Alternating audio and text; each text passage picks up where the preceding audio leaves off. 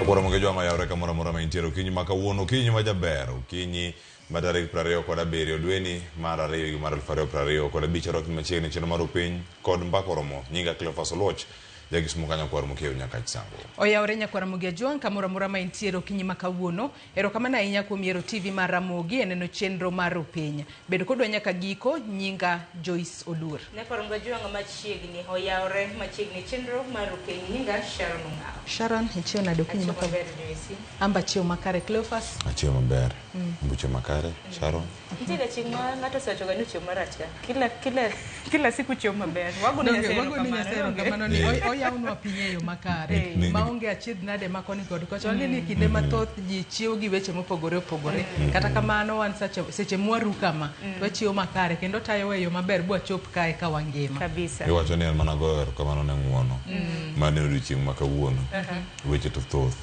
ng'ato nyalo penjo ni jofwambo ubiro kabiro ukinyo moro unyiera nyiera sate dipo ni un weche gi becho ga becha kodu sa duto gik miwacho ni koro gin battlefront mag ruto gi dipo ni wan ok wakal gie iwacho ni ka en pek mar uchumi medo iwacho ni osuru mopogore opogore ngeni machiegni donjo to mana kaka iwacho ni en ng'uono ma Nyasaye momiyo kata bedo ni wakale achiedh nade makoni kod kacha kata wan be apar ni wacho NSSF be nitie ka to koro rango watim nade dong'eni bong'ade 4,000 gi wiye month kata dweni bene mano biro telo mokwongo wakiani cheki ga manyien kochopo ochako medore ka ong'ade 4,000 higa manyien 6,000 to finance bill bende biro mar 2025 wang'ene usuru mage madhi bedo ka imedo kod mathoth mantinya koro kineno ka oganda moko nyiero ka kelo ni weche manyien moko bende wabe pek me kadhe wabe wakadhe wana kama wantiere kar kae nyakora moge jowa maiko ni chenro me lach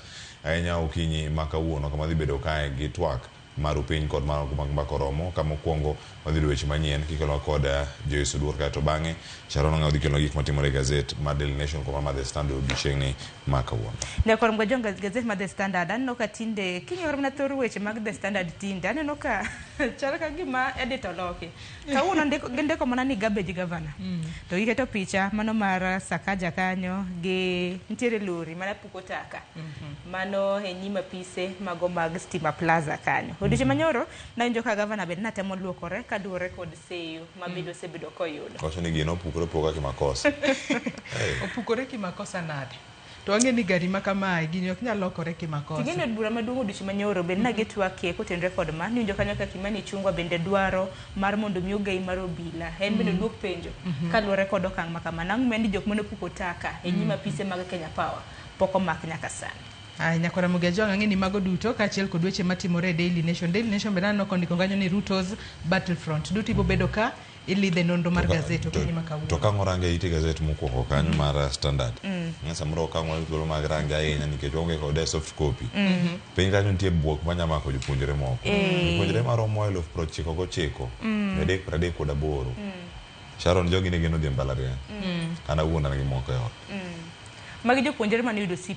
Ing'eni C+ ne en grade mane idonjo godo e mbalariany. Sani kintiere gi C+, nitiere shoka kata bwok ka ni mano ok en grade mabiro bedo katiere university. Mago duto ang'e ni bo bedo ka ilidhe gazet okinyi makawuono bang' mano Cleophas tidonjo kod twak mokwongo. Twak mokwongo nyakora mo jonko rango cham mar piny Kenya gigo motimore odiochieng' manyoro nyaka weche mag taka ma kelo koko e kaunti ma Nairobi. Governor machon ma Nairobi mano Mike Sonko bende wuoko ka siemo governor masani kendo kone tim no en tim mar ng'ama machuo iwacho ni gin timbe mag nyithindo gin timbe moko manyiso achaya kendo kamagi jok matiyo ne sirkal achiel ema lawre kama en ang'o madibed ni timore tinyalo lose yo machalade kopogore kod puko taka yawo pi taka mondo mi odonje e alwora kacha miyo jotije ma Kenya Power odiochieng' manyoro tiyo mana ka ntiere dala inya paro ka ntiere dala tionge internet makare to gin samoro simbe miyudo kokalo e mbui chenro mopogore opogore nyalo ng'ikre koro iwacho ni ka ing'ado pi ne jo Kenya Power giti nade jo Kenya Power kung'ado nu stima un Mama Lucy ging'ad stima pomwani ka nyithindo maternity kaunti ma Nairobi dhi bedo ka to parno kana pise mag Kenya gin gigope to Rosemary Oduor wasebedo kora mana kode kinde mosekadho nowacho ni Stima Plaza kanyo ogotingo kata mana apise mag Kenya Power kende nitiere apise mopogore manyiso ni koro gwandruok mar Kenya Power gi Nairobi City Council kata mana Nairobi County koro kila chiedh nade kata ne apise mamoko matine ni kata jomoko ma nitiere alwora makanyo in bende ne giyuda chiedh nade kaluwore kod taka mane tin county ma Nairobi opuko e alwora makore en gino ma ok ni kare kendo ber ka okawne kuma bende jatendo bile pacho kae kuom koso mako apisas mag ten county ma Nairobi mane owito taka kanyo ng'eni mago duto Cleophas kachiel kod mamoko ibo bedo ketwak moko ka moko bende muting'o Raila Odinga bedo Siaya weche manyoro koro luorre counties mopogore ka wachano choko pat jopiny orang ni ochom kure e weche mag siasa wacho ni gilendo moro mogolo nando ka jopiny penjo ni to chako pach jopiny ewi ang'o to samoro en gi chung' mare motegno ma samoro makato chok pach jopiny to ng'eyo wuon gimodwa timo mano kotelore yiero ma 2027 ok no wuoka to wacha pia ka nitie Mombasa chieng' cha yani gin be chak nitie fuel nitie saa mar oganda mantie ka ubiro chung' winjo loso mantiere gik minuno ponono sekonu dogen singo mano singo nyako sum pas jopiny gi johera mag ewi ang'o en ang'o doge wi chung' mare gin to paro gimo dhi bedo kolando koro mano to wang'o wene jolony kendo jonon siasa madhi bedo godo dhi bedo ka kod wakili Frederick Odhiambo Otieno ma bende en okil pacho kachiel koda ka janon siasa machielo Abok Elisha Abok madhi bedo godo kachiel sa achiel nyaka rom sario gi nus to kano chieng' tich ang'wen Sharon Ong'aw ikono chenro mar pogore nyaka ngo jompok mabende biro bedo ka kilo ni chakra sario gi nus nyaka saa 3 mar okinyi en kotenre kod miyo moro mabende loso mwandu gi anyuonge Ford bende pod nitiere nam nikech ang'eni dak e tie nam penjo ni bore Nairobi ko yuda nyuonge oyudo kowuok nitie women group nitie grube mag joma mine Kisumu kacha mabende ora nyuonge Nairobi koro awinjo na nyuonge be nigi sizes chakra size matindo madongo mago bende mondo sogodo mwandu mopogore koro ng'eni Cleophas ni jasango to bende dak kanyakwar koro ng'eni an kane wan gi nam dala wan gi nam karango Kisumu anonyuola Nyalenda kacha wan gi Auji jomoko luonge ni Auji ka nigi malo aorano kochopo to kodwa kanyo tiluonge ni River Wigwa koro Wigwa kanyo kodonje nam nitie Ford manyaka sani nobiro moloso koro lo koro aoro bedo ma very shallow koro kanyo ka ntie ang'e malo twak machielo mar lokruok ma kolwasi to kata kamano Sharon en adieri anyuogi nitiere to pok aneno gi Kisumu ahinya iga mokalo to kana kalo kachomo Homa Bay ka entiere alwora ma nam kanyo kidonjo e boma ma Homa Bay ni nyaneno gi ka gintiere iye kanyo kata ka gintiere iye ahinya to tinere ne gidok piny gima nitie ni kinde modok piny awinjo ni penye ponono ka supply odok piny nikech en mare mantiere ok en gimoro mantiere pile ka pile ka kinde manyuongi onge wala chung koso uso mana gik manoseloso to ponono noche di koro nengo gi bedo malo koro kanyuongi duogo to be dok piny depone mane bero kata kama wang'eni mano pok makare warito mar mondo mi waneke nang'eni Sharon biro bedo ka leronwa matut e pok makamano waketo wang'wa mar mondo mi wabwane bang' mano to biro bedo ka wadonje mbako romo nyaka Ramogi Ajwang' Sharon biro bedo ka chako kod chal mar fwambo kama bang'e abo bedo ka twaka kotudore kod chal mar somo e pacho kae wang'eni jopuonjre nitiere half term ere kaka onego bed kod gi half term kopogore kod mano jotend sikunde ne nitiere kod paro mano mar medo school fees komed school fees in kaka janyuol mantiere kod nyathi manitiere secondary obed day school kata boarding ikori yo machalo nade kalore ne principals yuak kotudore kod deko e capitation ma ichwalo ne skunde kae to shoka mabende nitiere kani mando bende wabo bedo ka watwake jopuonjre makamago tim nang'o matende ni koro geno margi mar dhi mbalariany nyalo gore Lwanda kose gi nyalo explore options mamoko mar mondo mi gidhi mbele kod somgi nyaka Ramogi Ajwang' kotudore kod mago duto chak tudri kodwa kochakore sani namba mar ote machuok 23 Facebook ibiro yudo achiel kachiel Ramogi TV X @Ramogi TV an bende tudri koda e Facebook page mara ibiro yuda Joyce Odur mbui mara mar X ibiro yuda @JoyceOdur_.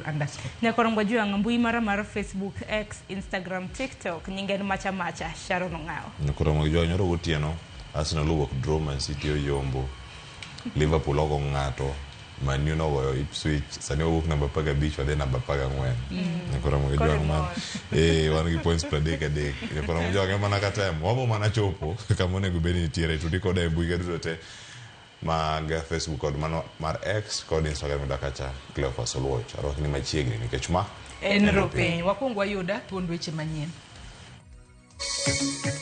You disagree with somebody and you send goons and hooligans to go and sort out your mess. That is not Kenya. Whether it goes all the way up to the governor, it should not matter. Because we should not entertain criminality.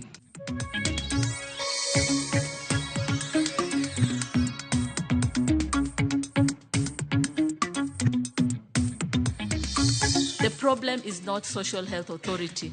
We are ensuring that the payment is done within the time limits. She should be gentle enough, she should be kind enough to tell us today that this thing is not working.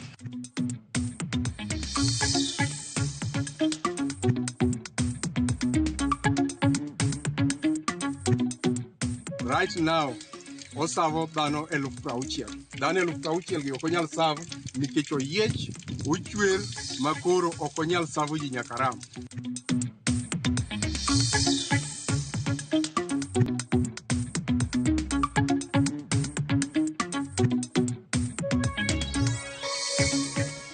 Jajuan kendo machiegni en weche manyien okinyi makawuono. Nyinga Joyce Odur.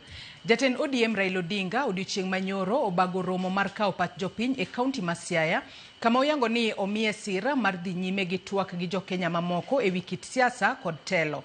Raila wacho ni okawo pach jopiny mar neno ni owinjo gima jopiny dwaro, ka paro ma en go en kelo oganda jokenya kanyakla. Gavana ma Siaya James Orengo bende osiro chenro no, ka owacho ni gimiyo Raila gweth mar dhi nyime gi loso gi jokenya. You are a Kenyan first before you become a member of these other ethnic groups. This is what is most important. So we are at a stage where we want to ensure that we implement our constitution, which constitution has been rated as one of the best in the world. Kenya. We want to ensure that all the provisions of our constitution are fully implemented. We want to take bad governance to the museum. We don't want to see our youth being abducted and then taken to some unknown places, tortured and some of them killed. That must be something of the past. We don't want to see corruption reigning in our country. That Kenya is rated as one of the most corrupt countries in the world. We will fight corruption and finish corruption in our country. We don't want the members of parliament to usurp the role of the executive. That parliament represent the people, legislate and oversight. And I am certain that we are going to have a structured relationship as we engage with other parties, including people in government or outside government. Jatend Kenya William Ruto odhi nyime gi kwayo oganda ma kadho wath nam chumbi osir sirikal lwedo e chenro mag dongruok madhi nyime. E limbe mare e kaunti ma Kilifi kod Mombasa, Ruto wacho ni oikore mar tiyo machiegni gi jotelo duto mar jiwo dongruok e pachoka. Wacho ni gwenge mag nam chumbi osedong' chien e dongruok kaluwore gi siasa mag akweda mag dhoudi ma osebedo ka igoyo e pachoka kuom thuolo malach. Tunaona la kwanza lile la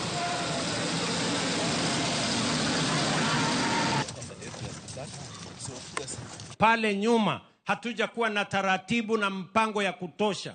Mambo ilikuwa inafanyika kiholela, na tukifanya kiholela ndio madawa inakosekana hospitali, ndio madaktari wanakosekana hospitali, ndio mpango inakosa kuwa na taratibu ya sawasawa.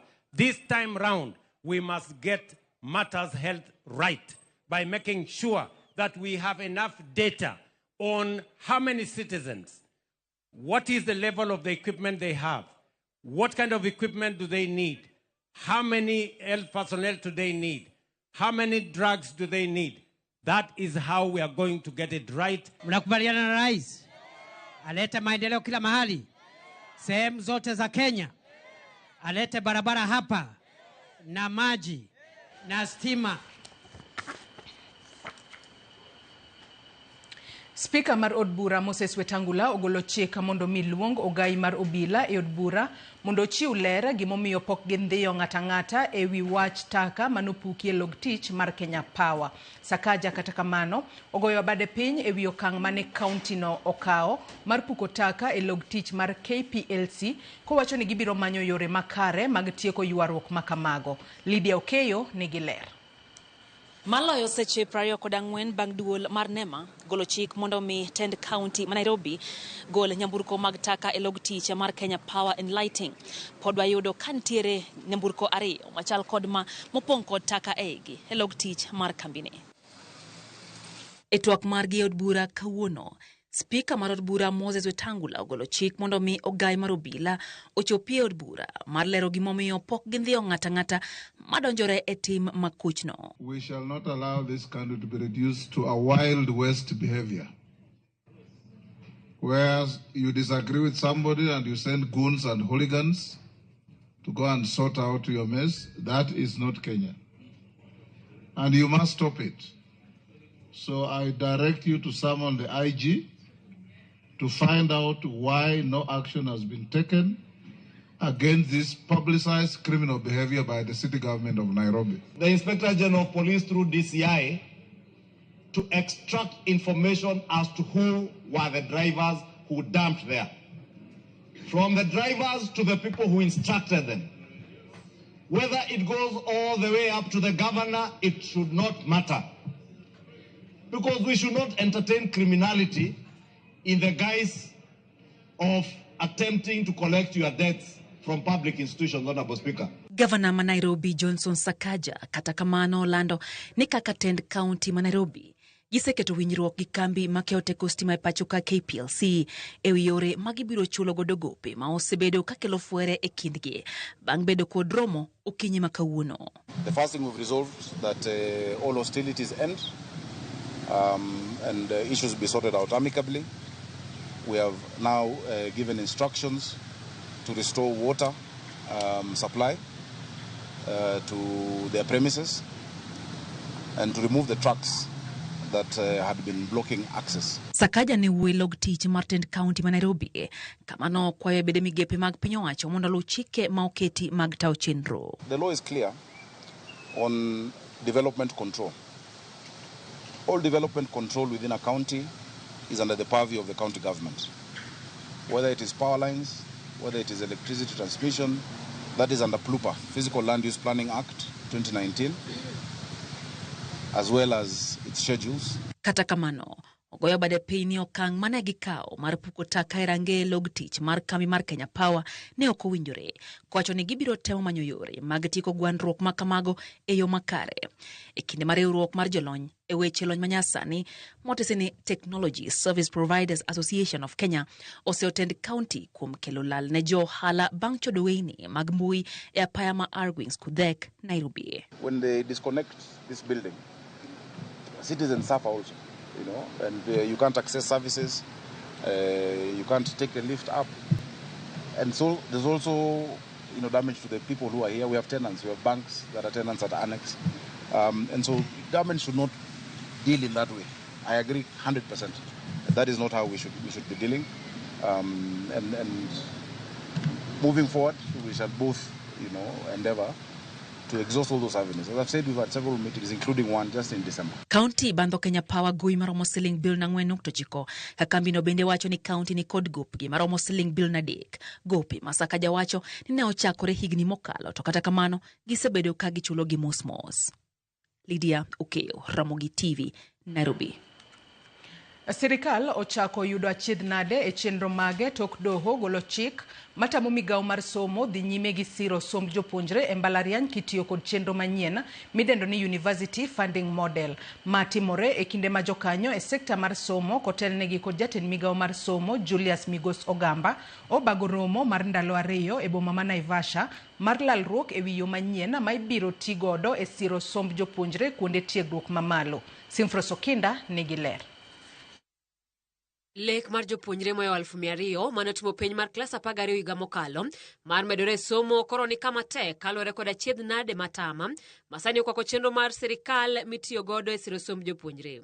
Ing'eto ma tarik 24 dweni do nyono kar tiende ni migawo mar somo ok nyal dhi nyime kod tiyo gi chenro machon mar siro som jopuonjre mano chungi tich higa mokalo kaluwore ni odhi ataro mar chik. Magi timore kinde ma jokanyo e sekta mar somo obago romo mar ndalo 2 e boma ma Naivasha kama thor mar wach en yudo lai makare mar siro som jopuonjre kuonde tiegruok mamalo. Kane gitwako jofwambo, jokanyo oseyodo kuom wito oko chutho chenrono ka giwacho ni biro kawo thuolo malach mondo oyud lai machielo mar siro som jopuonjre ahinya monego donje mbalariany higani. The new funding model may have had its challenges, but was it all bad? Because if you look at the universities, they were able to get more resources, as the PS has said, from 44 billion to around 82 billion. How can we collectively condemn that this funding model is not working? It has worked. The stakeholders have said it has worked. So sometimes we should differentiate between politics and the realities. Gilero bende ni ng'etono dhi leo chenro mag somo ma onego beni chakore e higani. Because they are not able now to place students. That's why they have not even opened the portal to allow for students to apply. And if there are challenges, how do we address them? Migawo mar somo koro ni kod luoro e wi kama omenda madhi siro som jopuonjre dhi wuoke tok ng'eto mar doho ka jokanyo e romono koro ji omondo yud yo machielo ma sirikal dhi tiyo godo e siro jopuonjre. True elephant in this room right now here is the question of how we shall adequately fund the 246,391 candidates of the 2024 Kenya Certificate of Secondary Education examination who qualified to join university. Jagoro maduong' mar somo mamalo Beatrice Nyangala kata kamano ojiwo jonyuol kod jopuonjre mondo kik bed gi luoro kaluwore ni gitemo matek mar neno ni jopuonjre odonjo e skul kendo yudo sir moromo kowuok kuom sirikal. In due course, we shall provide proper guidance for opening the Kenya Universities and Colleges Central Placement Service portal for the 2024 KCSE candidates to start selecting their preferred courses of study in colleges and universities. Migawo mar somo ni kod paro mar duoko chien kwan jopuonjre ma sirikal siro kaka achiel kuom yore mag neno ni sirikal okawo ting' jopuonjre matin ma onyalo yudo negi omenda. Simfros Okinda, Ramogi TV. En odiechieng' mar adek ka moko kuom osuptende mag ji giwegi e gwenge ong'anyo mar thiedho jotuo madwa tiyo gi okumba mar SHA mabiro e kinde ma jatend migawo mar thieth Deborah Barasa to oyango kata yango ni giloso yore mag tieko gope ma osuptende go bandho. Kaka Judith Omondi lero, od bura mar Senate ne otwak kod jatend migawo no mar thieth magimiyo ting' mar tieko midhiero ma okwako okumbano. En ndalo adek koro thieth e ute thieth mag ji giwegi ne jotuo matiyo kod okumba mar thieth mar SHA pod omoko. Tumekuja matibabu hapa Medifort Hospital. In fact tumekuwa na challenges kubwa kuhusu SHA. Wenye wanaingia wakiwa na SHA hawapati matibabu. So unapata like wanaambiwa consultation is only 900 na ingine utaingia kwa mfuko ulipe ndio uweze kupata matibabu. We have had to suspend the service not because we are not willing to give services but because of the pressure. Once patients come here, they expect drugs in stock. They expect lab reagents to be in stock. Osekelo liet ma oywayo jatend migawo mar thieth nyaka e Senate. Penjo mar digni mar okumba ni mar thieth obedo mapek. Can the cabinet secretary standing here before the Senate today confirm to us that there is no family in this country that has planned a harambe for this weekend to get payment for a loved one to obtain health care? And if she cannot confirm, then she should be gentle enough, she should be kind enough to tell us today that this thing is not working. Kaka pile, en singo mar migawo mar thieth ni gitwak kod ute thieth mag ji giwegi. E report mabende gigolo, giyango ni gisechulo gope maromo bilion 8.6 mag NHIF e kind dwe mar 9 nyaka mar 12 higa ma okalo. Ute thieth mag ji giwegi kata kamano yuago gowi maromo bilion 24 mag NHIF. We are engaging Treasury, we are engaging various MDs that were involved, for the bill to ensure that there is payment of that. So our engagement is ongoing. But as you can see, first of all, is that we are paying them on time. While we had talked about 90 days, we are actually paying them within the 30 days. And when you engage them further, the problem is not Social Health Authority. We are ensuring that the payment is done within the time limits. The challenge was on the claims management, which has been addressed currently. Ka jolonye weche mag tiyo gi omenda mag thieth, to koni paro mar darie NHIF nyaka SHA ne okotimie yo makare, kendo ka okotim lokruok to jotuo ok dhi yudo thieth kaka ne osingi. The system is running into problems because of our failure to manage transition properly. Health is suffering, people are suffering. People may see maybe hospital visits may have reduced, but they may have reduced because people have chosen now to stay at home because they don't have money to pay, and SHA is not ready to pay for them. Okeni yuaruok e kindgi kod jochiw thieth mag clinical officers. Okeni yuaruok e kindgi kod ute thieth mag ji giwegi. Okeni yuaruok e kindgi kod jotuo kende. To kata mana ted counties bende yuak ni okuma mar thieth mar SHA okosebedo ka chwalona gi omenda kaka owinjore. Penjo en ni koth ne ochako gowa kanye. Judith Omondi, Ramogi TV, Nairobi. Anyola mar jalupo Brian Odhiambo osiepe kaachiel gi jokene ratich oganda medo chwako liet ne jochiw arita kod apisa marito le mag bungu mondo chiw rawerano mapok oyud nyaka ne olala. Odiochieng' manyoro jopiny ne obago ng'anyo e chuny boma ma Nakuru kinde machuok kende bang' doho winjo bura mane gichwalo ka gidwaro mondo ochiw chik mar yango kama Brian nitie. Cynthia Onyango ni kod ler. Haki yetu. Bang' doho ma Nakuru e nyim jang'ad bura Julius Nangea wacho ni jotend rito le mag bunge malek Nakuru onge kod ranyisi manyiso ne gin kod Brian, kendo wito oko bura mane omaki e doho no. Tarik 14 madweni, riwruok makedo ratich oganda mar Vocal Africa kaachiel kod jaod Brian Odhiambo Alvio Kelo ne omako bura machielo e doho ma Nakuru e nyim jang'ad bura Vincent Adet mondo doho chiw chik mar yango kama Brian nitiere. E burano ma owinji kawuono, ukinda nyola mar Brian Abuya Mogendi dwaro jotend rito le mag bungu, apis jomen buche ODPP kaachiel kod Aton Jener mondo yang kama Brian nitiere bang' donjonegi. Tumekuja mahakamani leo kwa sababu mahakama ilituagiza wakati ule mwingine kwamba tuje tuchukue further directions concerning that application. Jakedne ratich oganda Hussein Halid wacho ni anyola mar Brian osebed ka ibuogo ngimagi, to kata kamano ok gibiro dok chien gi dwaro mar manyo kama Brian nitiere. Badala ya familia kupata haki, tunaona vitisho vinazidi kila kukicha. Mama yake anatishiwa, bibi yake anatishiwa, ndugu yake anatishiwa, jamii nzima ya kina Brian inatishiwa maisha. Kwa nini? Badala ya wapewe haki, kila kukicha ni vitisho.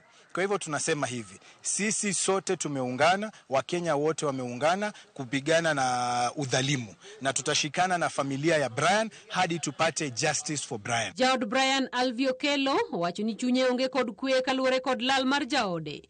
Ka kuom mano, obiro dhi nyime kod manyo jaode kendo ok obi miyo joma ochiechni ema ne olal kod jaode kwe. Mimi sina amani.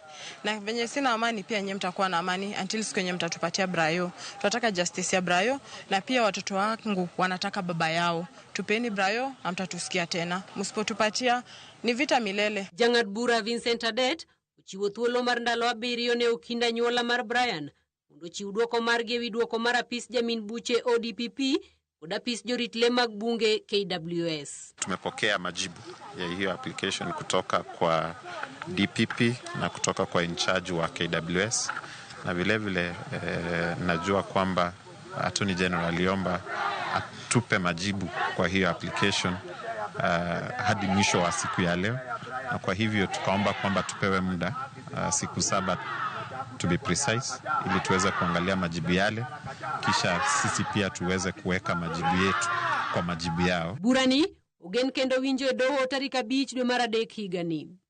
Cynthia Onyango, Ramogi TV. Nyakora Mugia Jwangi kanye mochopo godo e giko mar weche manyien okinyi makawuono. Soma ne moko kuom ote ma ochwalonwa achiel kachiel e Facebook kama wantiere live. Frank ja Uwinya wacho ni Ramogi TV lera Luru. Empress Simi mwenyewe wacho ni morning watching live from Kisumu Dala. Ler kabisa. Nyakwardayo Manopio Hola wacho ni is watching live from Ahero Nyando. Evelyn Teresa wacho ni morning I am in. Jacqueline Achieng bende wacho ni Ngere Kaguro nie wange. Nyakwara Mugajwang med tudri kodwa ikinde mawadhi mbele kod chenro magwa duto magokinyi makawuono. Akaomba na yueyo madundo gisani aneno kanyawadwa Sharon Ongao oseikore yo makare mar keloni nonro mar gazet. Kikidhi mabor.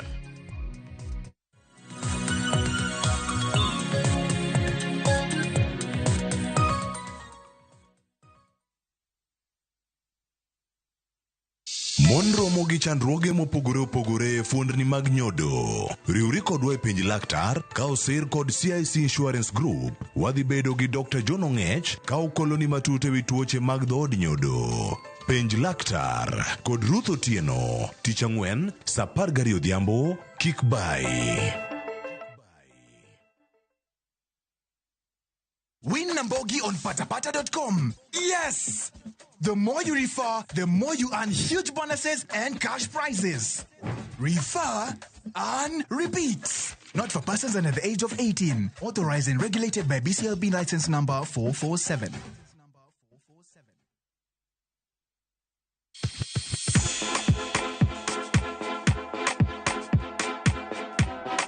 Be isei korine miel. To bendi sei korine thumbe mamit manyien manyasani.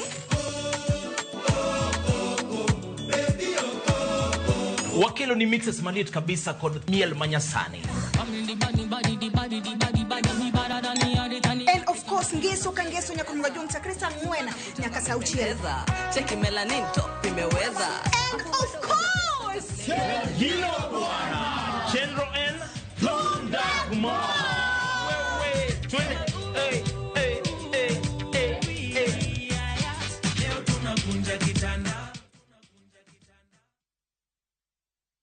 Na kuungamia Mungu Mwenyezi, nanyi ndugu zangu, kwani nimekosa mno kwa mawazo, kwa maneno, kwa vitendo na kwa kutotimiza wajibu. Nimekosa mimi, nimekosa sana. Ndio maana na kuomba Maria mwenye heri, Bikira daima, malaika na watakatifu wote, nanyi ndugu zangu, niombeeni kwa Bwana Mungu wetu. Mungu Mwenyezi atuhurumie, atusamehe dhambi zetu, atufikishe kwenye uzima wa milele. Amina. Dial *811 415# to get ungamo la dhambi. Chakre kit ngima joluo machon. Amiya gwatani, jaoda maduong', mondelo temena. Nyaka e ngima masani. Kada whole person butni na biro loso go ore. Kasayo walking here wa dokei. Wakelo ni sinema manyiso kit ngima ji. Kana luokre kind rabolo kago wanga kon tena no nyithindo. Kinyo dhi nam. Rone kama ngato knie ngato ngech nambi ngie mana ji. Ng'erieko mag jodongo, pek mar hera. Mokwongo jonyuol ni kit grich. Mama fundi mwera. Dala naka okadwa. Koda kamor mar ngima. Idendo gi English ni my darling.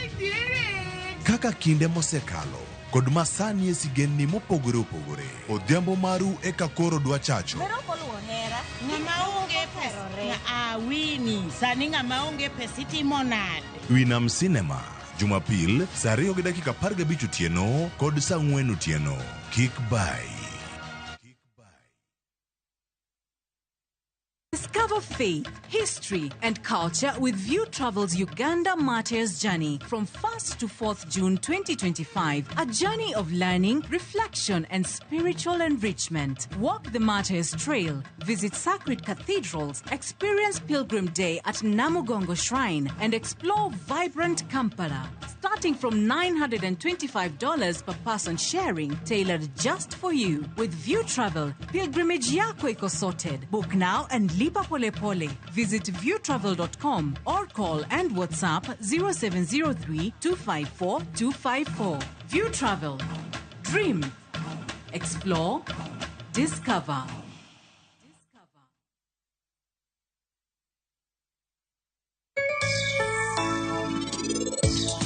Penj laktar kokalo Ramogi TV ngima en mwandu iluonga ni Ruth Otieno kendo en ga morna mar bedo kod odiechieng' kod odiechieng'. Procedure mar tich kata kiwe mar welding to nyaka ikaw time ni be kanyo ma kata wuon tich mang'isi ni to koro in sawa. Introducing the Smarter Bundle. Dial *544# or visit My Airtel app. Airtel Smarter Bundle. Browse, chat, call. Airtel Money. Airtel, a reason to imagine. Wakelo ni chenro mar ohala kod lony gi dongruok mopogore opogore. Ohand kinyosi nigi pesa kitimo gima dwarore. Weche makende moa kuom jogo makelo lokruok e ngima dhano. Ohala ber nikech ohala puonji managerial skills. Lek ma in go iriembe mineni gigo chopo. Chakre gi jogo mane ochako ohala manyien. Kalure gi kaka nachako gi kuma achope. Ohala ni en ohala maber. Nyaka jotelo molony e timo ohala. Akwa jodala wate odogi ohala. Ne pek mane gikalie. Pod waonge uhuru mar ohala. Loch mane giyudo kod kinda mane gitimo e manyo gik mabeyo beyo. Ka johala ok inyal chako project ka ionge gi market. Tudri gi Cleophas Oluoch e ohala gi mwandu. Tich ang'wen ka tich ang'wen chakre saa 1:45 otieno.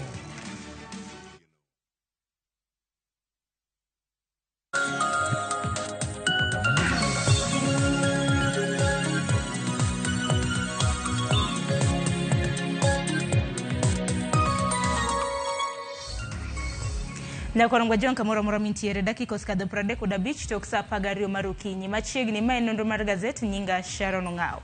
Gazet okinyi ma kawuono nitiere kod thor weche mopogore opogore. Standard anno ka giketo thor wach mano motenre kod gwandruok mabendo osebedo e kind kambi makeyo teko pachoka mano mar Kenya Power kanyakla kod county ma Nairobi. Anno ka giketo tipo mano mar governor ma Nairobi Johnson Sakaja to gindike mana ni garbage governor. Aya, Daily Nation to koro ondiko ni Ruto's Battlefronts. Man kaluwore kod midhiero makoni kod kocha mabende jatend piny Kenya osebedo ka yudo e kinde mabende osebedo karamna kochwalo tije mage e pachoka. Okan kenda antiere gi Raymond Jowi mabende nja fombo wadwa. Raymond, ichonade? Achio maber Sharon. Atemo ng'iyo gik ma samoro de miwa mor. Okane samoro ywak ng'enya kata kamano diching manyoro. Nyi Kenya Harambee Starlets no goche piny Tunisia. Neno kanya ka ker oro ne gi poch gi pak. Ng'eyo Warabu ing'ega ng'eya gi kaka samoro gitimo ga gigi. Ne en game matek kata kamano nyiwa no yudo loch. Kendo en mor mane jo Kenya ne goda ahinya mono tok kane gisego amodhi pacho ka endi ma ji mang'eny noseng'ado ne gi bura ni kugodro pacho ka to kudok oko. To en koro mana achiel kuom samoro gima no unite jo Kenya. Otherwise ang'eyo kata oboke ma kawuono mana kaka iwacho no. Aneno mana garbage governor, aneno lwenje magoyo Ruto. Omiyo ok ochiwo maber, ok aneno rach moro. To kinyiso ni Harambee Starlets samoro ne nyikora mgajwang' moko neno adhula makama ne giyudo gonde adi? Harambee Starlets en team mar Kenya mar joma nyiri.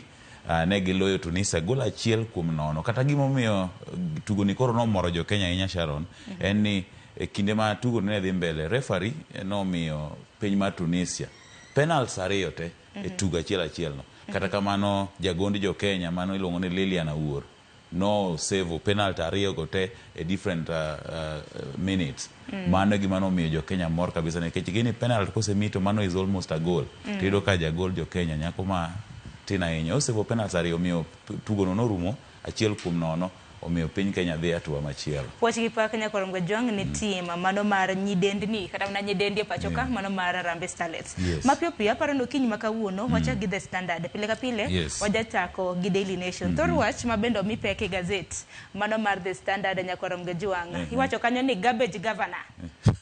Ondike kanyo ni Nairobi County Boss Johnson Sakaja. Bende koro ng'ini seyo mosebedo ko yudo makoni kod kocha. Koro tipo maneno oket pitch governor kanyo to pet pitch. Mana kaja kwa mgajwang' nyalo nene. Oket pitch governor to ket pitch lori mano mar taka. Mutingo taka. Aing'eyo apani governor Sakaja osebedo gi midhiero mopogore opogore ahinya to kowuok kuom seyo mosebed kimiye kuom koso chwalo tijege yo makare. Ing'eyo noyiere gi otiko mano mar duond buch UDA. Kata kamano ineno ka tok mosedonjo od bura tie gimoro achiel mano kuongo timore ne Sakaja kodonjo e tich mokuongo King'iyo number of MCAs ma Nairobi, iyudo ka ODM nokawo kweth mathoth kata governor MCAs mang'eny. Ting'eni the moment ma MCAs mang'eny ni konchiel, tiyudo kata ka gik mang'eny kata decision making mathoth ei od bura kata assembly mano ma Nairobi nonindo nyakonchiel. Koro iyudo ka gima ne gikwongo timo mokwongo en ni yiero manokwongo tim, oyier speaker Okode, mano ne ja ODM. Oyier jotend kweth mathoth, oyier committees. Iyudo ka ng'eny gi duond buch ODM nokawo. To the moment misedonjo kaka governor, to speaker ni oyier gi the majority magin opposition. Committees mag assembly mochuno okawo gi the majority magin the opposition. Iyudo ka Migosi Sakaja ne onge any option than to lie low, nikech anything ne nyalo timore samoro amora ma joko buoge to ginyalo timore gimoro amora. Omiyo kanyo e kama ne Governor Sakaja lose god authority mare kaka governor ma county ma Nairobi, nikech nodonje telo ko onge jolweny moromo. Nyaka gie kanyo osebed kigoye lweny kotenre koda weche mopogore opogore. Ahinya to Sharon ni dak Nairobi kaendi, inyalo neno kata odiochieng' achiel kata ariyo tok ka koth ochwe matek. It is messy all over, and nini garbage and all and everything. Chwalo weche go mag tije mag dongruok. Iyudo kosebed kiseye. Koro aparo ni kinde ma koro ne jo Kenya Power gi Tend County ma Nairobi odonje lweny ma koro odhi opuk taka e apisi mag jo Kenya Power. Garbage ni. Jandiko ni oyuda opportunity maber mar describe governor kako osebedo kogombo. Owe ponde tok taka ni. Nikech maendi en gima koro luonge ni garbage governor, nikech taka mano olno. Kata kamano gi iye kwa ng'iyo hiye gimotemo nyiso kaendi en ni onge gimose offer in terms of leadership. To koro en mani koro semanya thuolo ma mondo mi oluonge gi nying maber minyalo luonge godo kaka ng'ama tich otamo kata ng'ama tije yomba.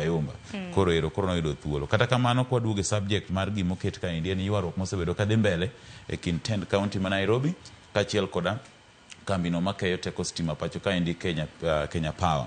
Gima nawacho kaendi kelo shida maduong' en monopoly ma Kenya Power ni godo. Nikech okada Tend County ma Nairobi kende, kidhi kata migawo mopogore opogore, mano mar pi, iyudo ka samoro pi ong'adi. Kipenjo gimomiyo pi ong'adi ni bills no accumulate mar stima. Apani ber ka koro waket alternative ma nyalo chiwo competition ne Kenya Power, kokamano to ayud surplus offer mano ma kowuok kuom solar. Ting'eni wach makama bende jod bura notwakie odiochieng' manyoro mane od bura maduong' ma pacho ka. Manyaka sani idwaro mar mondo mindhi jal ma bende nochiwo orders mar mondo mi odhi opuk taka e nyima pise mago mag Stima Plaza. Opogore kata gi taka mano nini. Iyudo ka odiochieng' athi neno odiochieng' manyocha.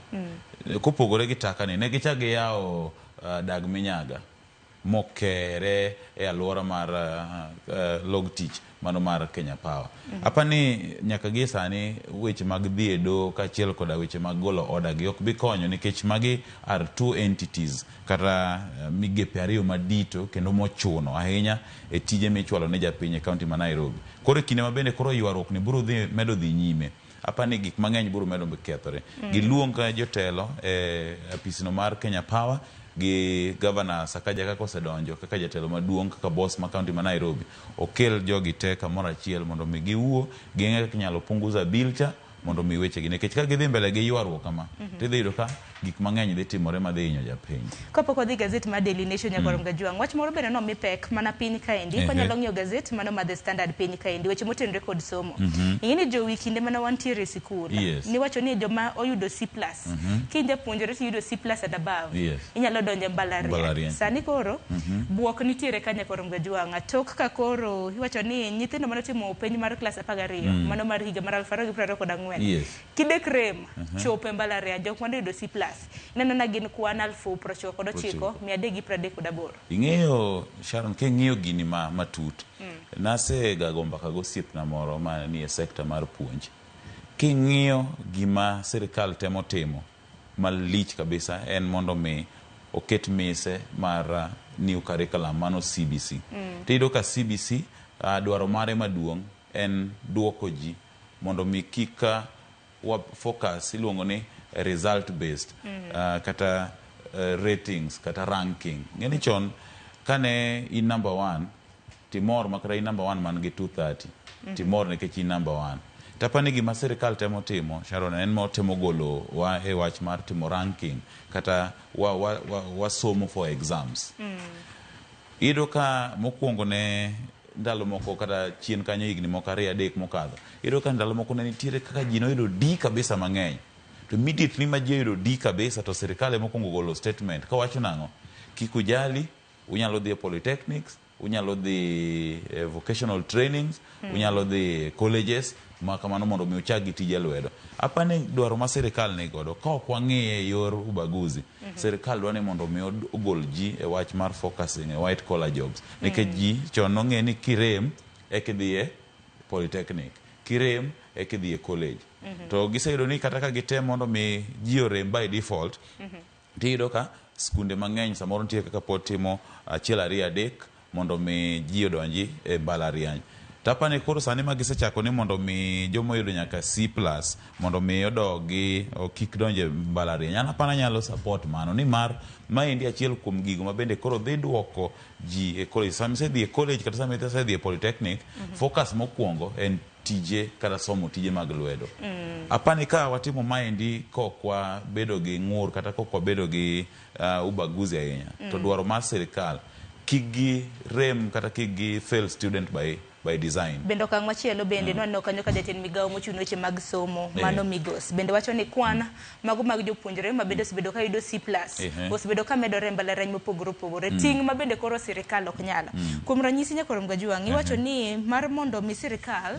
sir iwacho ni jopuonjre moyudo C+ gidwaro siling bilion 26 mano higa ka higa jopuonjre moyudo C+ and above e penj mar higa mar 2024 nwaneno medruok mag jopuonjre ma bende koro noyudo C+ and above ma bende tero gi mbalariany kwan mag jopuonjre ma kamago ne gin 246 391 ma wachore ni en medruok kipimo gi higa mar 2023 mar 1045 koro giwacho ni chal mar ochumi bende ma samoro koro miyo kata na piny owacho ok desir jopuonjre mathoth e mbalariany ing'eyo gima pane sirikal otimo marach kaendi en ni gikwong giweyo ma nyithindo gi okungo kadho mondi mane gin gi expectation kane ging'eyo ni cut off point kiyudo C+ tidhi e mbalariany koro ing'e ni psychologically mondo mi ang' prepare jogi nikech ng'ato samoro kosebedo gi high expectation kata geno mamalo gima nyalo duoke piny kata nyalo miyo fit in kore situation no en bende kichaki miya another alternative hope tiyudo ka maendi nyaka gie sani koro gin gichako wacho wach pek wach uchumi to ma samoro nyathi ma jenzi manotimo penj samoro nok dwa winjo idhi yudo ka magi eki koko megi mana puonj makare mo explain negi magi break down gimomiyo dhi e college ber gimomiyo dhi e polytechnic ber gimomiyo dhi institution below university ber idhi yudo ka ji mang'eny koro mae kwan mang'eny ji 99,000 kokiwuoyo kodgi maber miyo gi understand gimomiyo koro kidhi e mbalariany apani sirikal onego beda categorical to wach ni from now cut point en kama mondo either ji aim high nekech pod universities pod bro exist colleges pod bro exist to wakita level playground obed maber ok ni ka ng'ato osetieko kokinyise ni oyo miyudo ni nyocha wang'eyo ni dhi kata kamano wang'are ibiro chopo kata kamoro ma saboro kata ng'ama yudo B steady ichiego kindo ni koro B steady ok dhi university kata kamanya koro Mgajwang' wang'e ni nyadendi Joyce Oduor dhi bago twako tende kod chal mar somo gi welo mago jolonyoch mag somo chenro mano mar mbaka oromo kapok waringe gazeti mano mar Daily Nation kijano ka saa mayo wawang'wa nitiere wach moro ka ma bende naneno ka nitiere ji adek ma bende nodhi e doho jogi mar mondo mi odonje case moro ka iwacho ni allow us to make love prisoners ask government nitiere ji adek mano moriwo John Wangai nitiere Peter Goro gi Anthony Murimi ma bende noseringo momako bura e doho maduong' mamalo ka bende dwaro ni mabuse kata mna jok ma ogeng'negi ochiwnegi thuolo mano mar yudo conjugal rights ing'e ayasome mana sama donjo kani po mana ka yelo ito boke mar adek ni to mane gimogore wang' ing'e nano kadwa wuoyo weche mag jela ahinya nikech an nyaka ne nyuola pok omaka kata nini but aparo ni chopo e stage moro ing'eyo tijo moko bembe achi koro kata ka ng'ato kaka in samoro kata ni riembo to kiriembo to gachi oyudo kata oyudi gi mistake to samoro pilka no oteri edo to be oseng'ani kata buch twech kata mana ka en dweche adek. Ing'eni in kaka Sharon wach mar ni dhi e jela gang'o ginigo mago gik mane pod onge pachi be pok nini. Then koro kidhi to pok idonjo jela. Koro mana tema kelo example nitiere jomoko ma criminal charges gi ne ok odhi kata ne ok tali gi psychological nini gi setup gi. Nikech ing'eni ng'ama kwalo gi bunde en ng'ama kwalo kong'eni in either way inyalo maka anytime kata inyalo nega koro psychological. But iyudo ka nitie jomoko ma otimo makosa moko ma dholuo wacho ni mag both. No both ne kamano to yudore e jela. Nitie joma bende no yang ne gi wach to giyudore e jela. Then idhi to iyudo ko ong'adni buch twech kata mana higni 4. Higni 4 gi in ng'ama no maki abruptly oteri niseng'iyo gi maisha ni makawaida. Kidhi e jela kuchocho koro gik moko te change. Apani it is high time nikech kata kiwacha dear Sharon ntiere weche moko mwasebedo kata kwaluo kata isebedo kisome mbui mag weche mag terruok gi jinsia machal jela kuno nikech iyudo ka uno dhi udhuru e male prison kuno. With the time ipoka gik moko ma chako machinglo go ochako crop in. Koro apani it is high time mondo ka gikwayo haki gi mar bedo achiel gi johera magi. Nikech anno ka Peter iwacho ni John Wangai Peter Goro kanyakla kod Anthony Murimi bedo Anthony Mabuse kata mna jok ma otwe odang'ech gin bende gin mana geratiro mana kaka jok mamoko. Gichiemo giluokore gitimo gimoro amora. Koro normal cycle gi mar dhano is normal. En mani koro gima timore ni koro pachgi ema koro keti under operation wane kaka bro bedo kadhi nikech nano ka gidonjo ne kanyo migawo mochune arita kwe gidonjo ne Kenya Prison Service kanyakla kod Peace Attorney General. Kopogre gi mano jowi wadhe ne gazet machielo Daily Nation. Daily Nation nyakoromga juang thor wach mabena neno kwa mipek gichiwo kanyo tipo mano mar jatend piny William Ruto to gindiko ni Ruto's Battlefronts kino maben jatend piny temo mar mondo mi odhir chenro mage mopogore sirikande magwenge mopogore pachoka bende entiere gi akwede. Iwacho ni nitiere chilo mabende miene iwacho ni midhiero bende opong'.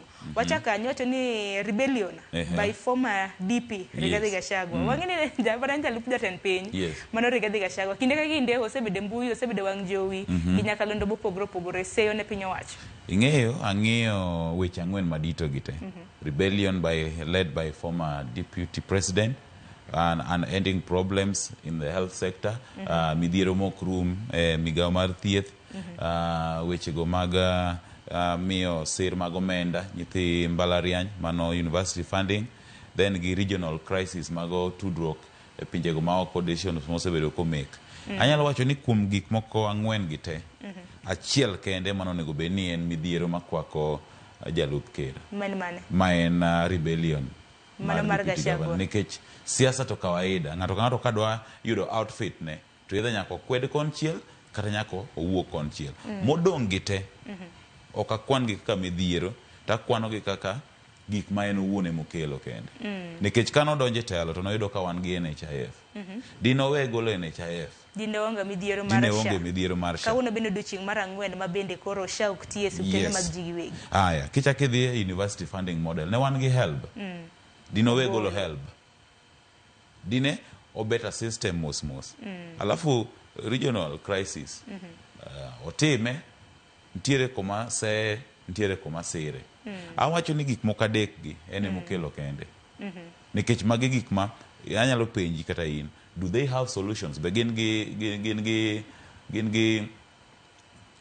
gi solutions gi minyalo timnegi tanyalo nyisi ni yes. One, health sector nonego NHIF for the time being kata ko rectify to nonego oloke in bits. To wach midhiero mago ma iwacho ni regional crisis mane Sudan gi DRC bende kijo kata kaka oganda moko bende lose mbui giwacho ni masa moro momiyo ni piny Kenya no kwa yudo kombe e weche mag tudruok e pinjego ma oko nikech iyudo ka mokwongo piny mar DRC Shikedi noseyo migosi Museveni gi kachiel koda mano mar Rwanda mama Paul Kagame to iyudo ka migosi William Ruto e jakom mar pinjego mag East Africa mano nego beno kelo jogo kamoro achiel iyudo ka romo mokwongo mano kwong keti migosi Shikedi noko yuoro bang'e oduogo biro to donjo e online noko dhi physically.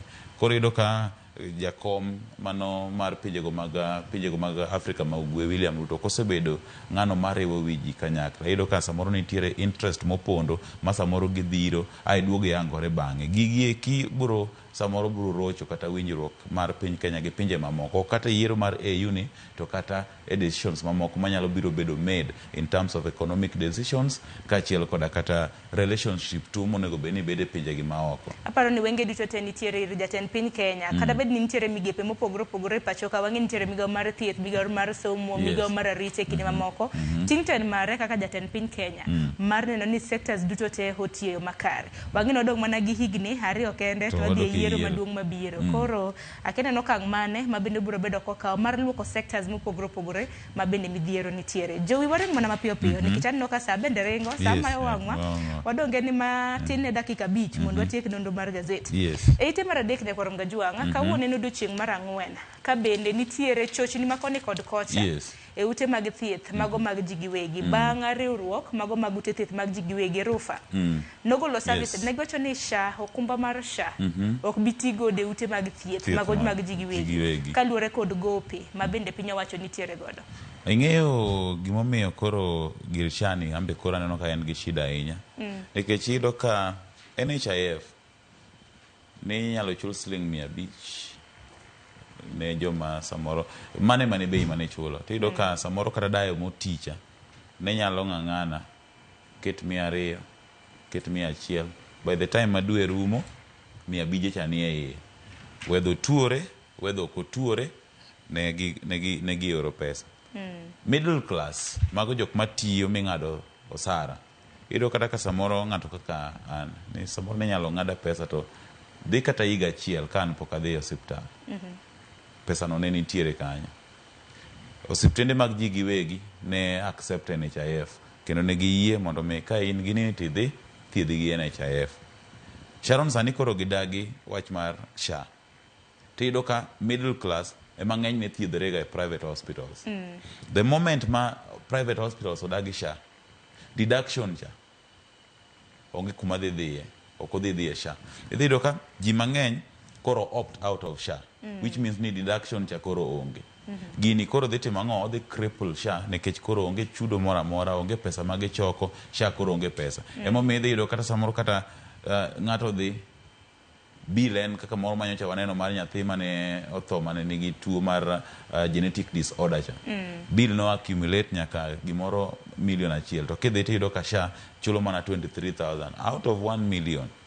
Koro iyudo ka gigi funding process chronic diseases aneno kata ka jok man gi kute mag ayaki bendo ywak ni koro TB gi HIV osegol under chronic diseases koro duokgi ibiro tiyo gi pesa ni iwuon. Apani gik mang'eny mana kaka wach midhier ni makwako migosi Ruto e page mokwongo ka dong'a penjo ni to be wan gi duoko wan gi solutions mag gigi. Yes, wan gi solutions. Why was the rush? Nonego kawo time ne mano piny maduong'. To bende nitiere bende pogruok kaendi nikech koro piny owacho wacho ni gintiere kod gowi mar siling bilion 9 ne suptende mag ji giwegi. Suptende mag ji giwegi kokadhe duol kata mana riwruok mar Rufa wacho ni piny owacho ne gi bilion 30. Koro difference mar bilion 20 ni kanye. Giwacho ni ne gisechulo 10 moro mbele kanyo. Kata kamano gitamore wego suptende mag ji giwegi otamore. Bilion 30 kanyalo accumulate nikech ing'eyo kata nyoro na winjo ka migosi Raila Amolo Odinga wacho kana oseye ni noti gi bilion madhi 9 e campaign mar AU to migosi Raila Amolo Odinga nopenjo ni joma wuoyo gi okonge gima wacho be ging'e gima bilion en. Kore maduga penjo niya to jogi eki be ging'e gima giwacho be ging'e gima bilion 30 en. To ka wang'e gima bilion 30 en to magowi manyalo timo ang'o e suptende ko chule samo winjore. Ting'e nyaka gisane mwaloso nitiere moko kuom suptende mabende wacho ni gipodho nikech in kithiedho jotuo to komi pesa idwa chulo kata mana jotije nade jatuo teri thiedho chango dhi ot emomiyo ni suptende na ywak. Koro sani en mana ywak gi muodo lak jotuo ywak gi koni onge kony mag yudi e suptende mag ji giwegi. Chieng' moro na wabiro kaendi na mane wa ng'iyo boke kaendi gi Joyce ka wan gi japicha marwa kaendi oti to wasomo oboke kae to wayudo ni omenda ma apisi mar jalup ker osetiyo godo ochiegni chopo bilion gi wiye. En mana gik moko ma bende ok inyal yango ni gitimo ang'o. Ka mago eko mitiyo godo apisi godo nitiere, to ka chopo saa weche mag thieth, ka chopo saa weche go mag funding model mag universities, koro pesa onge. Karang'o matimore? Priorities. Chieng' moro kowuoyo kaendi gi Joista wacho ni gima timo Kenya ni we produce what we don't consume, to we consume what we don't produce. Not only e weche mag chiemo but kata in services. Hadar mar mon ng'i weche adek bang'e walor nonro mar gazeta no ka saa achiel oseromo. Chal kaka jalup jatend piny Kenya to kinde ka kinde odiochieng' kodiochieng' piny ka Ruto rugi mage mana ka pile. En bende rugi weche mopogore opogore. Kawuono Daily Nation ite mar auchiel ano kanyo kondik ni Gachagua now hints at taking on Ruto in 2027. Ano ka osesiro ni baba ka pono no chung mano jakom Raila Amolo Odinga nyalo yudo lemo mano mar tend piny e higa mar 2027. Sani en bende chal ka gima koro olieko ni odwaro chung e kom mar tend piny rom kanyo higa mar 2027. Gi party mane? Dongo nowacho ni dwe mar abich obiro bedo koyango duond bura kata kweth mabende obiro bedo koringo godo. Tong duond buche mi isidho manyien political register of political parties ema puodho nyaka gie sani ne gisetemo makia jenzi kenang'o ka Mount Kenya kenang'o mobedo rejected. Tigeni gima nageng'o ne ng'ini duond buche to nyalo riwore gi kweth moro amora kohero gima nageng'o ne en wach mano mar doho to kata kamano wacho ni as long as case en active e doho gino ok nyal mone nikech wacho ni kata mana jatend piny mano William Ruto gi mane en jatend piny higa mar mane en jatend piny Kenya Uhuru Kenyatta higa mar 2013 na gin gi case e doho maduong' mano mar ICC to pod ne giringo mane kombo tend piny. Ng'ini nyaka bende wayiere ni as much as jalup ker manotich oko Rigathi Gachagua is aggressive and is a ground mobilizer, to nyaka wayie ni to some point noninde class nikech ang'o onge kaka inyalo dhi mi los coalition tionge duond buchi. Ing'eni nokungo convince ema ker jakara jatend piny nodhi mo convince ni mondo gidonji gilos riwruok Kenya Kwanza mano ne coalition. To kiduogo to kidhi ballot tiyudo ka koro Kenya Kwanza onge ballot, UDA manie ballot. Momiyo kwan jood bura te mang'eny nodhi duond buch UDA sani nie teko kata nie buo ker mapacho kaendi. Migosi Rigathi Gachagua dhi chune nyaka gie sani ni either odhi gi DAP DAPK mano mar Eugene Wamalwa ma strong base ne ni Western kata odhi gi mar Martha Karua manyaka gie sani onge kata kwan jood bura moromo. To sami dwa dhi gi NAK Kenya mama base moro gidaloko duond bura gidaluonge ni PDP. Gima notimore marach manyaka Rigathi Gachagua yie ni yiero ma ne gidhie ma giyudo go loch nodhi koonge duond bura. Duond bura ma sani nyalo wacho ni nigi mbi e gwengo mag masawa mar piny Kenya en Jubilee ma bende otelnegi koda ker Uhuru Kenyatta. Ker Uhuru Kenyatta ni neno kudugu matin pacho kae ni to setero joge. Donga Gachagua bende osetenegi sani bende nitie kaka loso gi jatend piny Kenya machon Uhuru Kenyatta mar neno ka ponono no nyalo donje kweth mare. Ginyalo riwore kanyakla. An agombo ni mondo mi Rigathi Gachagua mobedo flag bearer. Mondo wabed gi two options. Sharon. Mar Rigathi left, mar Ruto right. Mondo wane ani mano sesa mar piny Kenya ka. Mar piny Kenya. Datimre. Ni koro mia Rigathi koni to mia William Ruto koni. Ayier ng'ata achiel. To mano jo ODM be poko kelo ng'atgi. Wan koro yes. Kata kamano nyakoro Gachagua mano koro ni kanyo Gachagua wacho ni en onge gima mone ringo he kom mano mar tend piny kata bed ni entiere gi bura mabede dhi nyime e doho. Wacho ni as long as bura pod dhi nyime e doho kaluwore kod pende chike mapacho ka katiba oyiene ng'ato mano mar ringe kom bendo ochiwo ranyisi kaka William Ruto kanyakla kod Uhuru Kenyatta noringe kom higa mar 2013 kata bed ni gintiere case mano e doho mano mar ICC. Kopogore gi mano bende wach machielo mana neno e ite maraboro nitiere jal moro ma bende dwaro mar mondo mi othich oko damin wach maduong' mano Renson Ngonga e kom ka bende wacho ni bura maoro nochwal e doho to nokoyal e yo makare.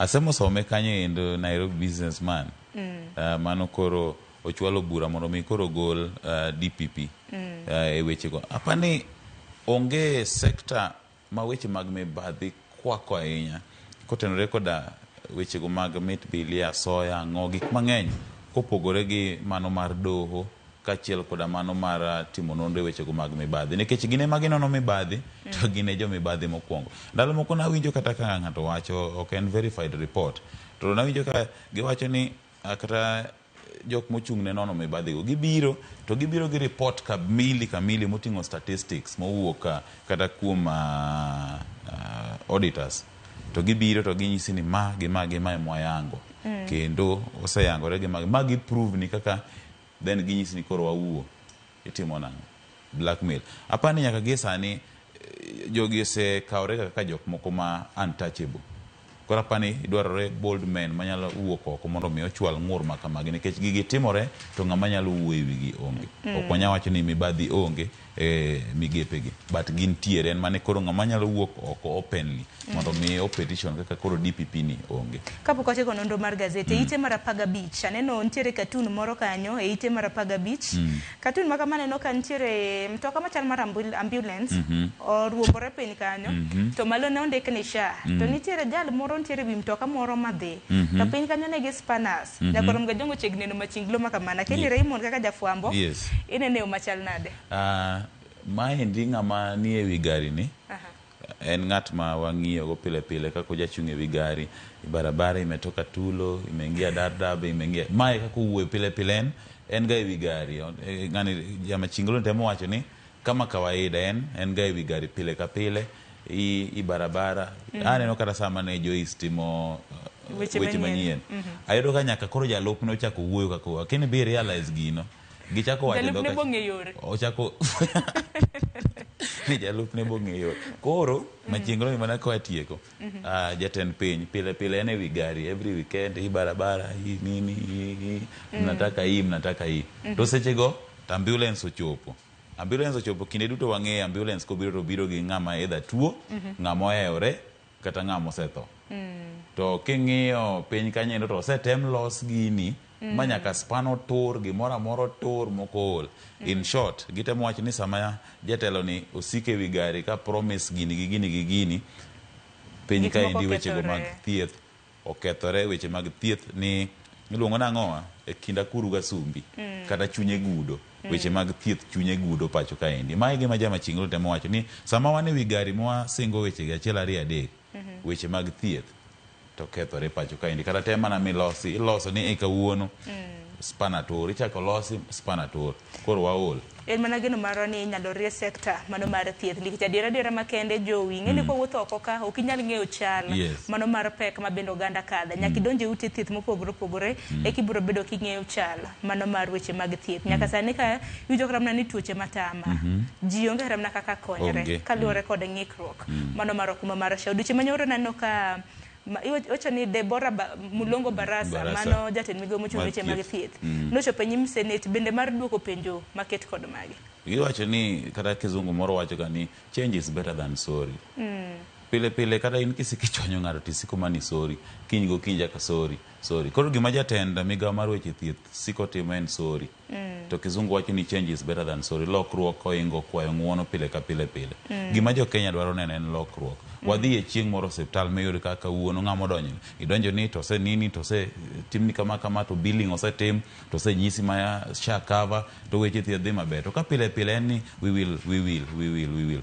jiol moso weche thieth gi weche somo aywaga pile ni magi migepe ariyo mochuno ma piny Kenya nyaka koro kete maino margi ko kamano to wabiro mana medo dhi nyime gi ywak kote kono no mar gazeta daro mar mondo mi watieki kaluore kod chenro mano mar ohala nano kanyo kantiere Kenya Trade Week ma bende nochako odiochieng' manyoro nyakwarom ga jong biro bedo karumo chieng' tarik 28 mano odiochieng' makiny wacho ni Kenya to sign trade facilitation deal with Somalia ber mane ma bende biro bedo kabiro nwa kanyo nano ka jatend migawo mochung' ne weche mag ohala e pacho ka mano Liki Nyanjui bende nochuoko kiogir miti mano mar neno ni ogol non tariff barriers mane kinde tong' mar piny Kenya gi piny mano mar Somali mar mondo mi ogundho weche motenre kod ohala anawacho ni ma is long overdue onge tiende mondo mi japiny Kenya obed gi visa obed keni gi passport edhi e pinje ma mokiepo kode pinje Afrika kaber to wagol barriers ahinya to makore gi trade gi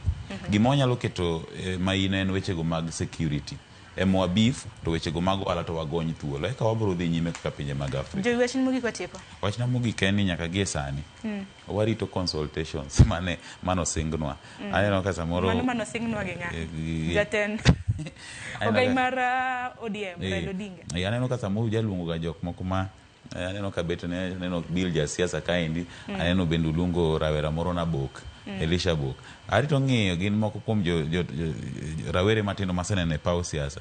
Ginyiso ni to consultations ang'o tidhi consult jomage koso gibiro rito. Otherwise warito mondo wang'i aneni to tok consultation declaration gidhi make ang'o.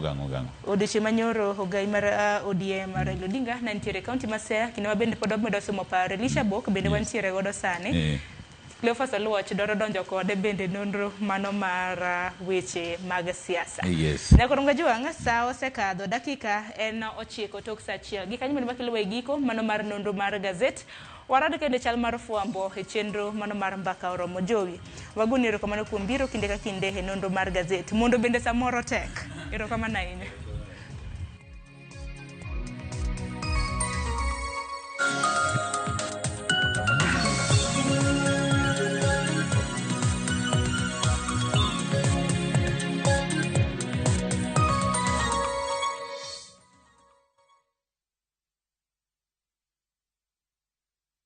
Share your unique referral link.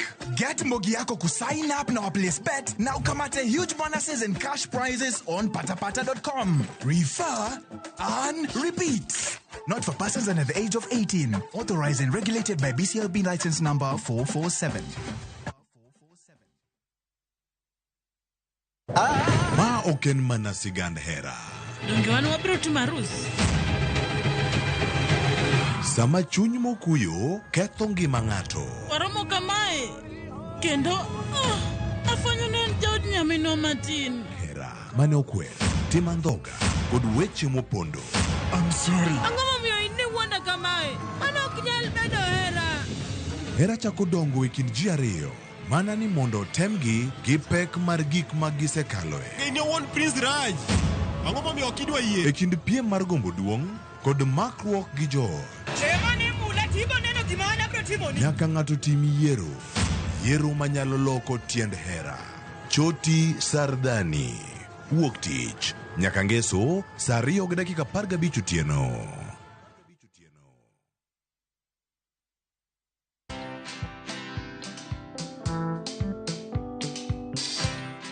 Mabrother, chekini story fulani la penjuzi mtani record manze. Lakini bro, kazi itakuwa tu ni kujaza simu na hizi mavida. Ai, kujinice tu kaka. Mwananchi gani huyo anarada medalia pesa? Leta tenje ni kushobilia tutaomoka. Citizen Digital wako na platform fulani kwa site yao inaitwa Wananchi Reporting. Hapa unaweza tuma story yako kwa website yao ama kwa app yao ya Citizen Digital.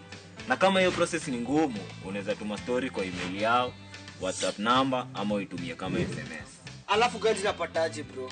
After story yako imepublishiwa, hapo ndo una receive 1000 kwa simu yako. Bro, au umenichanua. Don't just witness the news, be part of breaking it. Download the Citizen Digital app and share your story with Wananchi Reporting today. Citizen Digital. Ma e chenro makeloni danji maliet.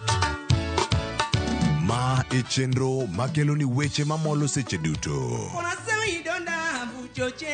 We are only beating job. Kik od belo bai. Kawuono an moral mar mdakel belo kaka winjore.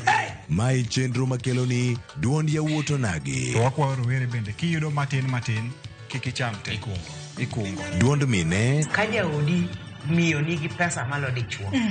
Support. kod ohala. Gimotimo as a fashion house, we measure in both ladies gi chuo. Mane mbak ndalo chakre wuok tich nyaka tich abich saa 8 odiochieng'. Mane Ramogi TV.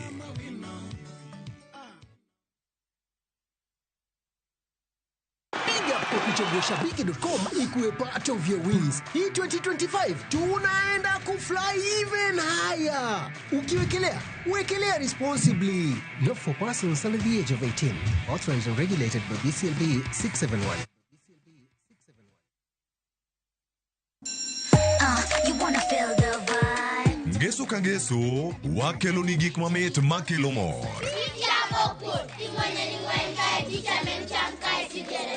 E rogo mar nyithindo kae wakelo ni talanta.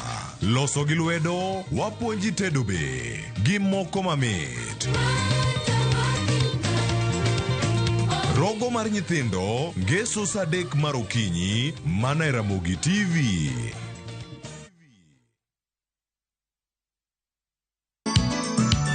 Yana mune wuotho chano mina bebo tonge kare wuotho biro tu. Kare no chenga kendi ma to kare no chenga nyumi ma Lea aliko kare no chenga kendi. Hello nyikwa Ramogi Jwang, ma en Anjavan Makajudo. Takoni ni mondo me iyud thuma mar Jend Era kaka skiza tune mari di mana star 860 star 417 hash to parni Ramogi TV e od jothumbe duto.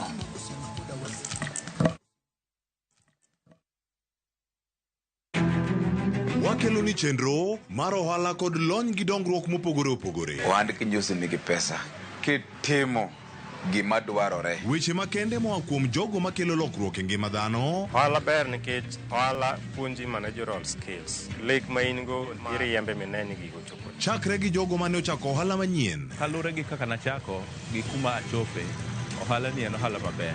Nyaka jotelo molony e timo ohala. Akwa jodala wa te odogi ohala. Ne pek mane gikalie.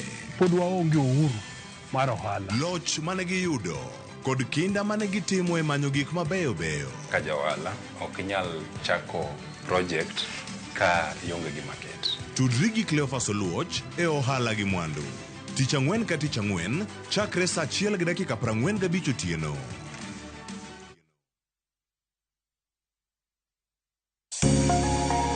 Lwedo chweyo. Koro ka sana watiyo gi lwetwa. Rom gi joma oseloko kit ngimagi kendo giseloko pok margi obedo ohala. Bechgi ni malo nikech kaka yudo materials dhi mang'eny. Duto en wach chwech, pok, tich matek kendo tiyo matek. Tim giri mitimo no kikete chunyi tikete pachi. Mamiyo lek bedo adiera. Pok opogore.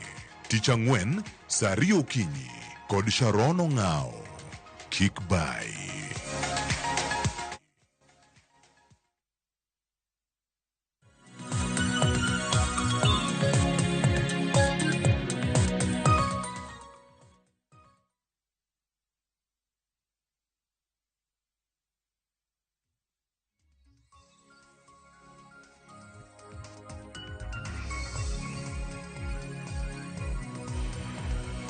Oya orenya kura Ramogi Jwang machiegni wantiere karka kendo wadhi nyime kod twak mano kawachako sani gi twak mano mara rupiny kawachako kiny makawuono e chal mar piny Kenya adhi bedo kaka taye chenro ni nyinga Cleophas Oluoch Kisumu Kanyakwar Mukeo nyaka Sango kawantiere kod ika e chal mar piny Kenya antiere ka kod wenda nyakura Ramogi Jwang madane mondo miwa gogo mbaka ukiny makano korango kaka piny Kenya ringo kendo kaka piny Kenya ochung'. Boma maduong' ma Nairobi Kenya ke kor gwenge gigo matimore wadhi bedo ka warango ni kendo watwa kodi achiel kachiel odiochieng' ni ma kawuono ibed koda ka nyaka giko nyakura Ramogi Jwang ka antiere kod wakili Kennedy Odhiambo kachiel koda ka Elisha Abok ma en janon siasa kan kod ukiny makawuono ya oro kendo machiegni rupiny ukiny makawuono ami thuolo mon miumoswa ka wachako ni to uchiyo machal nade achako di wakili Kennedy Odhiambo. Erokamano kuom rwako waka.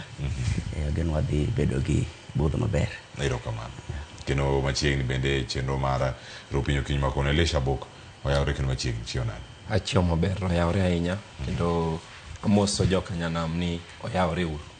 Kendo erokamano kuom duogo ka kendo. Erokamano. Erokamano. Thuolo nyakura Ramogi Jwang ka wantiere kar kae wachako twak ka wadarango rombe ma ogai mar ODM osebedo ka bago e counties mopogore opogore. Wachako kata e county ma Kisumu bang' timo lendo mar county ma Mombasa Kenya kata kod jatend piny Kenya noda choko pach jopiny mondo mi ong'e ni jopiny to pare nade chung' mane modhi bedo godo mbele ka irango wechegi mag siasa kata wuodhe mar siasa dhi chalo nade kar kae. Nyoro ne ntiere county ma Siaya bang' limo county ma Kisumu nyocha gik mage manowacho achiel kachiel ne kaka Odinga ne oloso ka ntiere county ma Siaya kotene kod governor ma Siaya James Orengo.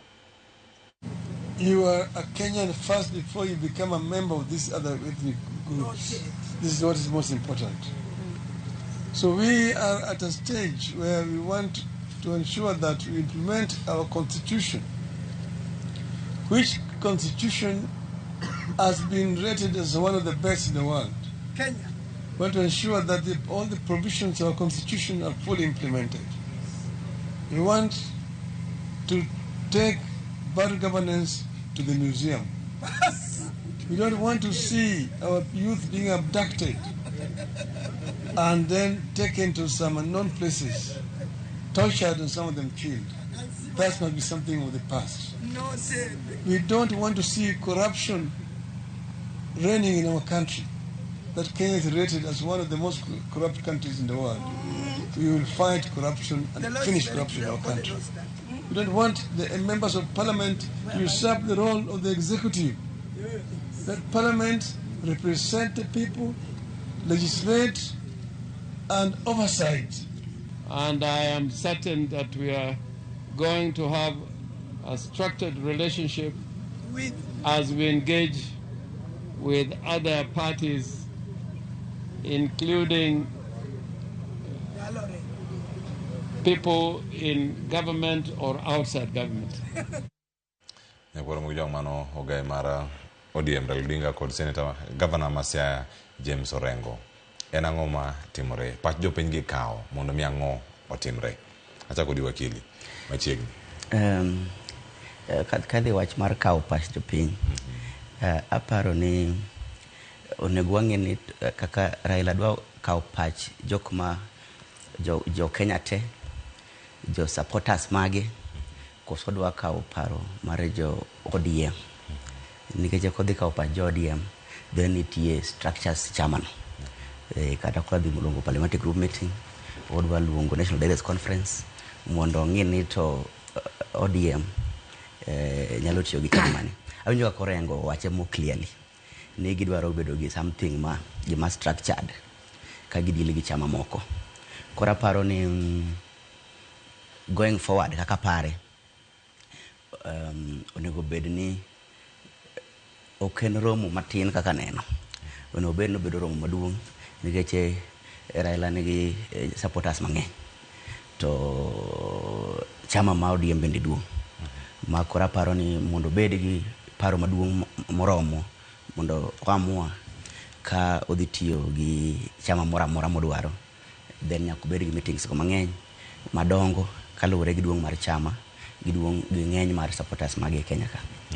Kora paro ni mane ka konego ng'ie to moko matindo gi apani ma nyako chako. But koponi mbele ka paro no nyabedo gi romo moko madongo kendo mabeyo mamiyo joge bende nyamie pachgi. Aparo ni gimotemo timo tende jowache ni public participation. In fact, it is everywhere now in our constitution. Article 10 NTA kamora mora. Kora paro ni mane gimotemo kaka jaka ugai mar ODM. Koro mondo bed gima ber nyako yud time thuolo mondo rom gi supporters ge karomb gi. Kamano. Yes. Ma pono nyalo tero kata neno ni waneno rally. To rally gi bende moro manyalo bi chiwo feedback moro makare koso gin rome monego bed ni bago e boardrooms koso gin public endorsements emanya bedo ni dwaro kaka. Ana neno ni rally kama ne gimo dwaro. Apano rally en gimo gik kidwaro timo gi Raila no. Oparano pogre matin mano aneno kane gin go huru. But sani aneno ni okwongo bed gi meetings chairman nitie gi structures ge from ward level piny mwalo nyaka national level. Yes, kora paro ni kochakre piny nyaka malo otim engagement bet gi party structures go. Then take milongo ni kizungu longo ni effectiveness. Kech kikabe ditere rally duoko mar jo supporters gibro yudo na. Kech rally ipenjo jo piny gi moro to gibro support ba gibro duoko. To bende en gima nigi effectiveness madwarore. Gima gibro nyisi ka ini rally mopogore kata kini press conference. But koro kibet kodgi bura. Kibedo kodgi at the county level, at the constituency level, ward level. Koro kinya yudo duoko margi maber. Minyalo timogo inyalo koro wacho ni koro joga kata jo ODM kata jo masira ga pile pile kata jo Kenya oyie gi gima dwa timo next. Kamano, erokamano ahinya. Elisha Buk, arwaki twak. To kamada nachak kodi, en ni iparo ni gima Raila Odinga timo makoro luorore counties nyaka sani. Depo ni kaka jopiny mamoko nene mopogore gi mamoko nikech paro to pogore. Depo ni moro mineno ne dieri en mar ketho sa, ni mar joge ma jo ODM to wacho ni gidhi tiyo gi Ruto. Bang' wuotho gi luoro gi duto. Paro dhi wuok mopogore kosen mana ketho sa kiluoro to gimidhi wachi chal ka gima nosewach chieng' wuok tich kane gintiere Mombasa. Erokamano Cleo. An anene mopogre. Raila Odinga en ng'ama oluoro chik kendo ng'eyo chik. Gimokwongo ma jakom timo en gimiluongo ni public participation. ODM ok en chama mar onagi kende. ODM omako Kenya mzima. Onagi nyalo yie gi gimoro to jomoko tamore. Jakom dwa noluorre mondo kaw pach jo Kenya duto ni ere kaka wanyalo dhi loso coalition manyalo keto ngima jo Kenya bedo makare. Mane gima wuon piny Raila Odinga timo. Raila Odinga gimotimo ni ok otim gima nono, otimo gimong'eyo, odwa no yud feedback kowuok kuom jopiny. Ni to kata ka dipo ni wadhi e sirikal, tang'o gang'o monego bed ni wadhi time e sirikandni mondo walok sirikandni. Mondo sirikandni obed sirikal ma jopiny te oyie kode. Aparo ni neno kata kane jakom odhi konyo ker manosewuok Uhuru Kenyatta. Ne jakom otimo gini kane waluoro piny to neno kano donjo ma at least gik mane richo sirikand Uhuru Kenyatta. Ne odhi molosi ma jopiny koro nomor gi sirikandno. Nitiere public participation e mano? Ne waluorore gi rally. Kane an chieng' pok otimre? Yes, dong jakom ne luoro rally. Aparo ni watieke gi Kamkunji. Leo par gino maber. Mana mondo mi lero nikech wakili. Aparo ni akiani Elisha ne nitie Kenya mane. Nikech anaparo nene joneno mana ka mosruok otimre. Ma jomoko bende ne ywak ka od jo ODM ni gin gi po mana ka handshake timre. Ji mosre ne Arambe House. Kora paro ni emomiyo wang' ni aparo Raila. Nikech ne nitie a lot of complaints. In fact, ne nitie bitterness. Ji no wang' gi mosruok no. Nikech noyudo ka ji ose aya e lweny malich ahinya. Kora paro ne omiyo sani Raila wacho nodwa timo gimopogre. Kamano, Elisha, tarik 9 dwe mar adek. Yes. Motelo ne mano, nitiere choko paro. Nikech bang' mano winjo ka ji noke, Kalonzo gini ne ywaku. To sani wadhi neno pogruok moro amora ni idhi rom gi Kalonzo gini bath ngich magi jogi manodhi ga yiero mokalo. Mata ka rotero kose kirore oko. Jomodong' mantiere kar ka mosiepege. Odhi choko pachgi. Cleo, ado na nyisi wakili. Wan wasebede trenches, wasedhi e maandamano gi. Kendo ing'eni kwa e maandamano to nitie bunge la wananchi ma wawuoye. Kendo bunge la wananchi ni choko paro miduoko ne jakom. Kikipane jakom no timo gatima gimoro ni enemo paro kende. Jakom timo gimoro ni keche jopiny ema chune mondo tim gino. Iyudo ka bunge la wananchi gi gine duonde jopiny. To ka japiny osewacho ni waol koro gi dhi e ng'anyo, waol gi thoma pile. Kilewa paro ni kane lando kawuono godhiambo ni wawuok e ng'anyo, ji 5 otho. Apane ni lando gi. To ka jopiny osebede e duond buch piny miluongo ni bunge la wananchi mowacho ni oromo jakom, wanyalo dhi loso gini. Aparo ni gima jakom timo sani en ni wadwano wakaw paro nyaka mar ng'ama this mogik e piny cha. Kawuono jakom ni gimiluongo ni town halls. Ng'eni pok ochako rally. En mana town halls. Wabiro warado gojende, warado gi jodongo, warado gi joma chielo professionals to kaw pachgi. Then paro no jakom dhi riwe e counties te mag Kenya.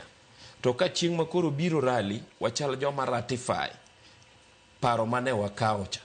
Wawacho ni koro jakom wan kaka jopiny wami teko. Ichimnwa kata ka en wa Munyoro, ichimnwa kata ka en Karuto, to mondo idhi timang'o? Idhi ilosnwa sirikandi mondo bedi.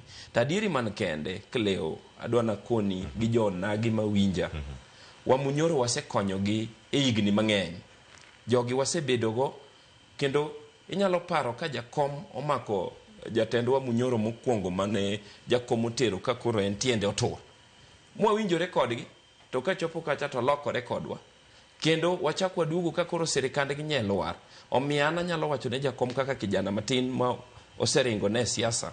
Awacho niya, jakom ochim nochimo ka jagot owe kata luoro piny wan wasemiye ratification ni jakom chim ka jagot dhi los sirikal gima jakom onego penjwa ni to wadhi e sirikal ni wadhi lose ang'o wadwaro ni kolose to make sure ni gibed piny gi experts mane wamiyo gilos ne ji sha giduogi kendo gichak giwach ni housing levy giduoke gigole kata gigole tax chuth gini inyo ji kendo wang'e ni tax moket ne jo Kenya mang'eny mage gik modwa wanyis jakom e bunge kubiro wambwa rite wabro rado kode wabro kone ni jakom wan kaka jopiny ma oseringe kodi wakwayi ni kidhi to dhi losnwa mage ma nikech mae manyalo bedo the beginning mar wayudo telo nikech jagot ing'eni kochiki ni mi to mi opogore gi jowa munyoro ma kochopo kato gi wuondi ing'eni samo wuoyi kodi ni kleo kawuono jogi ni kodwa ka nitie strategy ma gitiyo go moganda opoko nen jogi dwaro niya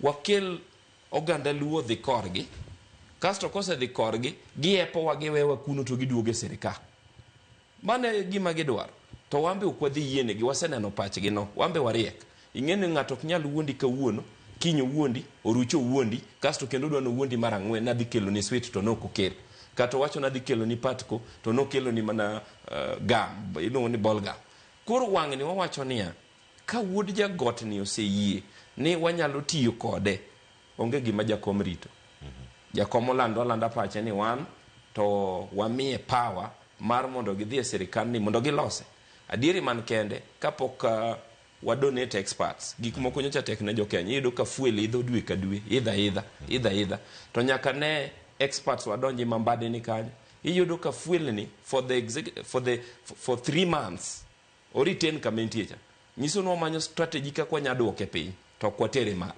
an mane pacha erokamano ahinya wakili pod an kod twak kae osiepe Odinga ma omanyo sani gibed jok magi mobed ge twak ka nimar chal ka gima antie gima nosomo kowuok kuom mosruok ne kod Uhuru Kenyatta moko dano nuore kendo kine ka komosore kod William Ruto jogi duto gin gi tam moro ma giwachoga ng'ama wuok oko iluonge ni andhoga ma timre nyaka ne jokanyo mag ODM mano kuongo wuok modhi moso Ruto mokwongo kaka jatend piny Kenya jogi duto kama ne gintiere ka nitie gimoro mane gisomo ma manipo ni nitiere kar tere kaka inyalo ti kode malong'o mondo mi ji kik dog kama ne giwacho ni higa mar 2018 aparo ni kane mosruok mokwongo notimre gi kir mose retire Uhuru Kenyatta ne aparo ne gima no tere piyo ahinya makoro ne wakian to wadonjo kanyo wan wayudo ang'o kaka oganda masiro Raila Amolo Odinga nikech ok wanyal wacho no oganda maluwo kende Raila otelo ni joma ng'eny kidhi Mombasa en gi ji kidhi North Eastern Western Nyanza koro mane kuku mare gi Nairobi ka koro ok wanyal wacha no oganda luwo kende koro machane gidonjo mwakian to ang'o mwadhi yudo waneno kama na Uhuru Kenyatta dhi Kisumu akiano yawa akiani meli mani lakini sani aparo magi lessons gik makoro osomo bo fwenyi ni koro wang'ni kidonjo jinjirok mora mora to wan wayudo ang'o kaka chama mar ODM aparo ni mano dhi konyo to kuom jok modhi romogo king'iyo jok mane giloso go Azimio kata kendo kuwuotho sani aparo ni the truth being said aneno ka nitie jok moko ma jogi Azimio mosewuok kata kapok giwuok officially lakini gisewuok kiparo kiyudo ka Kalonzo ni kocha iyudo ka Wamalwa Giri ni kocha iyudo ka jo Jubilee mane siro mane ni Azimio sani gi nyaka gi ng'ama dhi chung mar president koro aparo ni jok modhiro moko gen ni gin jotelo mag chama mar ODM kod aparo ni jok mosebedo kasire mondo ging'i ni ang'oma wang'ni inyatim bwaket gi milongo no pen to paper ondiki otas ing'ene mokwongo cha ne onge gima nondiki ne jomosre to jiluongre ni brothers to wachno rumo gi kae but sani en gima serious keche wadwaro ni mondo jok mosebedi opposition kaka Joseph Raila mosesirigni mang'eny bende wang'ni nyawacho ni wadonjo ka to wadonjo because of 1 2 3 king'iyo kata mana sani king'iyo kata kapok ondik gimoro amora, ineno ka at least nitie jog supporters mag Raila Odinga kod jo ODM matayari osedonjo sirikal. Mano nokotimre hik mokalo cha. Mokalo cha neno ka nimiyo ji cabinet administrative secretary CS emano ka nomiyo jomoko. But sani taneno ka nitie lokruok moro mopogre matin gi winjruok manotim chien kacha. Koro aparo ni koendelea romo gi ji mondo chok paro mondo koro ondik gimoro mawacho ni ODM kata bro yudo gima chal kama riwruok mare gi president. Erokamano ahinya. Elisha, aduogi di kendo kakoro waloro twak mantiere kar kae kantie mondo bang'e nang'o thuolo mar penjo kawuok kuom joneno. To nyaka sani osiepe Odinga iwacho ni kik orang jogo mantiere oko, ahinya jogo mantiere God Kenya kata Kenya ni madiere. Kirango gi nyaka sani jal mantiere kanyo bende wacho ni en kaka rwadhgi. Rigathi Gachagua jalup jatend piny machon. Owacho kanyo ni arwako Odinga mondo mi obi koriwre kodwa to nayud telo modwaro mar jatend piny. Isome e yor siasa yo machal nade ka en mana weche mosebedi ka iwacho kinde mokalo koso mae nyabedo mopogore. Erokamano Cleo. Achaki mana ni ng'ato wuondi e stage 1 ni abiro kawi saboro okobiro, kendo kinyo koni ni bwana nagoni mos abiro duogo kawi godhiambo okobiro. Ineno joma wa munyorogi gibiro wacho ni weche mabeyo. Ng'eni gima timore mae ng'amwa wuoyo kuome deputy president machon manosegol. Mae ng'ama nyo muoch ni sirikande gi magiloso en mar shareholders. Ma wach shareholding ni emomiyo koro nyitere ot kabisa nikech koro nyotamu ji ni inokigonwa kura inokwanyal miyi. Mae ng'ama sani koro nyiso jakom ni biriwri kodwa mondo wadhi keti president wang'. Odwa dhi keto jakom ker koluwo yo mane. Mane gimonego beni wapenjore. Ing'eni Kenya ka waweuru wuondore. Kenya ka ji go kura koluwore gi kabila ma ng'ato ae. Wasenene e higni gote. Jogi ne nigi thuolo mar miyo jakom kura tok kalweny nosewuok ma 27. Nikech 27 jakom kodhi e ker to yombo maler mpinyone to gimayo jakom. Nikech sama ni mayo jakom ne gin mana gi central no kende kamoradi achiel. Piny Kenya teno tuk mogone jakom kura. Mano nokal. Jogi ochako wacho ne jakom ni ito ni konyo ng'atwa koro ka wuodwa ni Kibaki koro in wamiyi. Ing'eni giwuondo jakom ma wamor ni wang'ni jakom otiyo kode ma jakom bedo prime minister gini ok dhi mawa. Ineno ka Kibaki odoka chien to teda wuodgi to chako kelo. Jogi ok gin jomi nyalo trust. Gin mondi trust gi akia ni nyalo wacho nang'o. Sani giwuondo wa ni jakom ing'eni kiriori kodwa to koro wadhi miyi tero. Ing'e gimomiyo gidwaro kamano Cleo. Jogi dwaro kamano nikech ging'eyo ni wang'ni odigi e kona nikech ing'eni machicha ne giwacho ni wadhi miyi to gine serikal ging'eni kata kirukogi to ging'eyo kaka gibiro kwalo. Ing'eni kwalo gi bunde. Joma dhi street umya nyiso wakili. Imayi to ne gin gi pawa ka gisegolo oda ma in kidagi ka oda no tiwinjo mana ni bedo transferred oteri Garissa. Kora duokoni ni ana advice ni Gachagua we wuondo wa.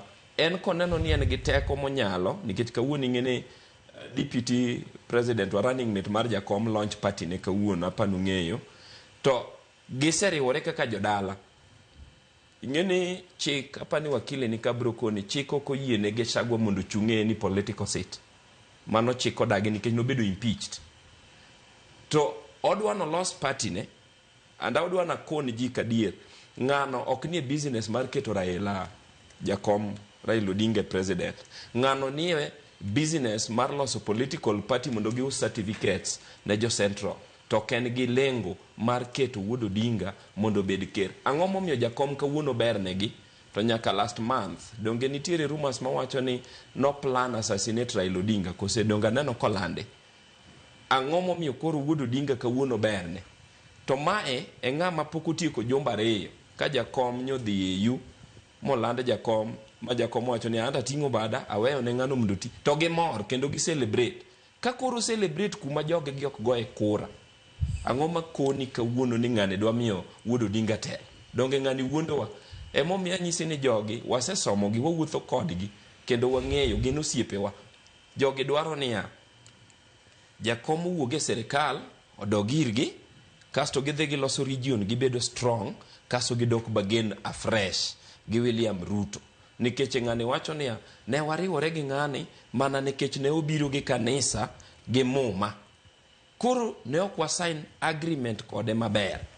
Nyiso nodwaro ni wadog wakonye, koseloso party neno maber mu consolidate region gi mono, wamunyoro gi no mu consolidate maber, tibro winjo ni wan wadoke sirikal.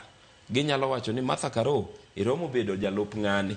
Koro nikech waseloso region wani ma strong, ndiki nikech in wakili, dhi ndik agreement maber mondo wadog ir ng'ani. Kasto wanona gidhi weya niya, wan opposition, wadagi wang'ni. Weya giting' Musa lapgi, ne ginyiso wan ni mae ng'ama Nyasaye omiyogi. Koro ng'ama Nyasaye omiyogi no, wan be waluwo ng'ama Nyasaye omiyogi no. Wan mane mwadwar. Nyaka sani Gachagua pod nigi thuolo mano mar chung' kado poko oyangore kata pod poko chiwo ng'eto ni nitiere pen chike ma pacho ka bila mane ong'ado ewi Waititu ewi Mike Sonko ni tamo gi chung' e lemo mora mora mantiere e pacho kae. Daer mar lore ahinya tang'eni ni wakili kama bende daer duoko gino ma bende ilero kar kanyo kotenore kod Rigathi Gachagua tainya gi ng'ama en. Ka diponi twak nyalo bet nikech en wacho ni en open Raila Odinga biro sumo paro ire obo winjo. Ponono wadhi neno ka odhi direction koso Raila Odinga luoro mare modhi luoro ni duto gigi do tieko gi Mombasa ka en gi Ruto to gi wach no odhi tieko moro achiel ka wachomo yiero mabiro. To bende dhi nene ka gimo dhi bedo ka ng'ama play second fiddle ne power owe wechege mago mag dwaro bedo jatend piny Kenya kosiro William Ruto. Okay. Mokwongo anaparo ni siro mosiro wach Rigathi Gachagua for example. Ano aparo ni en mana ng'at manigi ichwang' moro nodonjone bang' ka Ruto ose gole oko mar sirikal. Koro manyo ng'ata manyalo konye pingo Ruto. Koro okane ka gimowachono owache en mondo konygo Raila. En odwaro mana ni Ruto dong' kende mondo rang kako nyalo pinge maber moloyo. Nikech king'iyo kata mana history mara king'iyo Rigathi gi Raila, aparo ni Raila nigi lony mamalo siasa mok apar ka kata mana Rigathi onego ben advice kang'iyo. Koro aparo ni ong'eyo gimonego tim. Rigathi aparo insight mana jogi mamalo mondo consolidate gi bed kamoro achiel. Koro Raila to ywaya kotemo to kapar ka mano kwang'iyo historia mosebedo kindwa ok apar ka en gima nyalore sani. To katieko e wach mar Raila no ne tieko romo ne gi Mombasa. Aparo ni Raila Odinga ose puonjre gik mang'eny moloyo gi weche mag riwruok bang' yiero. To aparo ni momiyo sani owacho no nyal tieko gi Mombasa kuma ne girome gi jatend piny. Nyaka noduog borom gi joge masire nikech ko time kaka notime Mombasa cha kendo ichwang' manotimre luon nikech aparo nanti wane joma ne igiowa kane rom manotimre 2018 nikech en wacho ni to ne no wadhaw malich kama nang'o ka at the end of the day pod ji bro mana mosore to gimwa yudo to onge.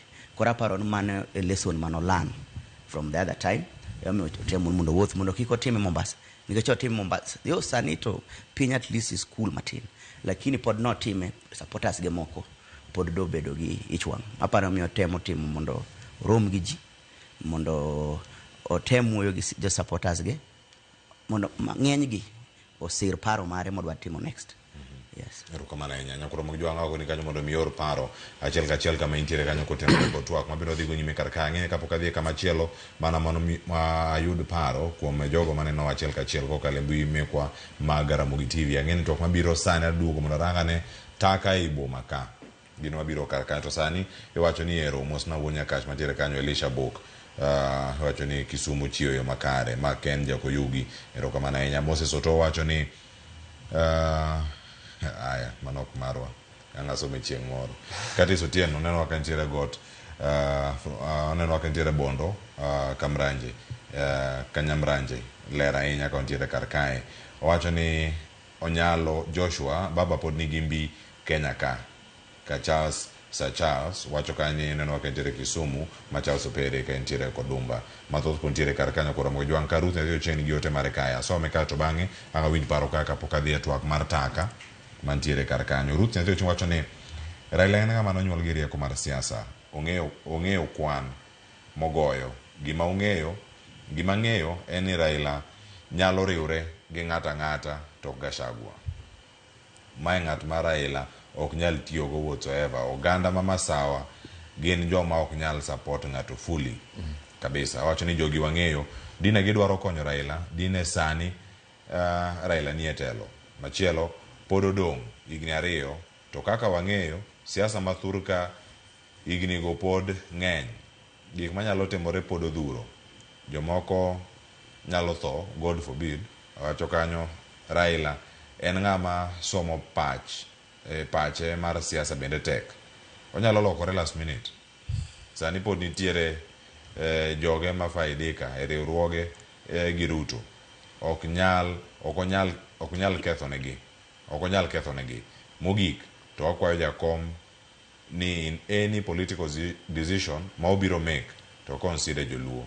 Alot wakan umoja inako mapiyo wiye ka. Elisha. Yes. Wach mar riwruok gi Gachagua. Iwacho ni chutho to konya riwre gi ng'ato. Ochung' kama chal nade. Mano kama entiere. Kar iwacho ni bende mono manyalo rule out chutho. Ni ng'ani to ok nyal tiyo gi ng'ane. Sani ng'ama nong'e ni bang' ng'anyo ma higa mokalo mar 2023 Raila ne dhi tiyo gi Ruto. Aparo ni janeno no owacho gima kare. Wanyalo riwore gi ng'ata to ok oganda ma wach ni ok oganda go to sigocho ne jakom moko, but ok deputy machon manosedhi. Ng'ano kata kineno kata kaka owuoyo gi ich wang' moro miparo no nyalo wang'o ke. To ng'ani ng'eni kiwacho adier onego beni kata walok chike. Ng'eni ng'ano e siasa ka onge gimong'eyo nikech obedo mana okwongo bedo PA mar ker machon. To kowuok kanyo to nikech pesa ne odhi obedo mbunge tam achiel. Ing'eno onge experience e siasa. Kowuok kanyo to biro bedo deputy president. Ing'eni national politics okia. En ong'e mana village politics. Ong'eni walarore gi jadalani okia gima Kenya en. To Raila Odinga wuon piny ong'eyo gima Kenya en. Ing'eni jakom inyuolo ka Kenya inyuolo. Ong'eyo Kenya kona gi kona kumonego tima ng'odhie. Adhi wawacho kenda siro pach janeno no ni wanyalo riwore gi ng'ata e Kenya ka. Wanyalo loso coalition mora e Kenya ka. To coalition mo ok wanyalo loso makata mana na wacho ne jakom ni kowacho nwa ni kuno to wabro tame. En jalup president machon. Ng'ani nyocha en ng'ama nigi ukabila mingi. Mae ng'ama nyocha muoch ni serikal en mar shareholding. Raila Odinga chunye ler. Gino Raila chunye ler. Okone ni miwa expert 4 kende. Okodhi ong'iyo oganda ne mar onagi. En okawo mana jo Kenya. Nikech king'iyo ji 4 manomiye nokele serikal. Okawo cho deputy mane wan go mar chama. Oparanya. Wuok Western. Ochako kawo jocho wuok mana cho Mombasa. Kasto kawo Mbadi. Ing'eni ji mistake. Mbadi ok en pi waluo. Koro gimonji nyaka ng'e. Mbadi en Abasoba. Izaluo Abasoba. Jaluo moter kanye en ng'ata achiel ma en Opiyo Wandayi. To king'iyo kanye Wamunyoro wadgi omi thuolo ni koro kelwa imbe experts gi 4.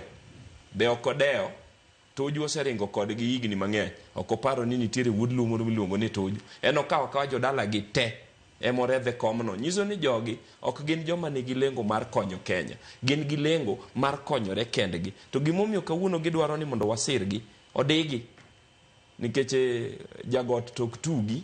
Ing'eni jagot en nyathi monyuole kijiji mochandore kaka koro wan. You make your life nikech Nyasaye yauniyo. To ng'acha ting'eni ging'iye ni dala wa okwongo yudang'.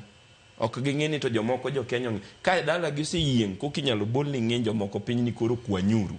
Wang'ni watamore. Ok wan tool mitiyogo mondo jomoko doge telo. Kasto kisedoke telo to gigweyu to giweyu. Aparo ni kleu gima watim. Wamiuru jakom teko. Ing'eni wang' jowi ka nyalo miyo jakom teko matek. kowacho ni jakom jopiny wacho niya dhi ka Raila Odinga wiyo krach jakom bro nyisi ni mane yo to koro wadhi mana kaka wadwa loso sirikanda ni mondo gik maricho richo manie iye wagol oko mondo jopiny owinj nafu. Sama jopiny winjo nafu nyaka jowa munyoro dhi winjo ber. Lakini anadwa tieko kawacho niya jakom no offer himself 2022 kendo 2022 ni emane wang'eni jo Kenya dhi redeem themselves mondo walos Kenya. To negi wacho nwa ni jakom no mana juoga okwalo wan waluwo ng'at Nyasaye mobiro nwa gi muma. Koro wan be wawacho ni we waweya uru gi jakomwa ma en ajuokwano wan we waluuru koro ja muma uno Nyasachuno ema koro watimo wadhi weronu kendo wadhi lamonu. Wan wanyiso jakom gi teko maduong' gi duol maduong'. Jakom los sirikal gi William Samoei Ruto. Erokamano ahinya wakili bachi kanyo ruling out wach mar tiyo gi jok mamoko ma ponono balo kama gintie kana namba nyabedo ni thoth kata ponono. Yes, anaparo ni siasa kayo kakwaseneno riwruok nyatimo gi ng'ata ng'ata, lakini king'iyo kendo riwruok ma king'iyo history mar Raila riwruok mosega riwrego gi jok mosega tiyogo before jomo ng'eyo. King'iyo chien kanyo no riwrego uru nosetiyogo uru kane gitimo referendum ma 2005 kinyaparo. Kichaki ng'iyo Ruto to koro nano ne gitiyogo again magidhi nyaka 2007 elections. Koro gima nyapogo gi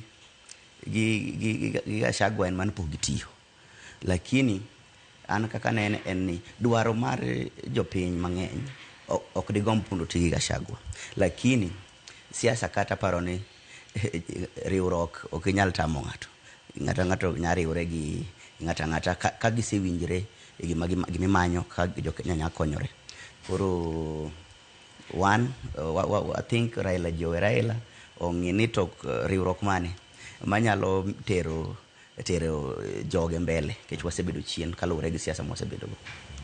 Erokamano ahinya nyakoro mo gi jo ang'weche thoth anyama bedo kaka warango dakika 10 modong' ka to achopo saa 2 adani mondo mwawinja ne sigana ni mano mar olosno ka kod jafwa marwa Lydia Okeyo kaito bang'e ng'ini ang' oduoka mondo mwatwagi taka mantiere e boma to kama gintiere karka giyude yo machal nade ywaruok e kaunti kod telo mar Kenya Power en ang'o ma ok timre kanyalo wacho kama ne kaunti ni ma Nairobi wijane kaka ywaruok obedo nyaka twak mobedo e od bura kachiel kod twak mar gavana ma Nairobi Johnson Sakaja. Maloyo seche 24 bang' duol mar NEMA golo chik mondo mi tend county ma Nairobi gol nyamburko mag taka e log tich mar Kenya Power and Lighting. Pod wayudo kantiere nyamburko ariyo machal kod ma mopong' kod taka eigi e log tich mar kambine. E twak mar gi od bura kawuono Spika mar od bura Moses Wetangula ogolo chik mondo mi ogai mar obila ochopie od bura mar lero gimomiyo pok gindhiyo ng'ata madonjore e tim makuchno. We shall not allow this country to be reduced to a wild west behavior where you disagree with somebody and you send goons and hooligans to go and sort out your mess. That is not Kenya. And you must stop it. So I direct you to summon the IG to find out why no action has been taken against this publicized criminal behavior by the city government of Nairobi. The Inspector General of Police through DCI to extract information as to who were the drivers who dumped there. From the drivers to the people who instructed them. Whether it goes all the way up to the governor, it should not matter. Because we should not entertain criminality in the guise of attempting to collect your debts from public institutions, Honorable Speaker. Governor ma Nairobi Johnson Sakaja kata kamano lando ni kaka tend county ma Nairobi giseketo winjruok gi kambi ma keyo teko stima e pacho ka KPLC e yore magibiro chulo godo gope ma osebedo kakelo fuere e kindgi bang' bedo kod romo okinyi makawuono. The first thing we've resolved that all hostilities end and issues be sorted out amicably. We have now given instructions to restore water supply to their premises and to remove the trucks that had been blocking access. Sakaja ne wuoyo log tich mar tend county ma Nairobi kamano kwayo bede migepe mag piny owacho mondo luw chike ma oketi mag tawo chenro. The law is clear on development control. All development control within a county is under the purview of the county government. Whether it is power lines, whether it is electricity transmission, that is under PLUPA, Physical Land Use Planning Act 2019, as well as its schedules. Kata kamano, ogoyo bade piny okang' mane gikawo mar puko taka e range log tich mar kambi mar Kenya Power ne ok owinjore. Kowacho ni gibiro temo manyo yore mag tieko gwandruok ma kamago e yo makare. E kinde mar riwruok mar jolony e weche lony manyasani, motese ni Technology Service Providers Association of Kenya oseotend county kuom kelo lal ne jo ohala bang' chodo weyni mag mbui e apaya ma Argwings Kudhek, Nairobi. When they disconnect this building, citizens suffer also. And you can't access services, you can't take a lift up. And so there's also, damage to the people who are here. We have tenants, we have banks that are tenants at Annex. And so government should not deal in that way. I agree 100%. That is not how we should be dealing. And moving forward, we shall both, endeavor to exhaust all those avenues. As I've said, we've had several meetings, including one just in December. County bando Kenya Power gui maromo siling bill na 4.9. Kakambi no bende wacho ni county ni kod gopgi maromo siling bill na 3. Gopi Masakaja wacho ni ne ochakore higni mokalo to kata kamano gisebedo ka gichulo gi mos. Lydia Ukeo, Ramogi TV, Nairobi. Yes, kwa sigana na mokelo kanyo kod Lydia Ukeo awinj mana paro. Ang'o matimore kaunti ma Nairobi? Wakili. Moko ngada wacho ni gimoneno kaka Sakaja girine timore. Aparo ni en kata ketho nying youths manie telo kata madwaro telo. Nikech ji penjore ni to koro kama governor ma pod youth timore kama. Kaje timono en gima luongo ni childish. Is juvenile. Kaka nyathi nyawacho ni okimiya chapadu kikibi chieng' motedo chapat. I think that is a very wrong approach manokao. No dhikao gik moko tu akata nane ba buok ni to mae jomati county tiyo gi wigi ko sanga matimore kech Kenya Power en state organ mose maduong' kabisa. To ka koro ka ngato nigi gopi to be wacho ni en gi gopi ubedo piny ti wacho na an gi gopi 10 million in gi gopa 2 million. Koro ka golo gopa ti golo gopi odong pesa di tu winjuru ka kichule to ok di wacho ni koro ingado na stima abende kora biro aketo takataka building mari motami tich. Aparo ni gima waneno no kech KPLC and under national government, Nairobi and under county government. Kora aparo ni it is en gima ber ka a whole county of Nairobi nyalo tima elano to a government institution man KPLC. Kora aparo ni kwa dhimbele aneno ka jomoko luongo IG Inspector General aparo no pogo chopo ka Inspector General magi matin jo Central Police Station oromo dilgo ka en gima en criminal offense. But aparo ni gima duong' sana ni en kech nanjo ka jomoko ywak ne babu no wacho ni ji ni kara onego bed ni ji bedo gi degree ne omiyo Sakaja timre kamano. But aparo ni gima rach na kabisa en ji penjo to youths wagi be pod giromo telo to that level mar governor mondo koro next time ka gimoro timre next time ang'o mabro tim ochiegni kata tere e do parliament next time. Kora paro ni mane kaka nene Sakaja and his team aparo on what they did to negotiate. Kidwa negotiate, don't do that in this modern era. Kora paro no mana paro negi ngamano biro gi paro no akiono jagini adi mane bada patch ngamano biro gi paro man. Aya Elisha akenyo to an wach Sakaja gi jo KPLC ni anyalo address e weche ariyo. Achiel, nitiere gima tayo ngima dhano, wisdom ma Nyasaye miyago e polo to gi knowledge. Ing'eyo knowledge will dictate no negater taka, but wisdom will advise you ni kikater taka. Emomiyo anyalo wacho ni Sakaja o lack both of them. Emomiyo samori wacho ni somo ber. Ing'eni somo dino kone kama obede kaka governor kata president ma Nairobi ni jogi badhowa to giseng'adonwa stima ater take dhod gi kose kikater. Then wisdom ma Nyasaye kone ni kikiter taka manjogi wuogo, mago te nyolak. To gimoinyowa ni jo Kenya wago kura gi euphoria. Kendo sama wago kura gi euphoria, ok waweyo jotelo mabeyo, wakawo jomaricho. Ing'eni kuom adier, Sakaja samo wuoye ni noko nego beni bedo gavana ma Nairobi. No nego beni pod en mbunge, kata ne en senator cha. No chamo tama ariyo mondo yude experience. To kineka eno chame tama chiel to ngwech watere gavana. Ji okonone, wakia kata, in fact, anakia kata ni Sakaja nuwuok kune. Anapomo na ni ng'ato nitie ni Sakaja senator. To waweyo the right person monego beni timang'o dhi loso chenro mag Nairobi. Kleo kawuono kata kiwuotho kigolo mzungu oko, kata ng'ata manowuok Kenya chon, tikawe titere e CBD, kasti wuoth kode CBD no, kasti chake kawo ng'ani itera Apael ka, kasti kone ni koro between ka e CBD gi Apael, ere capital city kata chuny boma ma Nairobi, ng'ano biro koni ni Apael.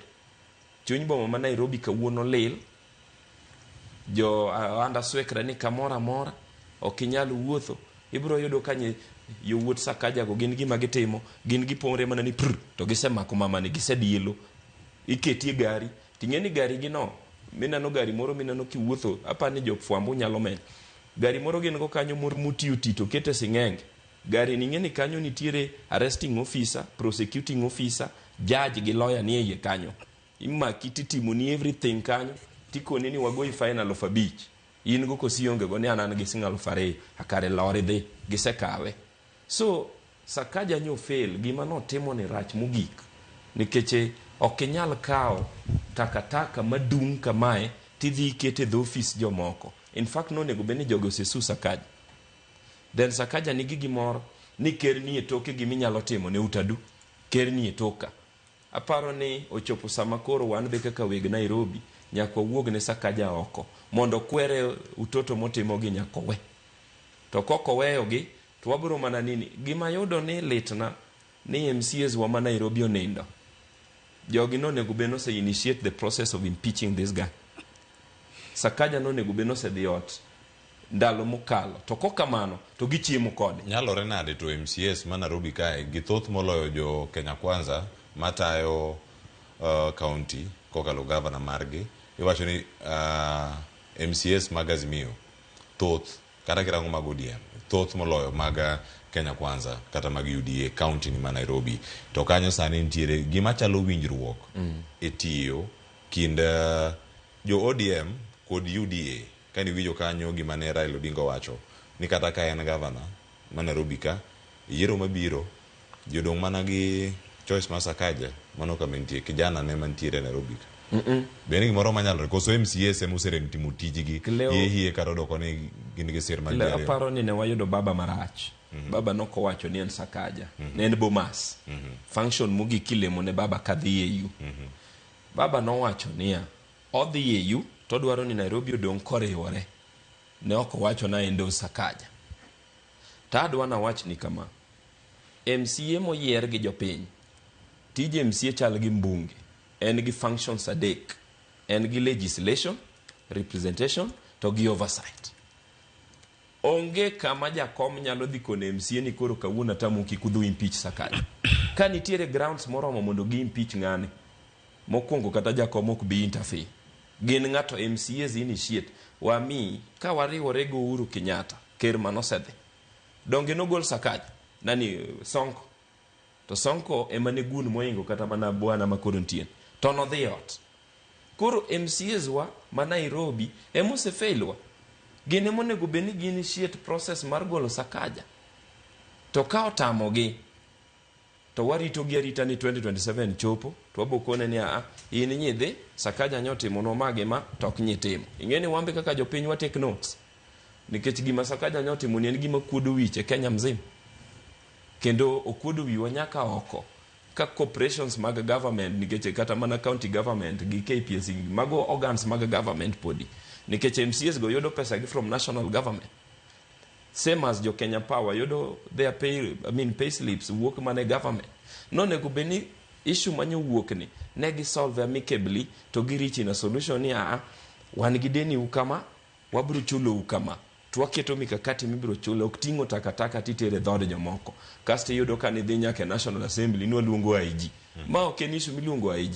Ma issue ma anyalo wacho ni ng'ama ne dwa chungi Sakaja nonego beno seomo kata joge modhi deal gi jogi kabisa mogolo mondo nyisi no nyalo tiyo. Nikech Sakaja kuodo wiwa. Ma ng'ama kata Nairobi kata mana drainage. Ing'eni sani piny otwo. Warito koth dwa biro kako kidwa neno kaka Nairobi kata gari ok nyal lowo. En oling, en ochiemo. Kora kwayo kama. Sakaja ka governor, ma is a wake up call to him. Nyako chiew otim gimo nyalo timo. Kata kedero nentie Nairobi, ne yudo ka gik moko solve mayot. Kawuono kata kiwuotho kileo wards mawaegi. Benitie kata project minya neno mar governor madhi mbele onge. An project manyalo neno madhi mbele en mana wacho kizungu mang'eny to tich tonge. But adieri man kende mage momineno ka jakom kao paro. Wabro luorore to bokono jakom ni jakom. Nairobi kabe wadwaro ni iwuo kod ng'ani kotamore to in nini MCS wawo impeach ng'ani. Kama adani mak paro no gi kanyo kama Raila Odinga to nowacho ni Sakaja paro maonge break kata kosudo kode mano bedo aduoka mano mora nyakoro mo jang matho pontie nyaka moting'o ote magi aduoko kodi bang' yo makao sani kikidhi mabor.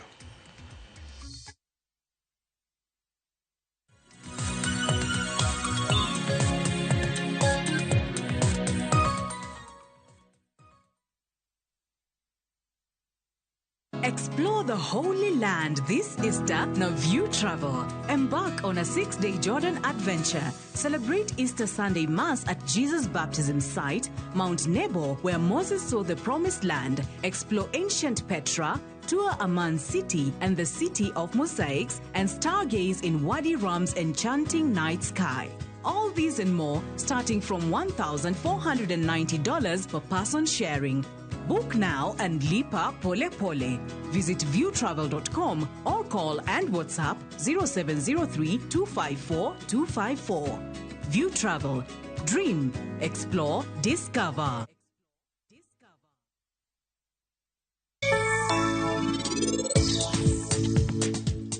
Karan bende jaka wamichwa. Osiko luo kamora mora mana dhiye kegi marach kode.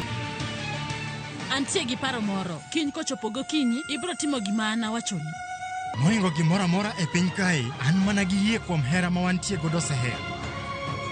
Nikech hera marwa en mar adier. To kara in idwaro ni mondo an atim ang'o? Neonge gima an nyalo timo nikech konchiel an. Indulge in the moment. Every spoonful, Delamere real fruit yogurt.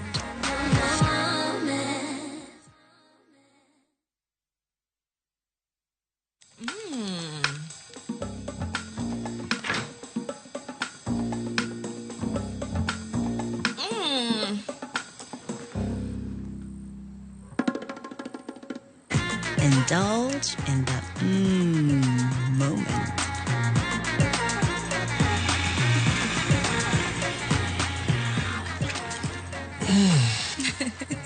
With every spoonful of Delamere real fruit yogurt.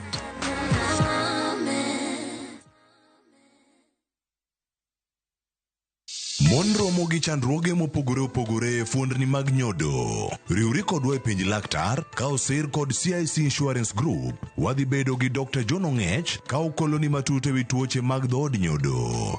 Penj laktar kod Ruth Otieno. Tich Ang'wen, saa 12 odhiambo, kik bai.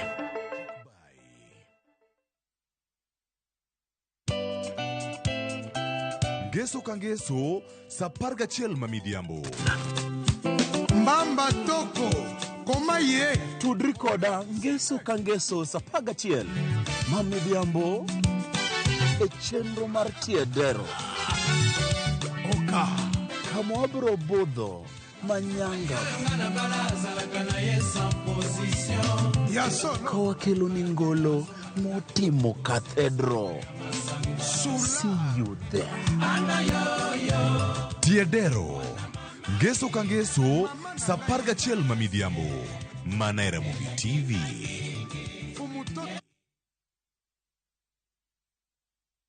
Love is a beautiful thing, and this February, Viusasa is all about love. Watch Boy Child Under Siege as Ochi and Linda get ready to eat a nicely prepared meal. Kuna mtu ameita zimamoto? Of course, Mr. Firefighter. But Linda's parents ruin the moment. In Love Bads, Annie and Farida fight over Jimmy's love and attention. So is this all about the movie? It's not. It's either me or her. And in a brand new season of Monica, Monica's love for Mariga is unmatched, but her obsession over Bob is undisputed. Watch all these and more romantic stories only on Viusasa. I miss your touch.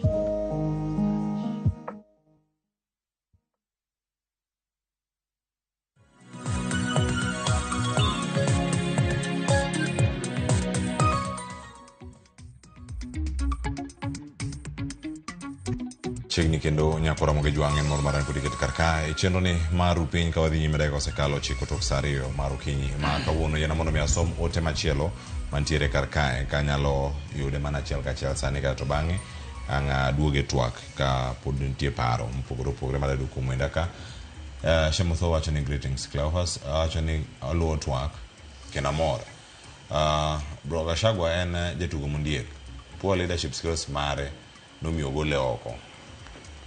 Up to now is still believing the impeachment mare no kel kod rao.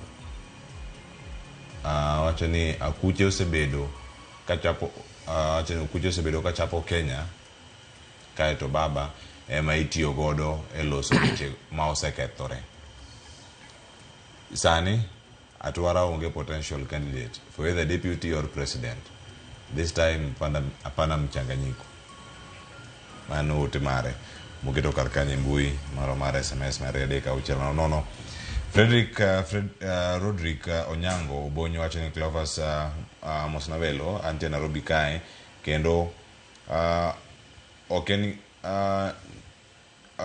wacho ni ngamane onyis narodhi okon Gachagua mondo ochok taka bitari sutie mudige mkadariu wacho ni Raila to pod wahero okang'eyo ni ang'o ma biro bedo ne jopiny abolando ne jopiny nikech gik matimore e piny Kenya sani tama pimo nikech jok mane waketo mbele gi to wero wende jo Kenya kwanza koro pod warit komondi telo makare wane ma wayiero kendo marach wane ma wayiero bende koro mago ohinywa ahinya wawegi sani taka mane opukno pok oyude ng'ama ne opuke koro pimna ni ka koth dichwe dichal nade Sakaja walo mang'eny. Ruth nyathi Ochieng oduogo kendo wacho kara tim mane Sakaja otimo was a very bad show. Jal ma osomo aya wasoma kanyo kendo jal ma osomo ma ji oluoro ok owinjo tem binano akwedo tim no e okang' mamalo kata ka en a game. It was the worst it was the worst game ever. Mane momiyo ok na support Sakaja. Nairobi County and City dwaro governor mapache leo kendo machua vijende machalo Sakaja ok owinjo tele Nairobi. Adieri mantiere en ni Sakaja en one term governor. Oganda Nairobi oseol kode. Mano wach mantiere karka. Ang'eni paro unko kamoda medo adongi thuolo ma ang'atieko sario gi nus to wach ma Nairobi ka Raila Odinga nowacho kama election kuomi tang' duok penjo moko bende mantiere karka achiel kachiel. Ada weyo Nairobi ka oriwore kendo kotegno. Wuoda man kae will take charge. Mano kanigi no dhi wijudo kom mar AUC. Nosatimre kaka notimre kendo koro duogo pachoka. Paro no pod chal gi mano koso chal nade. Kato bang'e Sakaja duogo wacho dalili ya ngoni mawingu na mwenye macho ambiwi tazama odiochieng' achiel bang' ka weche ka mano osewachi dipo ne odhi record ODM koso dhi chalo yo machal nade ka gigi duto timore wach mano wachre ka entiere Bomas gima chalo kamano statements mano dhog Raila Odinga mano pod ok ine ka endorsement engeni gima nyakwang'e Cleo ok en endorsement. Sakaja as we speak en a chama man. Jakom ni a chama man. Ere kaka inyalo endorse nyathi jirani to ODM nigi structures, ODM nigi ways ma gibiro timo go welo ne ng'atgi ma gidhi tere pap ma dhi chung' gi Sakaja, unless Sakaja oduogi party mondo duogi o resign e UDA o join ODM. Ko join ODM to koro wabo nyiso jakom ni jakom koro te obiro koro en ng'atwa to be party wani kiduoge to nyaka ikaw back seat monde mwang'e ni to bedwa ringo kodwa kosibiro mna yudo certificate wani mondi dhi yombo go mondi bed kacha. Jakom no wacho wach moro chon ni samoro nitiere kuonde moko ma watiyo gi jomoko mondo wayud telo, but Nairobi ka to wantiere gi roots. Cleo ka to kdianga wuondi Sakaja koduoge ODM wane weg ODM nomination kitimo wane mobu participate koduogo no chung kata gi jowa mabiro wuok e sechego nikech kata sani king'iyo wanyonyi ni e pap, jowa mang'eny ni e pap, jowa manie pap mang'eny gi koduogo no dwa piem kodgi to nyakwa ketgi mana e tago mwapenje ni to be rom tang'o momiyo nyi ringowa tichak iduogo. Koro as we speak baba poko endo Sakaja. Baba no wacho mana dhi EU lakini sani adwani Nairobi bedang'owa e agulu achiel ok wadwar koko e Nairobi ka. Erokamano.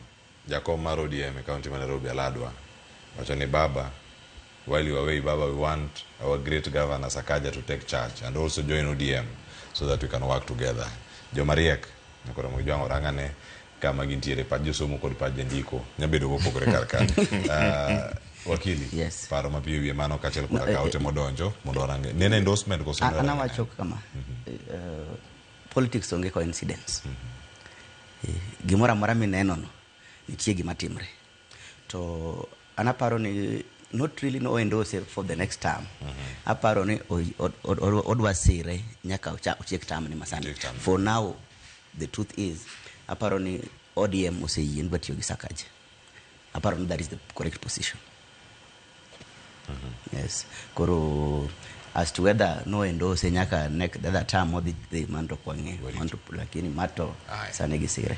Nyakoro mojwang' weche gi pulsos to ka wantiere kod kar kanyo koro mojwang' tungni nitiere konde mopogore opogore kendo nyaka sani kwa wuok mano mara teko mar sitima Lwenja Kenya Power kod county ma Nairobi rango sigana moro kanya koro mojwang' molosno ka kod jafombo adwa Judith Omondi kotenre kod midhiero mano mara weche mag thieth tenya mago mag SHA keranga nyaka sani nyakoro mojwang' ni to osebedo wich bar machal nade to bedo dhi wuok e bugo ni machiegni koso dhi bedo mana mbaka jatend migawo mochung' weche mag thieth bendo chopo nyim Senate odiochieng'no manyoro nyane sigana ni kato bang'e adwa winy pach jolony manage studio.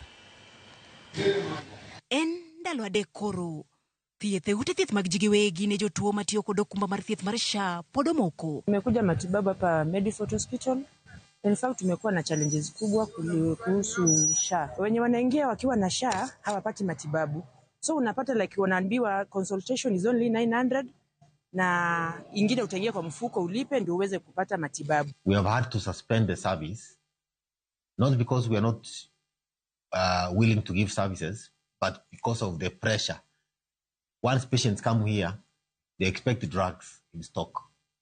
They expect lab reagents to be in stock. Osekelo liet ma oywayo jatend migawo mar thieth nyaka e Senate. Penjo mar digni mar okumba ni mar thieth obedo mapek. Can the cabinet secretary standing here before the Senate today confirm to us that there is no family in this country that has planned a harambe for this weekend to get payment for a loved one to obtain healthcare? And if she cannot confirm, then she should be gentle enough, she should be kind enough to tell us today that this thing is not working. Kaka pile, en singo mar migawo mar thieth nigi twak kod ute thieth mag ji giwegi. E report mabende gigolo, giyango ni gisechulo gope maromo bilion 8.6 mag NHIF e kind dwe mar 9 nyaka mar 12 higa ma okalo. Ute thieth mag ji giwegi kata kamano yuago gowi maromo bilion 24 mag NHIF. We are engaging Treasury, we are engaging various MDs that were involved, for the bill to ensure that there is payment of that. So our engagement is ongoing. But as you can see, first of all, is that we are paying them on time. While we had talked about 90 days, we are actually paying them within the 30 days. And when you engage them further, the problem is not Social Health Authority. We are ensuring that the payment is done within the time limits. The challenge was on the claims management, which has been addressed currently. Ka jolonye weche mag tiyo gi omenda mag thieth, to koni paro mar darie NHIF nyaka isha, ne okotimie yo makare, kendo ka okotim lokruok to jotuo ok dhi yudo thieth kaka ne osingi. The system is running into problems because of our failure to manage transition properly. Health is suffering, people are suffering. People may see maybe hospital visits may have reduced, but they may have reduced because people have chosen now to stay at home because they don't have money to pay, and SHA is not ready to pay for them. Okeni yuaruok e kindgi kod jochiw thieth mag clinical officers. Okeni yuaruok e kindgi kod ute thieth mag ji giwegi. Okeni yuaruok e kindgi kod jotuo kende. To kata mana ted counties bende ywak ni okuma mar thieth mar SHA okosebedo ka chulona gi omenda kaka owinjore. Penjo en ni koth ne ochako gowa kanye. Judith Omondi, Ramogi TV, Nairobi. Erokamano ahinya Judith Omondi. En midhiero e sekta ni mar thieth. Tainya kutende kod weche mag SHA. Utiyo okoti jochung' kama chal nade, Elisha? SHA ni tok ti, en tok dianga pandi. Asewuotho kata ne hospital katimo investigation gini ok ti. And paro ni shida mowuok kuom gini ne warikni e donje gima pod ok wang'eyo maber. Transition nonego bedni timo. To transition nonego bedni ok wamuoja dichiel to wang'ado NHIF ni to waringe gini. Nonego bedni waloso gini mwakawo kata mana counties kata dek watime testing kabo timango kabo tiyo. Kano tiyo kokwa nyalo doktor wacho ni koro wanyalo roll out to all citizens. Adieri man kende ni SHA tok ti ne jo Kenya. Nyocha an gi ng'ato ma odhi bill ne wuok yamna 1.5. SHA yochulo ne mana 23,000. Ting'eni ng'ade pesa mang'eny kabisa e payslip. Gima dwaro ni kaber to tim onge gima nosekethre NHIF. Can we revert back? Watigi NHIF amanye tiyo cha mondi. Watim gini mua modernize, mua ng'ia ni to bonyalo konyo jo Kenya going forward. Nikech kak wadhi kamaeni, ang'eni jo fuambo wangi ni kamora mora, lakini ok nyal chopo kuonde moko. Ji tho e gwenge. Adieri dhano onge pesa mar dhi hospital. Kasto ng'ato bing'eni kosewinjo ni SHA ok ti, en ing'eni koro se lose hope. Koro gichak gidok gimanyo mna witch doctors. Samoro en tuo mar kansa minyalo thiedhi hospital. Koro ng'ane wacho ni adhola ni ochanda ting'eni samoro en mna kansa. Akwayo jowa manie serikal kata mawinjo maneno wasane. Gidhi gibeda ne piny mondo ging'i gima iluongo ni SHA ni. Gini ok ti ne jo Kenya. And gini kata give advice president no odhi rally wacho ni gini tiyo, gini ok ti. Kanyo kata kwa yudo ker kawuono bokone ni gini ok ti. Alafu Kenya ka wantiere gi shida. Jomar qualified to loso gi kaila gi gino giyudo an opportunity. Boyudo ko kawo ng'at moro ma samoro nodhi onyiewo mana papers ngara. Okia kata strategies monego bedni tiyo gi loso SHA ni. En ema en office kendo kiyude ko wacho kizungu madongo dongo tinyalo paro no ng'eyo gimo timo to onge gimo ng'eyo kata chiel. En tek no tingo proposal moro mabesa moro okia obiro ir wakili ni wakili ndikane proposal ni wadhigo wadhi neno ker. Ing'eni kesa ndiko ne to boku teri mondo dhi ne keri explain gini kaka tiyo. En ema odhi to explain to gini okia kaka tiyo. Adieri man kende en ni SHA ni to en to nego wagole kuom jopiny. Oinyo jopiny. Mane kwayona. Erokamano ahinya wakili. Yes. Ananeno ni SHA ni nigi ng'ikruok moko. To en gi ng'ikruok awinjo ka Professor Mutaka Kangu ka winjo ki kete kanyo. No watch about no japuonjna. No watch about transition. Shida mano bedo en kidwa biro gi manyien. Onegi nyiswa ne to gima chon chango marachgo. Tango mwadwa loso gima chon cha mwakelo manyien. To gima paro ni timre e sirikand ni mosebedo tabu. En nitie joma nosekawre ni gini ging'eyo gimoro amora. Kori kele udware to rwa tere bunge. Sani eno ka bunge senate go koko. To gima gikian gin mane gi debate gigi parliament ne nitie nikech sani SHA ni olos gi chik mar parliament. Nyiso ni parliament nokalo sheria mar kelo SHA. Koro seche mane gitime nonego ging'e to bende wasewuoyo gi jok matiyo gi service ni stakeholders kaka private hospitals ero ywak nikech giwacho ni gisethietho sama koro gidwaro pesa gi mane gisethietho pesa kubi. Kata mana king'iyo sani SHA tiyo gi miluongo kizungu ni means testing tool. Nitie tool moro molos mar cheko means mari mondo ng'ini no kichud in ichudo koso kichud tichulo pesa di. Kipenjo ni how ikanyi chope nade kiromo koda hiyo iromo koda oda tool ni en mane mondo ing'en koro ano ne gachul pesa makama. Koro aparo ni gima hinyo waga ani gi sirikal mar sani ni en ni onge gi miluongo ni public participation ok giket stakeholders keche kama ine gibed gi stakeholders to wabedo gi transition in phases. Masa mwagolo NHIF to now SHA koro tiyo fully to sani podo en gi issues ma podo koti jopango line kidhi subtale bodo ka jopango line galo ne jinge kar approval na poko tim mar SHA ni inyisi na in mari podi koro ng'eni to in tise make payment mari king'eyo ni kidhi subtal in gi kakidhi thiedhi kono. Koro SHA nase wacho kamoro ni bolongi mon tiene mischief sami biro gi policy manyien sami biro gi manyien kami biro gi sheria manyien ipenjori ni mischief mane ang'ono mwatemo change emo mi wabiro kode ok wabia kode. Yes mae no tem los ni mondo okaw jite mondo ket kanyo kati onge pesa kati ingo niketi kanyo lakini nokunego benwa face out no golo NHIF te kapok moro ni wang'eyo no tiyo nadi na pime gi fundi matwang'o law kapok oneni koro se michopo koro kutimo patchwork ne kai chal matin we wayare kai chal maduong' we wadiye funguni rach kitieko tijno iparo ni sudi no bro chal nadi luongo ni patchwork. Kora pano gi motimo sani en patchwork ma at the end of the day kwa tieko SHA bro talo gi malich ahinya it will even lack a face. Koro paro ni gikaila gi onego bed ni involve stakeholders private hospitals mag sirikal jok ma consume service mar health ka mondo koro kiketo gini mondo ji otigo ting'eyo ni kae monego walos kora pani mane ero ko mane nitie ote ndo jokar kaka to banga duoga kaw wach maru mugik nitie jal ma luonre kani boss Ominde Jakambongo Jakambogo wacho kaka ni Cleo anto ka golo pacha kendo en ni Raila okaka pacha chuth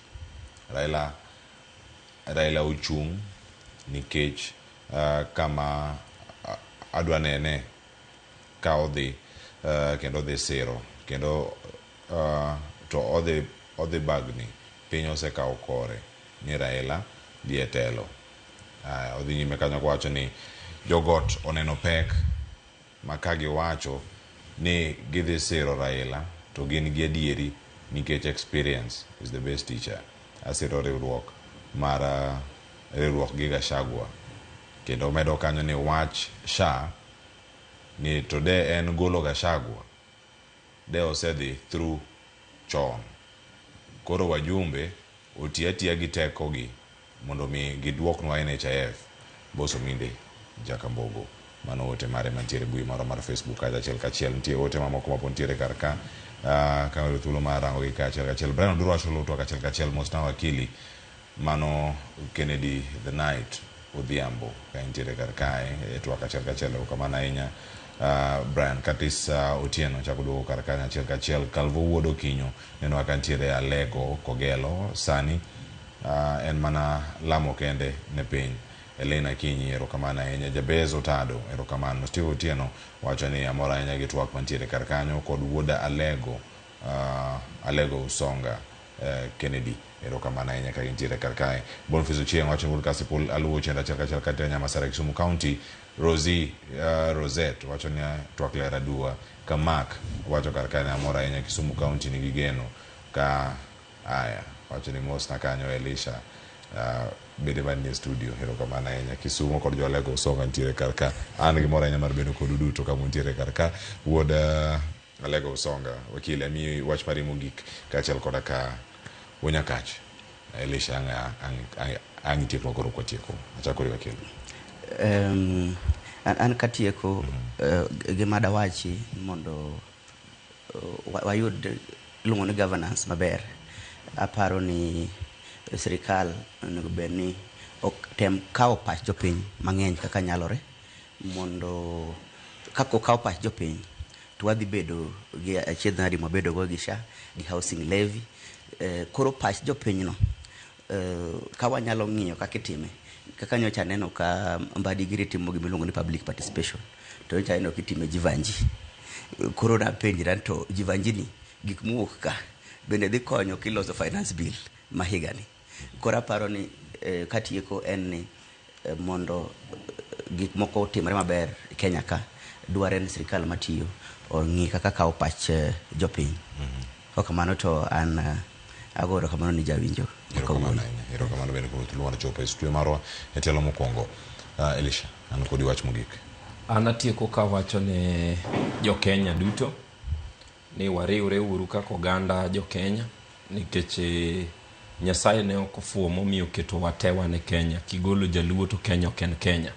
Koro wabedure gimoro achiel wariwre uru to wang'i gik maricho e sirikal samoro kochono ni nyaka dhi ndare kwa losgi. Wanyalo bedo kodgi to engage the government officers ma wan go nikech ka in gi MCA public participation unyalo luongo MCA unyalo luongo mjumbe nyalo luongo no governor tugolo pachu to pachu gi choko to dhi nikech public participation is a requirement in law in Kenya. It has to be there. Paro mora ma sirikal dwano ketnwa dwano obi okaw gi kuomwa. Ta kwayo gi kama announcement ma jakom dhi make juma manyien ne oganda wa mag jo chama mar ODM wakawe uru gi teko wakonyuru jakom siro lwedo kata siro pache modhi golono. Ero uru kamano. Ero kamano ahinya. Wawilo man go achiel kachiel kanya koro mogi jwang' ka bedo kodwa kar no chak chenro nyaka sani makoro bende wachope giko mare nitie chenro mapod dhi nyime kar kacha ka irango e mbui mag wang'yo thuolo mag rango mamoko bende matindo moko ibiro kolano ni ka achiel kachiel jatend migawo mochung' ne weche mag arita Kipchumba Murkomen nitiere log tich mar DCI okinyi ma kawuono kotimo limbe ka DCI kanyo chenro mosebedo kata kopidho yien okinyi ma kawuono Cynthia Onyango nitiere kar kanyo kodi Kowenga ang'o thuolo mag rango gi kata kodonjo chenro mar mbako romo gigo mapono nolose kata mathoth mabende obedo kata ka oluwo mathoth bende nitie nyakoro mogo jomo iko ni karka agoniro kamana ahinya ta ahinya ne wenda man go kawuono Kennedy Odhiambo Alego Usonga wakili ero kamana nyako bedo kodwa kachiel koda ka Wonyakach Elisha Bok man nono siasa okinyi ma kawuono ero kamana ahinya ata e chenro okinyi ma kawuono mar opinyiga Cleophas Oluoch jagisumo kanya kwar moke Wonyakach Sangwa we lwet Sharon Ong'ao kokelonwa pogore kato bang'e Joyce Oduor ang bed kaka kelonwa chenro mara mbako romo oriti masane.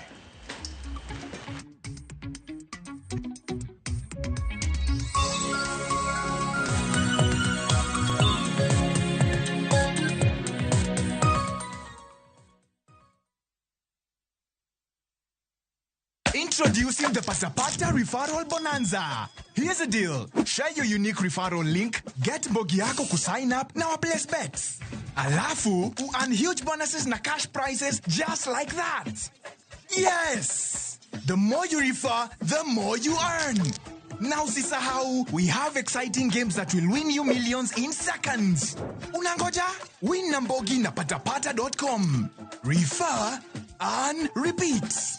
Not for persons under the age of 18. Authorized and regulated by BCLP license number 447. Jumani e chenro mar ohala gi mwandu. Ji mang'eny iyudo ka ok ondik johala.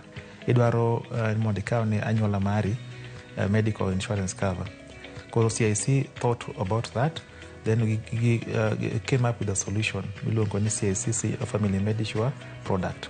Kidwa donje ohala nyaki penjri gimomiyo ber mane mibro yude to ber mane mibro kele piny. Waloso gimoro amora ka obed ni ngi structure mar gimidwa no loso no waloso wheelbarrow waloso kitanda waloso gate Tich Ang'wen saa 1:45 otieno mana e Ramogi TV.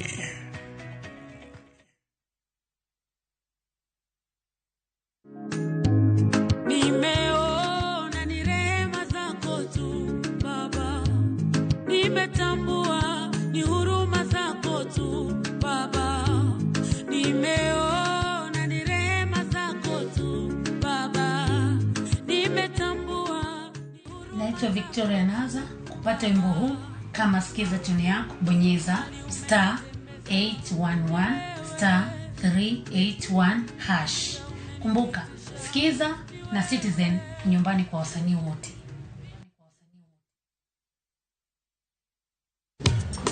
Teacher Beach kocha kure sangweno tieno nyaka sauchi lakini ni mixes maliet kabisa maglu rumba luo benga kachil kora jao maliet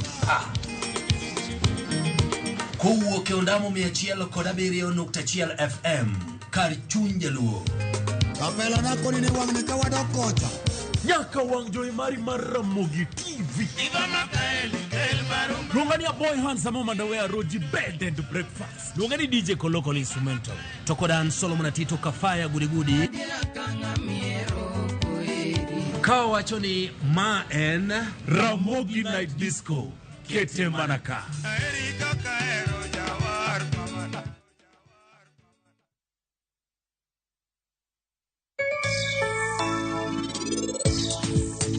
Kidwa donje ohala nyaki penjri gimomeyo idwa timo ohala no. Ber mane mibro yude to ber mane mibro kele piny. Grand prize won!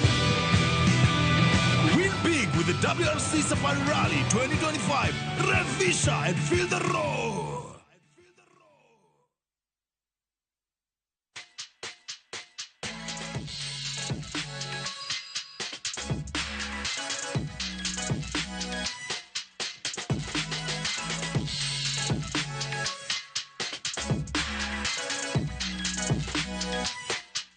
Nakoram Jong kamora mintiere machiegni mai ni chenro mar poko pogore chenro mikelo ni kod an Sharon Ngao chinti changwen chakre sario gi nus nyaka saa 3 mar okinyi. Okinyi makawuono hangini samori penjo ni en pok mane mabende adwaro keloni. Okinyi makawuono halimo chiro mongere kaka Mwariro mantiere kar chungod bura Masterele. Kama bende hadhi bedo kalimo miyo mabende osebedo katimo pok e gwenge makama ichiro makama ntiere mwandu mwa oloso ka otiyo kod Ford angini dholuo mabende waluonge godo en ni anyuonge. Ntiere mwandu mopogore mabende osebedo ka oloso gi anyuonge. Mane kit pok mabende daro kiloni okinyi makawuono. Oloso mwandu mopogore gi anyuonge. Obro bedo konyiso ni pok makama nochako karango omiarwaki mar mondo mibed kodwa nyaka giko mar chenro makama machiegni. Walimi ka okinyi makawuono mar mondo mwane kit pok mabende temo.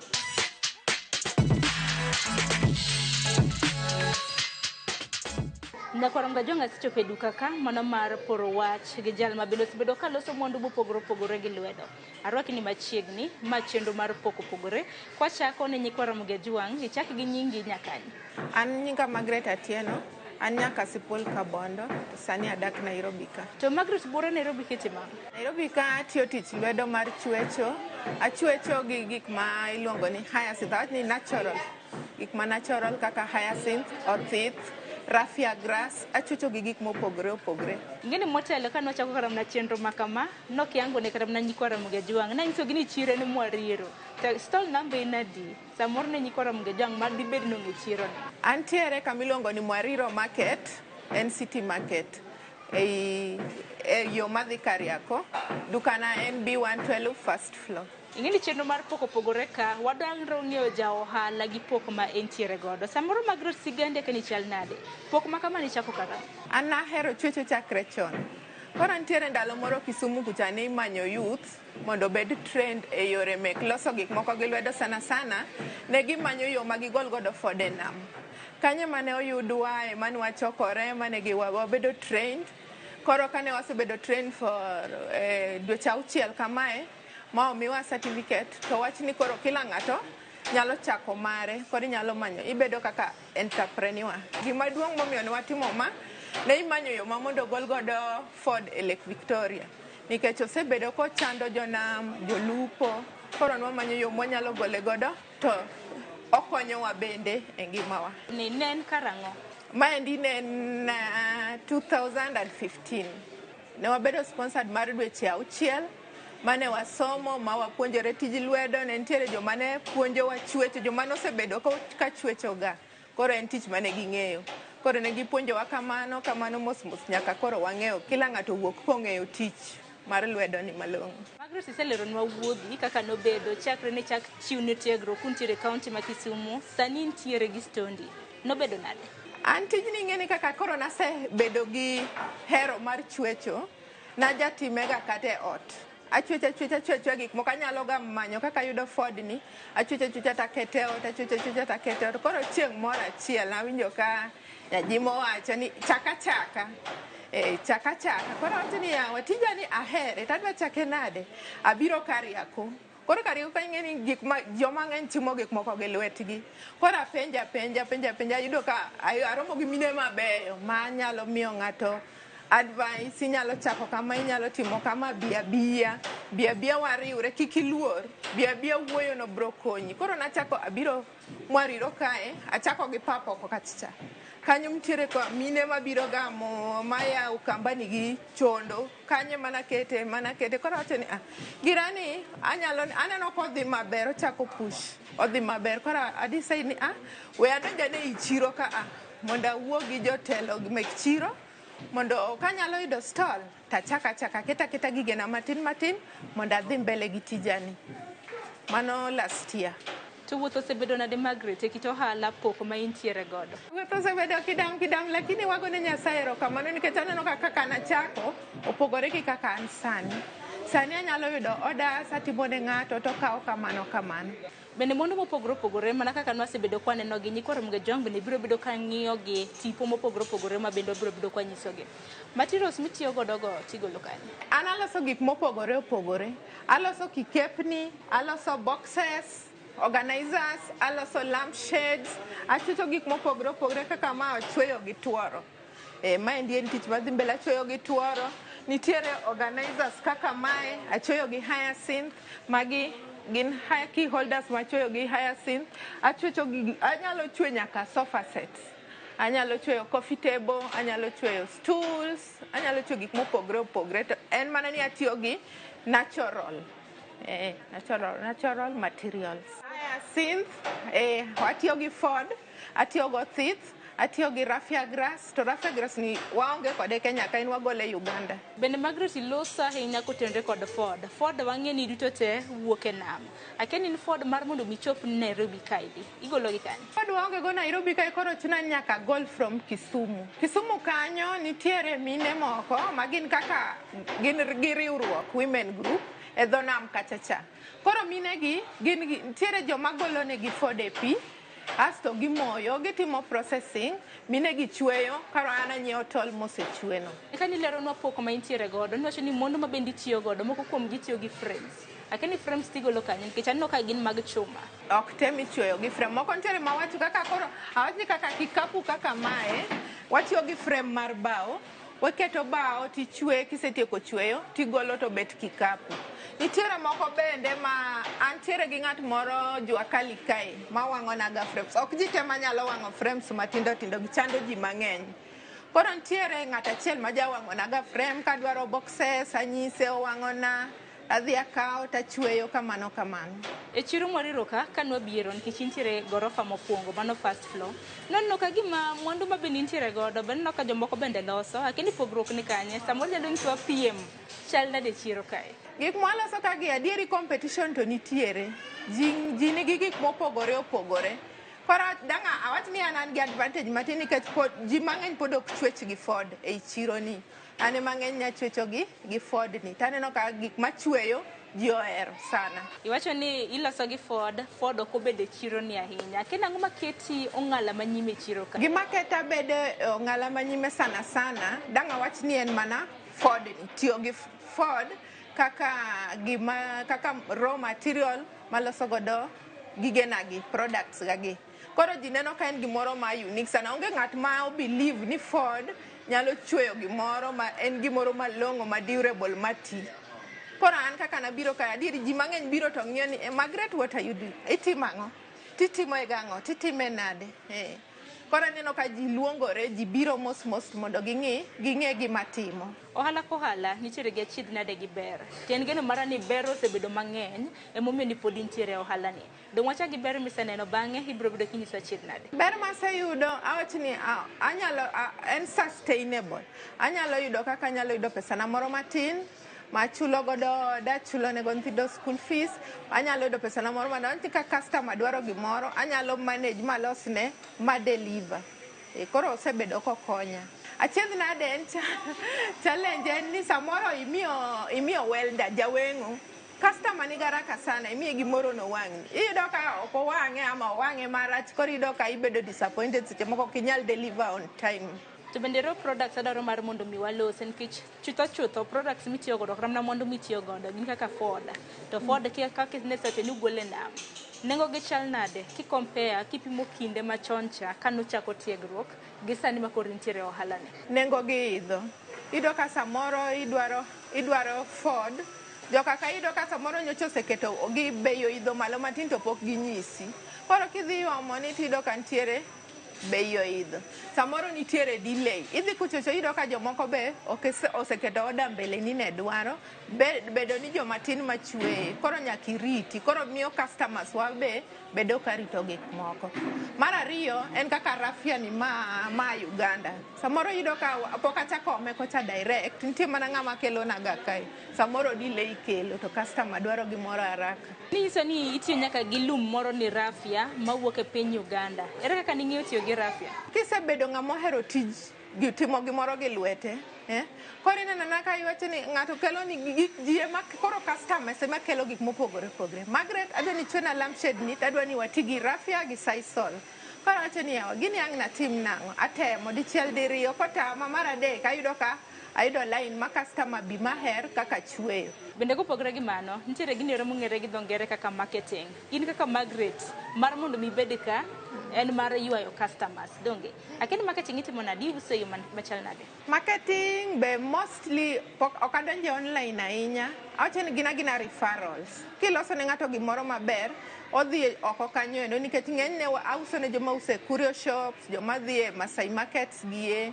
kamano joma use gift shop koro ng'ato dhi to penye ni gini igolo kanyo iyudo ka gima chweyo ne unique sana koro kochopo godo kachicha wacho ni there's a lady machweyo gigie kama stall number kama timiye namba po ka ng'ato gochona to biro nyaka kae talosone. Thoth oganda Margaret jatiyo gi mbui aken nang'o menin pok idwaro tiyo gi mbui? Mane my next project koro adwa ni mondo ayaw page an be mondo abed e mbui mondo amed timo more marketing. To bende sani ing'eni piny bende olony to bende en geno mara ni bende in bende dhi gi lony mar piny iwacho ni modern ways emomiyo aneno ka mwandu mopogore opogore bende iloso aken lony manyasani diwacho ang'o gi kit mwandu ma bende uloso?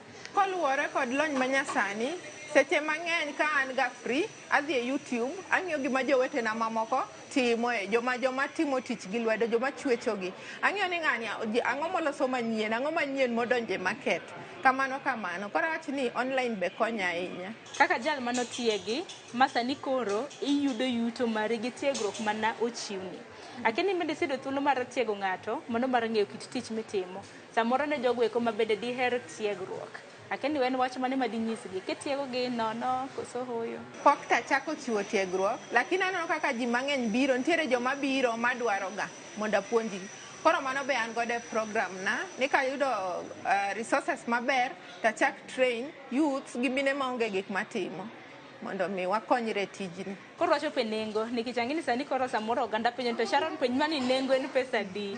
Geno mara ni uso retail gi wholesale nyisgi na mwandu mintiere godo nengo mage? Gik moko auso gi bei mopogore opogore awach ni kaka mae serviette box ni auso 1,150 mano bei mar retail. To mano olosgi? Ma olosgi Hyacinth fine rose usi matindo tindo mek Hyacinth. Ati ma be en kaka chondo be wachweyo gi Hyacinth. Koro na akiko Hyacinth gi Sisal. Koro mostly watiyo kode gi Sisal.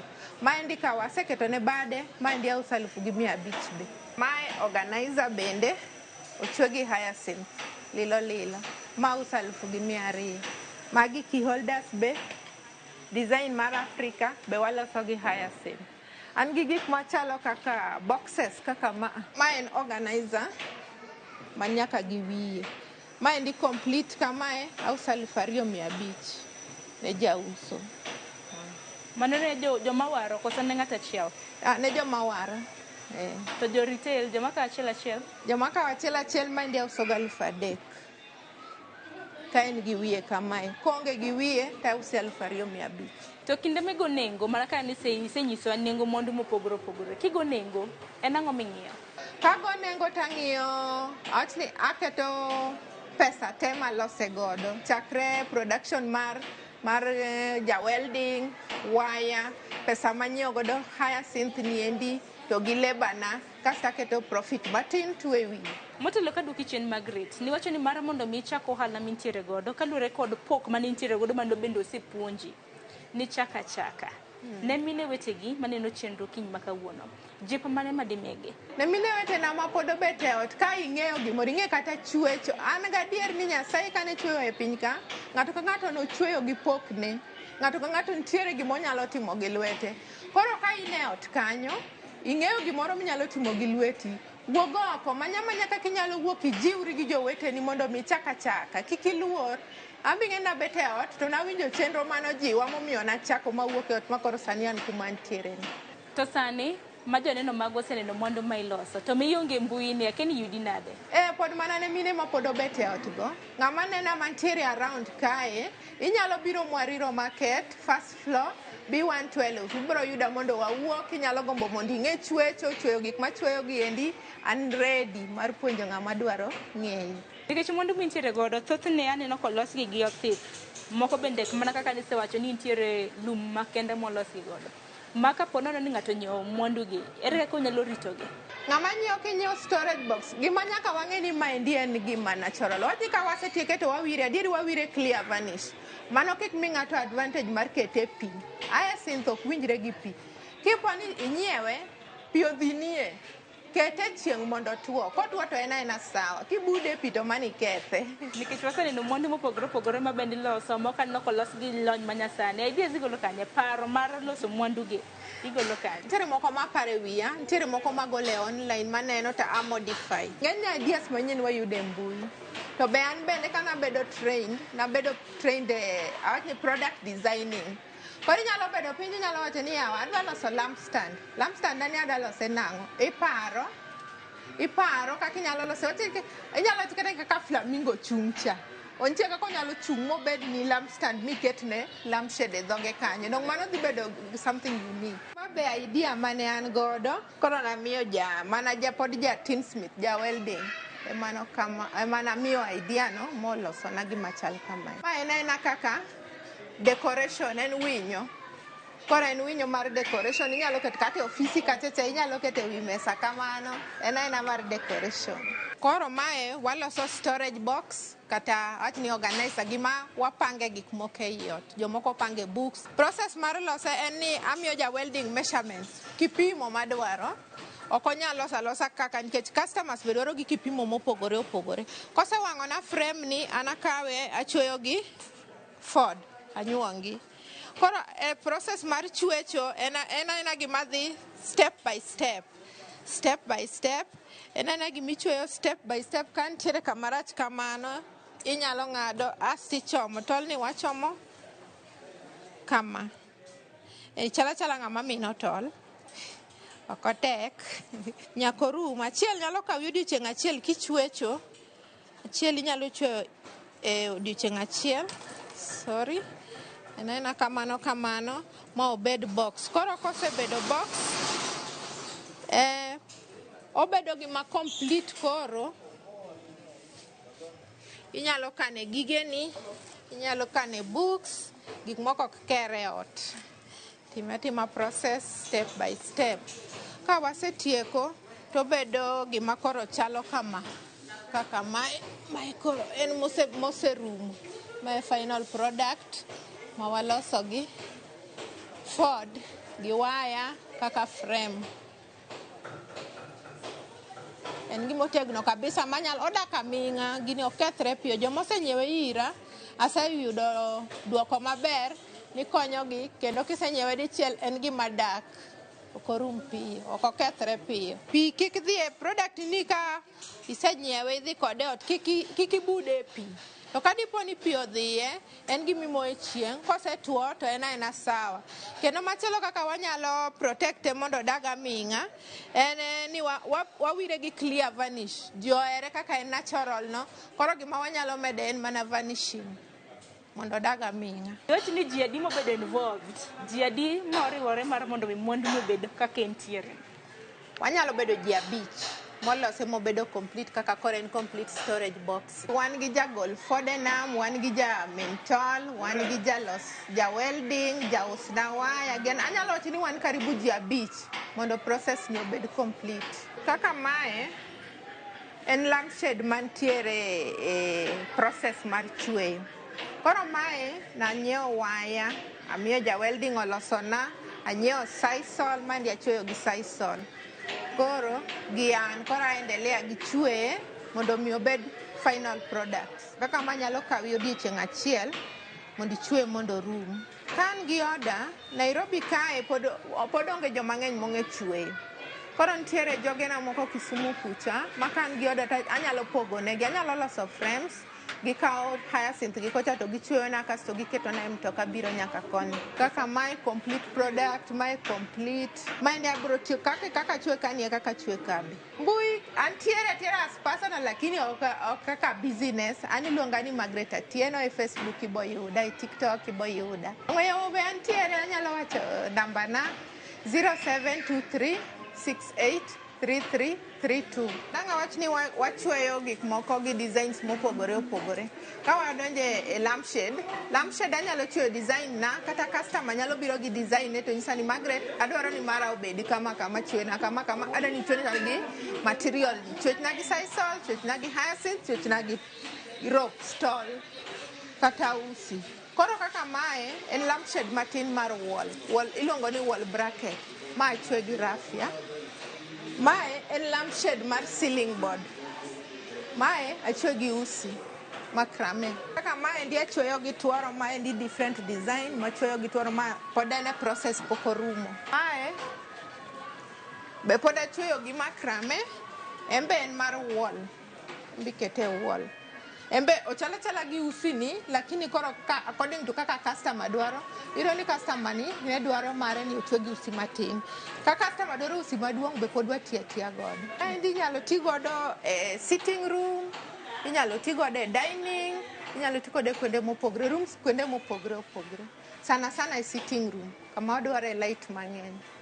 Hotel sana wachwe ne gi madongo. Kaka maendi pod nyalo tiyo nyaka hotel. Lakini pontere joma biro gi measurement maduong', odwaro maduong'. Ani kaka koro kata me nyalo wacho ni en osera lakini en lampshade. Magi mek hotel mek high roofs.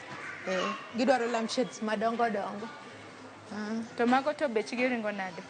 Madongo koni ng'eni nyaka beche bed malo matin. Nikech okawo material mang'eny, okawo sa mang'eny mar lose. Onyalo bedo matin kamae, tiyudo ni chwe en complicated. Koro pod odhi beda gi bei moro mamalo matin.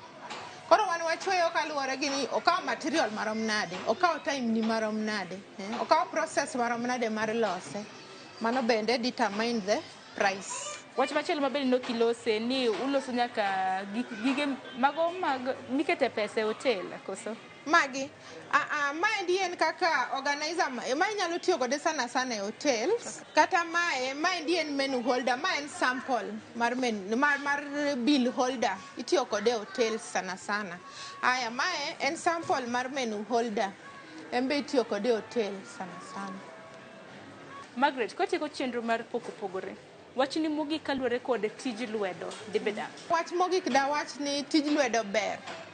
Tij lwedo chulo kendo kikwa underrate tij lwedo. Ka nyalo tiyo tij lwetino inyalo yudo capital maber, inyalo bedo gi products mang'eny, inyalo timo marketing maber, tinyalo dhi mabor sana. Margaret Oguniero kamana inya kuom nyiso kit pok mabende intiere godo kinyi makawuono. Ne nyikoro mgajuanga en geno mara ni chenro mar poko pogoro kiny makawuono mi puonja chelari adek mabende inyalo kawo mana ka Margaret nosewacho chaka nikech chako no nyalo teri mabor mana ka nyisi moko kuom mwandu mabende Margaret nosenyisi motelo ni entiere godo ineno kanyo nitiere key holder ka nitiere ginero mong'ere gi dhongere kaka coaster masa moro kimadho nya juice ni kata mana chai ni moro okombe ikete wiye bang'e ero ineno kanyo serviette holder makama ineno kanyo koloso gi inyalo kete chumbi ka jomoro pili inyalo keto mari kanye kindo mamoko nitiere mwandu mathoth mabende oloso ineno kanyo ne jok matiyo hotel magi mikete menyu jamoko bet neno ka samoro kete pesa e kindo mamoko mwandu nitiere kama opogore mabende Margaret loso namba ne mar ong'we yamo nosemiu mar mondo mitudre kode mar mondo milos ni mwandu ponono ni dware wholesale kata retail unyalo losoni koka mano gi kanyo bende makelo we giko mar chenro mar poko pogoro kiny makawuono chenro mana kelo ni kantiere chiro mong'ere kaka Mwariro mantiere kar chung'or bura ma Starehe bure Nairobi oritur masani warar kendo juma mabiro chenro mitiyo kod an Sharon Ong'ao oritur masani.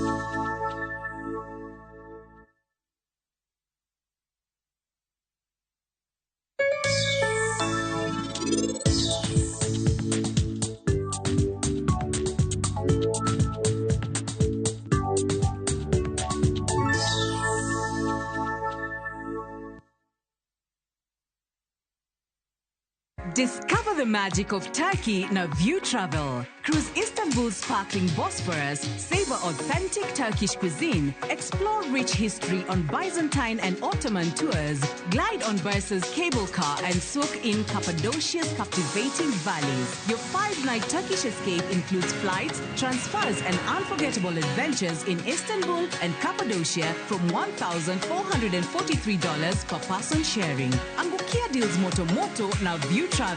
Book now, Lipa Pole Pole. Visit viewtravel.com or call and WhatsApp 0703 254 254.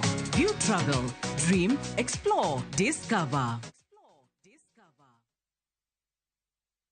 Monromo gi chandruoge mopogore opogore fuondni mag nyodo. Riwri kodwa e penj laktar ka osir kod CIC Insurance Group. Wadhi bedo gi Dr. John Ong'ech ka okoloni matut ewi tuoche mag dhood nyodo. Penj laktar kod Ruth Otieno. Tich Ang'wen, saa 12 odhiambo, kik bai.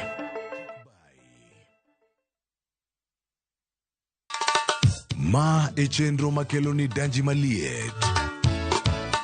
Ma e chenro makeloni weche mamolo seche duto. We are only beating job. Kik od belo bai. Kawuono an moral mar mdakel belo kaka winjore. Ma e chenro makeloni duond yawuoto nagi. To wakwayo rowere bende kiyudo matin kik icham te. Ikungo. Duond mine. Kaja odi miyo nigi pesa malo dichuo. Support. Kod ohala. Gimotimo as a fashion house, we measure in both ladies gi chuo. Mane mbak ndalo chakre wuok tich nyaka tich abich saa 8 odiochieng'. Mane Ramogi TV.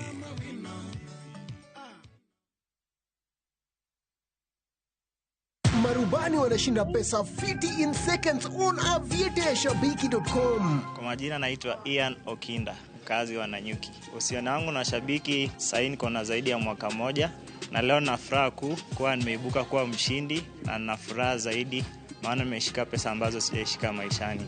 Pesa hizi vile nimepata, mwanzo nimeajiriwa, ila sasa hii nimepata mtaji wa kuanzisha biashara yangu. Ningependa kujifungulia mkahawa, niwe nikihudumia watu nikiwa nimejiajiri mimi mwenyewe kuliko kuajiriwa. Win millions in seconds. Cheza aviateshabiki.com. Not for persons under the age of 18. Bed kodwa e wuodhni ka wanono kit timbe mag anyuolawa. Oyundi no ne ni en winyo mayot. Sama no dhi chiemo, ng'ama ok ohero tich matek. Koro nyako ringi kodhi chiemo. Ema nomiyo chake kamano. Gin kido mamiyo wabedo kaka joluo, sigendni mopogore opogore mag dhoudi mag luo.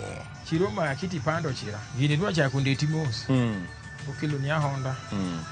Dil majony. Luweche mag luo mopogore opogore. Moro ka moro kuomgi nigi ranyisi mopogore opogore. Wuon magolo ng'ani ka wuongi watere wadhi gone dala. Koro atelo gi le to gi gweno. 111 Lu chenro ni ngeso ka ngeso saa 1:45 otieno e Ramogi TV.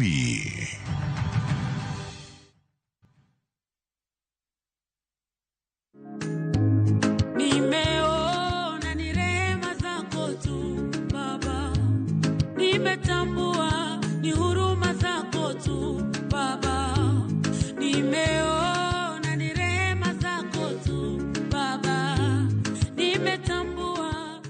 Naitwa Victoria Naza. Kupata wimbo huu kama sikiza tuni yako, bonyeza *811*381#. Kumbuka, sikiza na Citizen nyumbani kwa wasanii wote.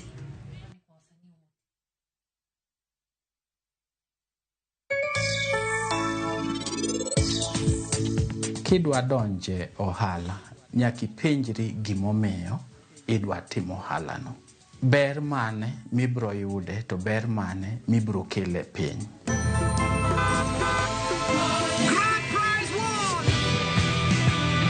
Win big with the WRC Safari Rally 2025. Revisha and feel the road.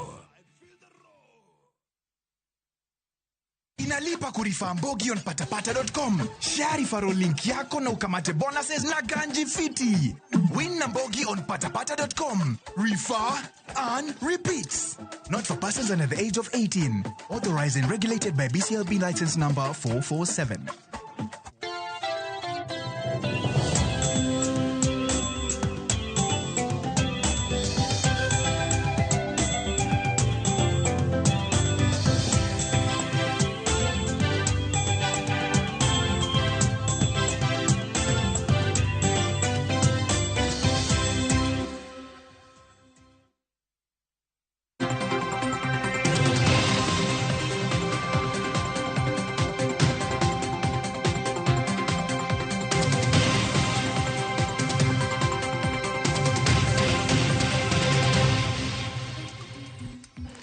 Nyakwara Mugejwang dakika na beach tok sadek marukinyi machig network marwa e chendo mar mbako romo okinyi makawuono matai nyinga Joyce Odur. Nyakwara Mugejwang okinyi makawuono wadwa twa kotudore kod chal mar somo e pachoka. Ainya hinya to ikinde masomo e kuonde tiegruok mamalo kata e mbalarianya mag piny owacho e gwenge mopogore opogore pachokae podi medo kale midhiero mopogore opogore. Ainya hinya to toka kadoho no chungo chenro mar chwalo omenda ni jopuonjre e mbalariany mano kokalo e new funding model mane oyanga e pachokae higa mar 2023 kadoho no chungo miyo jopuonjre sir mar omenda kokalo new funding model kaluore ni ne en ataro mar cheka to bendo ne entiere kod akweda kaluore kod bands mopogore opogore mano yangi ni bro bed ka ikete jopuonjre kapok omigi omenda makamago. Kotudore kod wach makamano nyaka sani koro chal mar somo mano mag jopuonjre maderom 1200 mano timo penj margi mag KCSE mano higa mokalo to yudo grade mar C+ kadhi malo monego bedni donjo e kuonde tiegruok mamalo kata mbalariany kendo monego bedni yudo sira kowuok kuom sirikal. Nyaka sani koro ok ging'eyo adiera mar wach kaponi bobed ka imiyo gi sir giduto karomre margi mano 246,391 kose sirikal bro bedo ka duoko pinya kwan mag jopuonjre mag ibro bedo ka gisiro kaluore kod jatend migao mochung'ne wechego mag somo e pachokae Julius Migoso Gamba. Nyaka sani koro wacho ni nyaka ne chunga mano chenro mar chwalo omenda ne jopuonjre nitiere ng'ikruok mopogore opogore magisebedo ka gikale e sekta mar somo. Mane momiyo kinyi makawuono Nyakwara Mugejwang antiere kae kod Boaz Waruku jasum rieko mano mar Elimu Bora Working Group mar mondo mi wagoane mbaka kotudore kod chal mar somo e pachokae kachiel kod midhiero mopogore opogore opogore ma bende pod imedo kwako sekta mar somo e pacho kae. Oyawre Boaz Waruku, ichiew nade kendo machiegni twak okinyi ma kawuono. Erokamano Joyce, oyawre kendo aduoko erokamano kuom gwela mondo mi watwak gi onagi. Weche mag somo to chando chuny jo Kenya mang'eny. In magni tawa kaka kuru wuothe. Machiegni twak okinyi ma kawuono. Nyakwara Mugia jo ng'wendowa machielo mano Samuel Otieno jalonye weche mag somo mawuok e riwruok mar Zizi Afrique kaluwore kod mago midhiero kata chiedh nade ma ok nyal geng' ok obi bedo ka oriwore kodwa e twak okinyi ma kawuono. Kata kamano Nyakwara Mugia Jwang nyaka wadhi mbele kod twak marwa. Kinyalo medo tudri kodwa kichwalonwa ote paro penjo mora mora kokale namba mar ote machuok 33600. Facebook ibiro yudo wa achiel kachiel Ramogi TV X @Ramogi TV. Ka an bende nyalo tudri koda e Facebook page mara ibiro yuda Joyce Oduor, mbui mara mar X ibiro yuda @JoyceOduor_. Kochako twak marwa yango kinyi makawuono dago mar mondo mi wawinjane report mano losno odiochieng' manyoro kod jafombo marwa Simfros Okinda kama koro nyaka sani sirikal oyudore kama teka kalure ni bura mar apil mane gimako ma koro ne dwaro ni gimed tiyo kod new funding model. Nyaka sani koro doho nowacho ni oyo new funding model pod en ataro mar chika kendo ok nyala ti kode e pacho kae. Wawinjane report makamano mondi. Lek mar jopuonjre moyo 200,000 manotimo penj mar klas 12 higa mokalo mar medore somo koro ni kama tek kalore kod achiedh nade matama masani okwako chenro mar sirikal mitiyo godo e siro somb jopuonjre. Ing'eto ma tarik 24 dweni donyono kar tiende ni migawo mar somo ok nyal dhi nyime kod tiyo gi chenro machon mar siro somb jopuonjre mano chungi tich higa mokalo kaluwore ni odhi ataro mar chik. Magi timore kinde ma jokanye sekta mar somo bago rumo mar ndalo 2 e boma ma Naivasha kama thor mar wach en yudo lai makare mar siro somb jopuonjre kuonde tiegruok mamalo. Kane gitwako jofwambo, jokanyo oseodo kuom wito oko chutho chenro no ka giwacho ni biro kawo thuolo malach mondo yud lai machielo mar siro somb jopuonjre ahinya monego donje mbalariany higani. The new funding model may have had its challenges, but was it all bad? Because if you look at the universities, they were able to get more resources, as the PS has said, from 44 billion to around 82 billion. How can we collectively condemn that this funding model is not working? It has worked. The stakeholders have said it has worked. So sometimes we should differentiate between politics and the realities. Gilero bende ni ng'etono dhi leo chenro mag somo ma onego beni chakore e higani. Because they are not able now to place students. That's why they have not even opened the portal to allow for students to apply. And if there are challenges, how do we address them? Migawo mar somo koro ni kod luoro e wi kama omenda madhi siro somb jopuonjre dhi wuoke tok ng'eto mar doho ka jokanyo e romono koro ji omondo yud yo machielo ma sirikal dhi tiyo godo e siro jopuonjre. True elephant in this room right now here is the question of how we shall adequately fund the 246,391 candidates of the 2024 Kenya Certificate of Secondary Education examination who qualified to join university. Jagoro maduong' mar somo mamalo Beatrice Nyangala kata kamano ojiwo jonyuol kod jopuonjre mondo kik bed gi luoro kaluwore ni gitemo matek maneno ni jopuonjre odonjo skul kendo yudo sir moromo kowuok kuom sirikal. In due course, we shall provide proper guidance for opening the Kenya Universities and Colleges Central Placement Service portal for the 2024 KCSE candidates to start selecting their preferred courses of study in colleges and universities. Migawo mar somo ni kod paro mar duoko chien kwan jopuonjre ma sirikal siro kaka achiel kuom yore mag neno ni sirikal okawo ting' jopuonjre matin ma onyalo yudo negi omenda. Simfros Okinda, Ramogi TV. Boaz Waruku ka wachako twak mar okinyi makawuono winjo kanyo kaka jokanye sekta mar somo inyanya to jogo mabende tiyo machiegni kod university funding model. Wanyalo wacho ni gin korka korgi gigoyo debe ne chenro manyien mar chwalo omenda mar siro somo ne jopuonjre ma somo e kuonde tiegruok mamalo ka giwacho ni osetiyo yo makare. Penjo en ni be osetiyo yo makare kose gigoyo ne mana debe. Winjo kanyo ka giwacho kanyo ni new funding model osetiyo makare to gin mana weche mag siasa masiche moko jomoko okete iye. Ang'eni in achiel kuom jokanyo mane owuok oko motegno ka koro kwedo new funding model ne inya ko tudore kod akweda ma koro nokete nyithindo kata jopuonjre e bands mopogore opogore. Erokamano Joyce, na winjo report mane oketno kendo chunya na onyosore. Chunya no nyosore na nikech mokwongo chal ka gima kata jotelo ma watemo mondo wawuogo e Kenya ka ok dwa konyo jowa matindo. Giko ni siasa nitiere ka, gina ma gikele siasa, wan ok wakele siasa. Elimu Bora Working Group, Kenya Human Rights Commission, gi members mane okotero wachni e doho notere kaluwore gi kaka ne entiere, kendo doho nobedo piny monono gi kinomiyo kata KUPS makoro nochako dok e kotni. Mago joka ne omi thuolo mondo mi giwach kaka gino nitie. Kot ok en kar siasa. Kot ng'iyo ni to ikelo gini chalo nade, mane giwacho ni gimukelo muwacho no kata na legal framework mare onge, yani onge chik kamoro amora.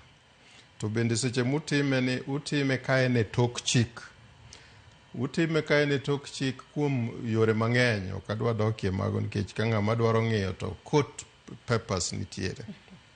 Koro nokonegi ni ok obiyienu mondo mi udhi mbele gi gima mokwongo legal framework ne ukete tok chik, uketo nyithindo bage ni kon gi kocha, moko donjo college ni jabanda achiel, jabanda beach discrimination, bagi koni kata pend chik ok oyie mano.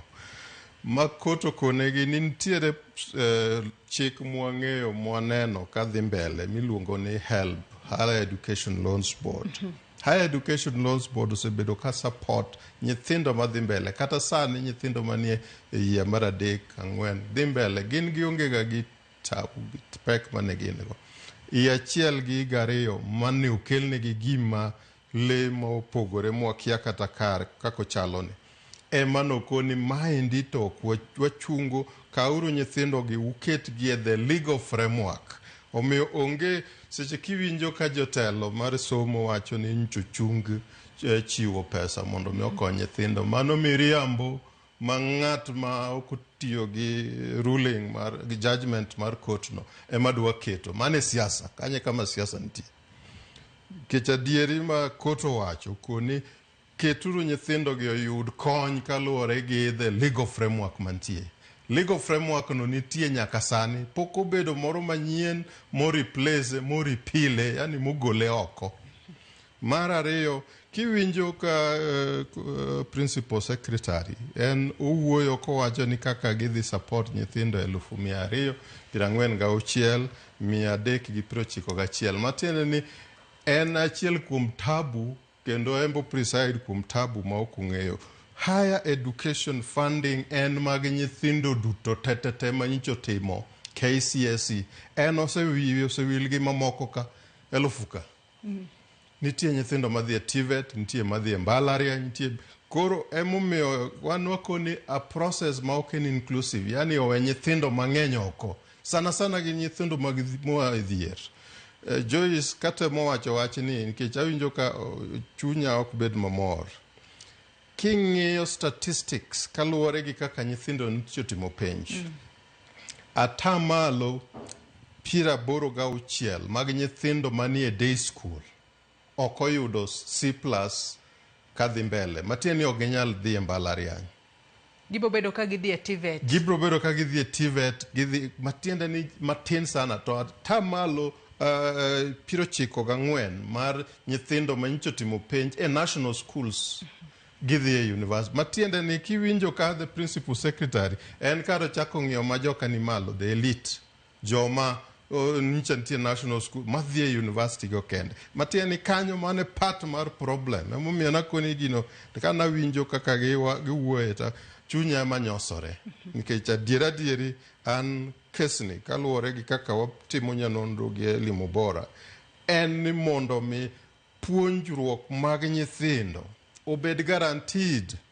Joyce, apani ka wasego mbaka kendo wasewacho onge gima rach mamono jopuonjewa mantiere secondary school, high school, seche ma gidoyo nyithindo gi gipuonjo gi mondo gitim penj mondo mi gichak ng'iyo ni nyathini ber kama ikonye mondo mi o develop interest kendo o chat away mar career ne.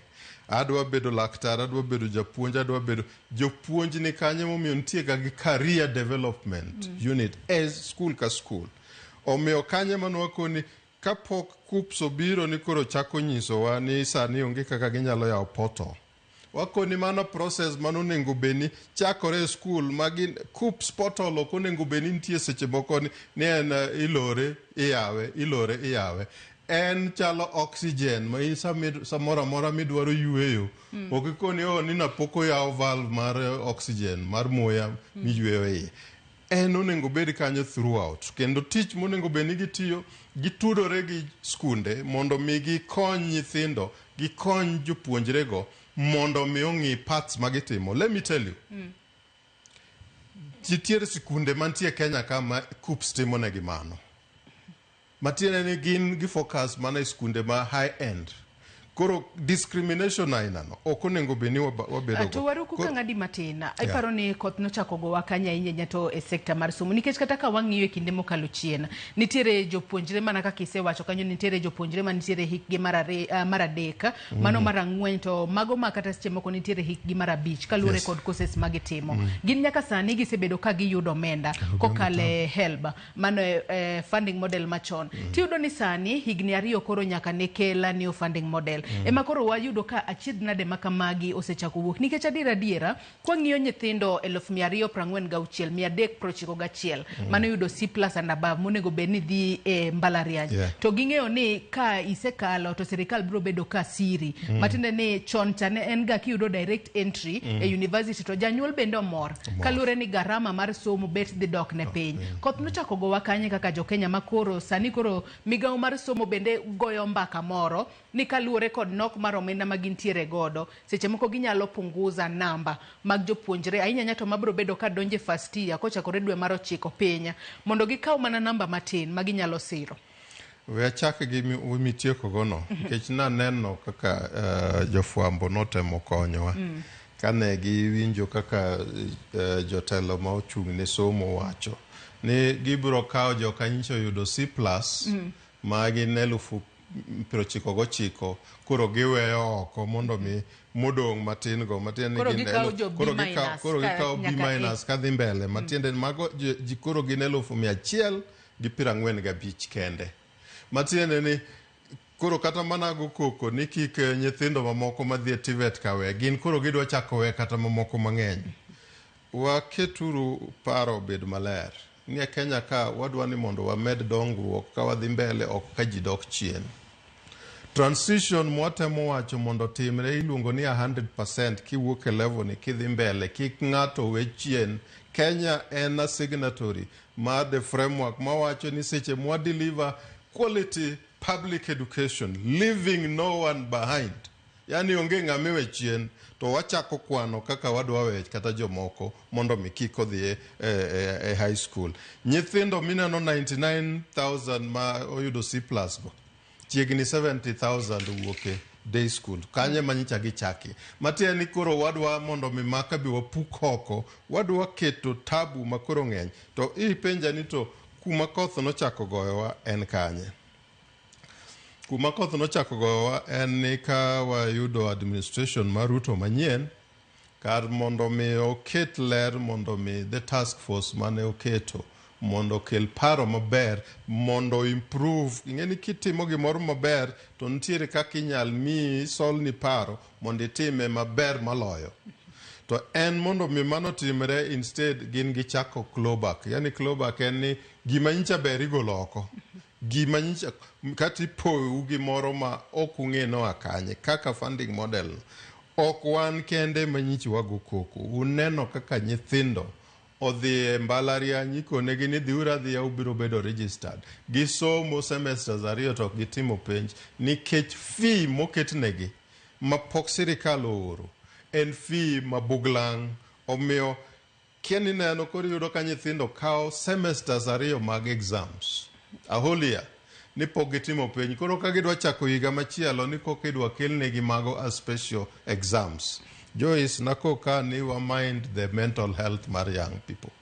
Kata na in kata na joma nitie oko ka. Kata na ng'ata mantie profession mora mora. Seche ma okitimo penj ni kori bichorni gi mbele bi kedni gi te.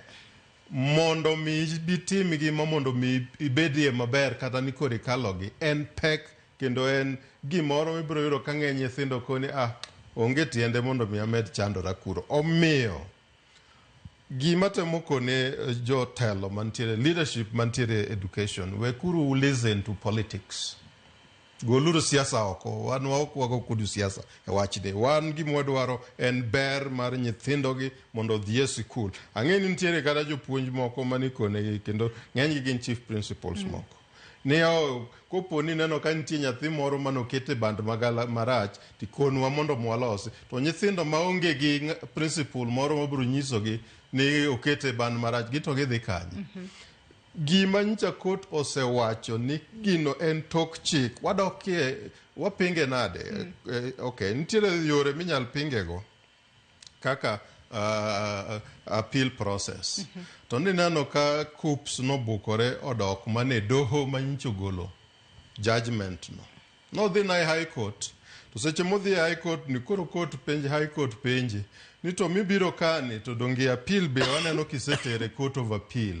Koro kari chung kanye. Ibiro ka indi not in good faith. Ibiro ka mondi keth ne court sa. Ibiro ka mondo mi konwa ni umi thuolo mondi dhi mbele gitimo gik matok chik. Magi gika ne koto wacho. Koto koni okwadwa dhi kumidwaro no. Matiende ni bagni magi temo timo ni. En bagni ma okowinjore. E level ma gintiere mar education. Okonengo beni gibedie bagni aina no. To kopogore bagni makori wacho kanyo waruku moseinya kuom ng'adi kendo. Bende ang'o ma sirikal nyalo timo mar mondo mi oriane weche kata sekta mar somo inyanya to e kuonde tiegruok mamalo. Nikech nyaka sani kalure ni new funding model ni ochung. Bende ncha waneno ka jatelo mano CEO mochung ne new funding model mano Geoffrey Monari kano loso e county ma Naivasha. Bende no wacho ni kotudore koda chungo new funding model emomiyo kata chulo gope mag universities moko poko timore. Gino momiyo kata mbalariany mano mar tuk bore Nairobi kae sani koro lore lecturers ok puonji kaluore koda ng'ikruok kata strike magintiere godo. Ang'o ma sirikal nyalo timo mar mondo mi orie sekta mar somo e pacho kae mar mondo mi jopuonjre 246 391 chunygi kik dang ni gibed kod surety ni gibo bedo ka gidhi e university mana kaka jowetegi masani nitiere mbalariany. Wadoge help kose new funding model mane sirikal osebiro goni ema gimany kaka ginyalo lose mondo seche moko gik ma wacho ni en unconstitutional no koro bed kaluore kod chike ma pacho ka yo makare. Erokamano Joyce. Help okolor. Help e chik matiyo. Magi wacho gi gin tok chik. Ang'o miyo gidwa ni mondo migi operate tok chik. Ok mane gimi penjo. Sirikal osebedo ka miyo mbalariany pesa. Oke tok chik kaluwore gi chik. Ang'o mosemono sirikal medo miyo gi pesa. Nyicha kot ok owacho ni kik imi mbalariany pesa. Kot nowacho ni migi pesa e bwo chik. Kendo chik mitiyo godo no nitie. Omiyo osiepna Monari apani wato paro na lalne. En paro na lalne nikech en ukete ni en higher education fund CEO. Kech ing'eni mano creation mar fund no ogore kon gi higher education loans board. Magi gika nyicha kot wacho ni rieuru gigi ka onge gimoketie chik maler makata kikete kot to gikoni chik ni owacho kama uluoru kode. Doguru mondo mi ung'iane ni to gini unyalo lose nade mondo mi obed maber. Gimi wacho ni gope mantiere schools, mantiere colleges, kot nyicha owacho ogolo declaration ni dweche ariyo mokalo. Jogi nyicha operate igni ariyo mar somo no. Ang'o miyo pesa kare nyicha poko tere universities kata mbalariany gi. Ma is an excuse.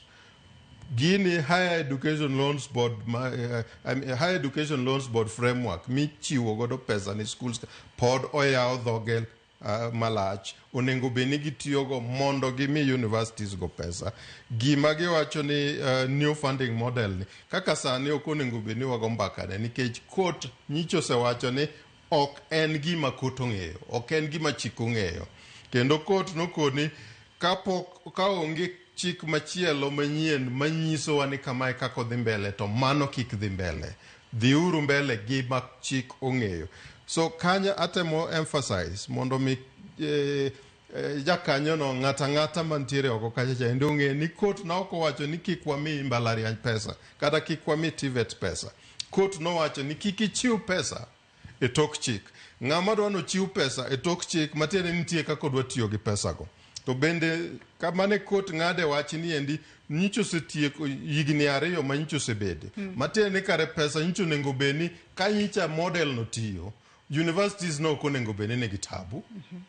Kanyicha gino tiyo. Nikech wacho ni nitiere omenda ma osebed ka ichwalo ne universities kuom thuolo mar higni 2 ma new funding model osebedo ka tiyo. Osebed ka ichwalo pesa ne university. Matiende ni wanyalo wacho ni gowi makamano osebedo ka dok piny. Monari koro nowacho ni chungo new funding model no nyalo miyo koro gope mosebed ka ichulo mag universities medore kaloni ni sani koro chungo koti. Mokwongo gope mineno ni universities go we were the first ones mondo mwaluonge ni to watimane audit gi accountability. Kech accountability mag mbalariany bende chendo.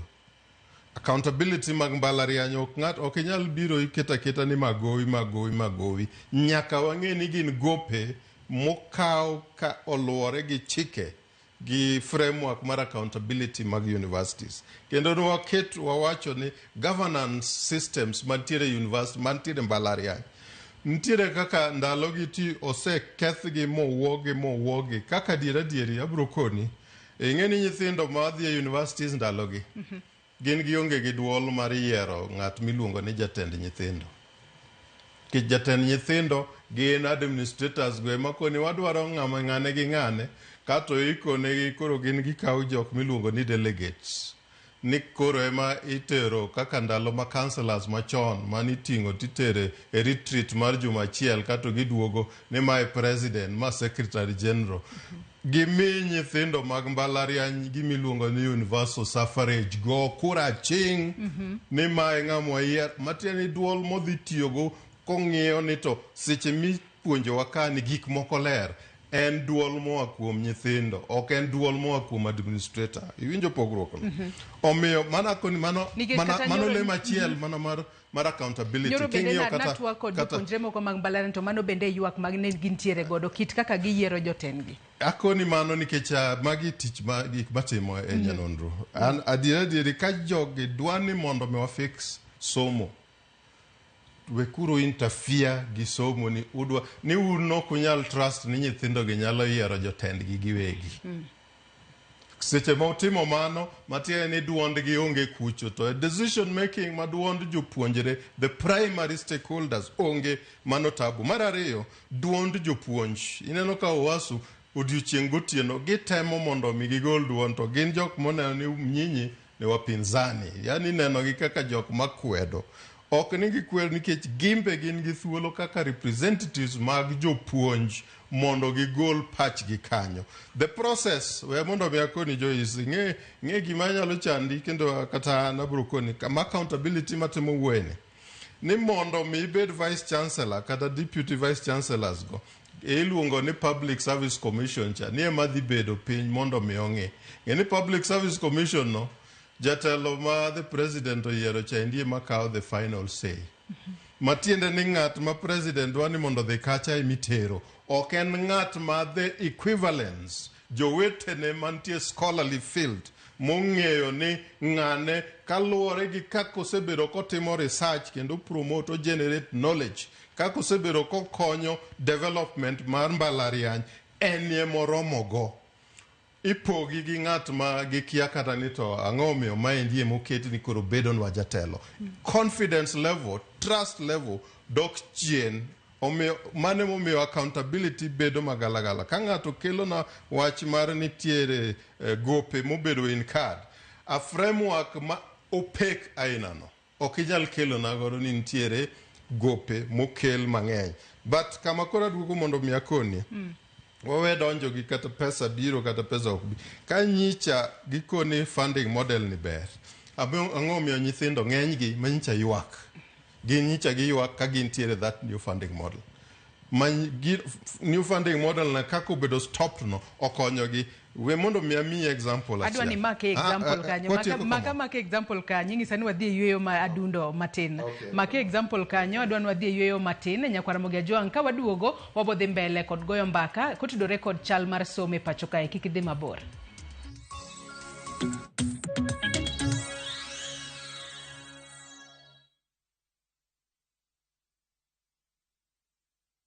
Europe awaits Naview Travel. Join our 10-day European adventure from April 13th to 22nd, 2025. Explore Belgium, Czech Republic, France, Germany, and the Netherlands with tours in Prague, Amsterdam, and Paris. Enjoy boat cruises on the Vltava, Seine, Lake IJssel, and Rhine, plus visits to Prague Castle and the Eiffel Tower. All this and more starting from $2,550 per person sharing. Book now and lipa pole pole. Visit viewtravel.com or call and WhatsApp 0703-254-254. View Travel. Dream, explore, discover. Jumani e chenro mar ohala gi mwandu. Ji mang'eny iyudo ka ok ondik jo ohala. Idwaro mondo ikaw ne anyuola mari medical insurance cover. Koro CIC thought about that. Then we came up with a solution. Miluongo ni CIC Family Medisure product. Kidwa donje ohala nyaki penjri gimomiyo ber mane mibro yude to ber mane mibro kele piny. Waloso gimoro amora ka. Obed ni ngi structure mar gimidwa no loso no. Waloso wheelbarrow, waloso kitanda, waloso gate. Tich ang'wen, saa 1:45 otieno, mana e Ramogi TV.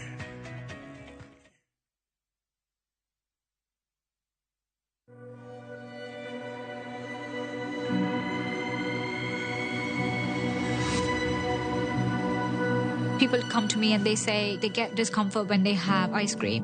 Can you imagine that? Avoiding having cold ice cream. Sensodyne gives you long-lasting protections against sensitivity. And people come in and they're like, oh, it works. I can have ice cream and I'm not in any discomfort. I recommend Sensodyne because it works. It's brilliant.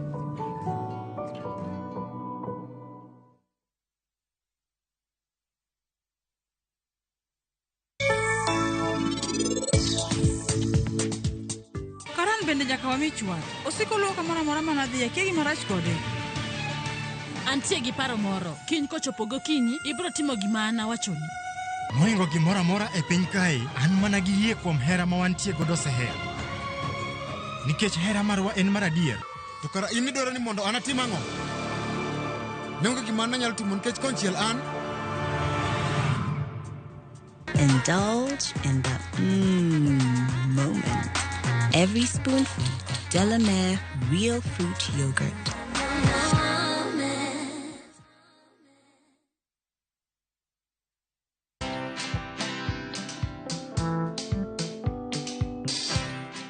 Mabrother, chekini story fulani la penjuzi mtani record manze. Lakini bro, kazi itakuwa tu ni kujaza simu na hizi mavida. Ai, kujinice tu kaka. Mwananchi gani huyo anarada medalia pesa? Leta tenje ni kushovile tutaomoka. Citizen Digital wako na platform fulani kwa site yao inaitwa Wananchi Reporting. Hapa unaweza tuma story yako kwa website yao ama kwa app yao ya Citizen Digital. Na kama hiyo process ni ngumu, unaweza tuma story kwa email yao, WhatsApp number ama uitumie kama SMS. Alafu gani napataje bro? After story yako imepublishiwa, hapo ndo una receive 1000 kwa simu yako. Bro, au umenichanua. Don't just witness the news, be part of breaking it. Download the Citizen Digital app and share your story with Wananchi Reporting today. Citizen Digital.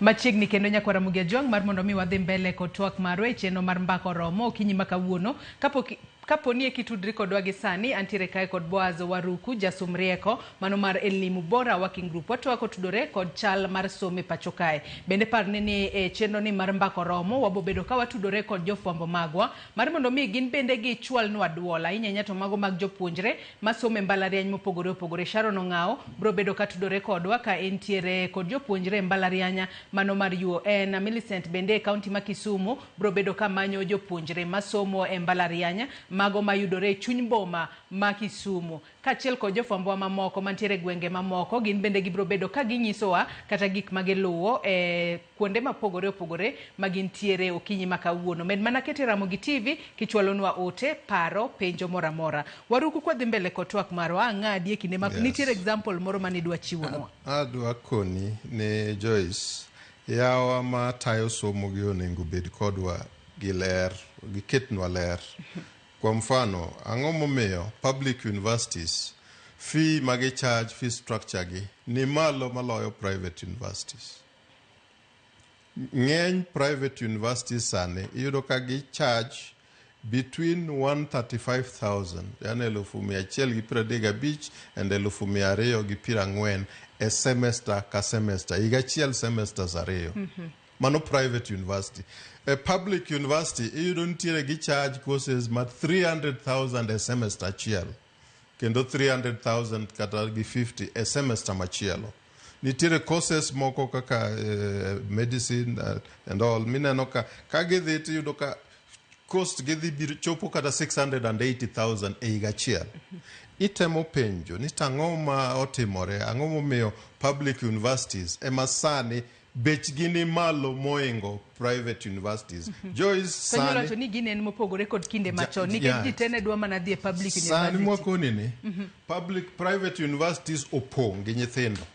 Kata ma pok KUPS no yepone private university sani osetimo intake kendo gidhi mbele gin gikawo iluongo ni commitment fees gitim dhi mbele kendo nafasi go kata sani hapa ni fwambo gi keyo nengo dhi ochekane. Ibiro yero kikoni ni course ni opong wa medo program ni nikech wayudo request moingo wa nikech ang'o?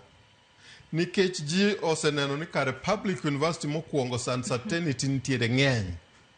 Ok ing'e ni tibiro chake chieng' mane titieki ndalo mane. To pesa man kanyo ni tuor. Omiyo chal ka gima neno ni nitiere jok moko mo invest e private education institutions. Gidwa ni gi collapse, gi keth public to gin jomage. Gin joka nitiere sirikal. Kech gine ma gik make decisions. Kawa kamano to gine ma gine kitchen cabinet. Ema dhiro ni gik ma richo gi ukel. Nikech onge kaka private universities. Mawan kano wadhi mbalariany mokwongo. Ing'eni ka joint admission board orwaki to in ng'a ma nikech idhi donje school ka in gi pesa moro matin e lweti. Kata na budget moro mar miyo miwene madhi dala matin che. Opo ka isekelo ne sukari. To maendi ni koro mano pogore. Koro ng'a madhi e private university mamago jok ma koni Joyce ni kanwa dhi limogi to nwaneno gin jok ma ing'eni gidhi ka giriembo gari kata iloro gi gari. Yani gin jok mawuok kuonde ma pesa nitiere moro manoselosi. Sani gino koro pogore nikech ang'o? Yiga mokalo the second year mar funding model manokethini. Ming'eni nitiere nyithindo 14,000 mane oluongi to tamore ne ok ginyal dhi. Nikech gineno ka bei no ni malo makatikone gini serikal dhi kawo percentage mang'eny. To gineno ka ng'eny gowi bende okete wigi. Odhi wuok e university, odhi wuok e mbalariany, en gi gowi mokalo 2 million. Kama odhi yude tich pod ok ong'eyo. Pesa monyalo chiemo godo e iye kaja bende pod onge. Omiyo ka ok sirikal dwa loso system mar somo mar mbalariany, gibed open. Gikonwa ni gidwa ni ji te madhi e somo mamalo omany kaka gisomo gimany private universities mondo mi gidhiye. Hapa ni kanye magiterowa. To kanye monengo watamre kaka jo Kenya nikech kopo ni wayie ni mondo ji privatization mar somo ni ng'ama nego ema biro somo. Nyathi mowuok kuma dhier hoe hae ok bibedo daktari ka. King'iyo dakteche masani wan godo ng'eny gibiro yudo ka moro manosomo bar kolweny moro manosomo kanye ibiro yudo ka gin nyithindo ma gimanore brain power cha emomiyo gichopo kuma gichopeno sani pesa power ema dhi miyo ng'ato yudo kaka somo mano bende en gima ber mano emomiyo wan watamore ni nyaka waboresha public education system e kama nyathi mora mora biro yude thuolo kendo will not be left behind.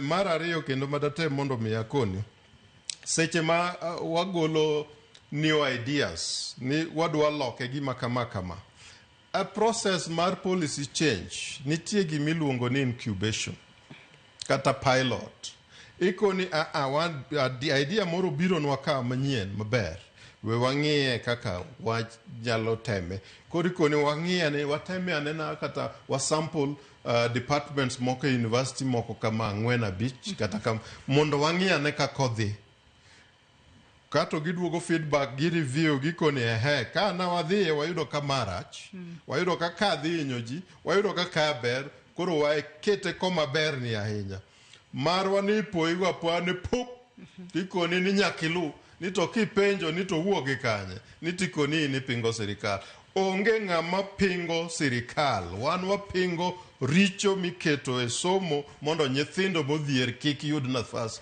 magidhi godo somo ka nyithindo go koyudo thuolo magidhi godo somo Kenya biro dok chien ok bedo kadhi mbele seche mowuoyo ni kamora mora moganda wanitiere ging'e ni inyalo ng'iyo kor gweng' ikoni dala cha ineno mabati marienye cha na gionge kata na ogunia mininde sani koro mabati nitie nikech ang'o somo to kopo ni wageng'o kanyo to kure mwabro dokie Iwacho kanyo makare ahinya Boaz nikech wang'eyo ni kata kinde mane piny Kenya wuoka lwet jowagunda gimoro achiel ne en mar golo fuwo kaachiel kod tieko dhier kod wechego mag tuoche mathoth mage moko kuom gigo mane idwa tieki to inyanya te weche mag somo kae nowach ni iwacho ni somo e gino manyalo miyo ji duto bedo kanyakla kata education is the equalizer kaluwore kod migawo mochung' ne wechego mag somo sani ahinya kokalo kuom jatend migawo mochung' ne weche mag somo Julius Ogamba owacho ni omenda maderom bilion 25.85 mane omenda madwarore mar mondo mi osir jopuonjregi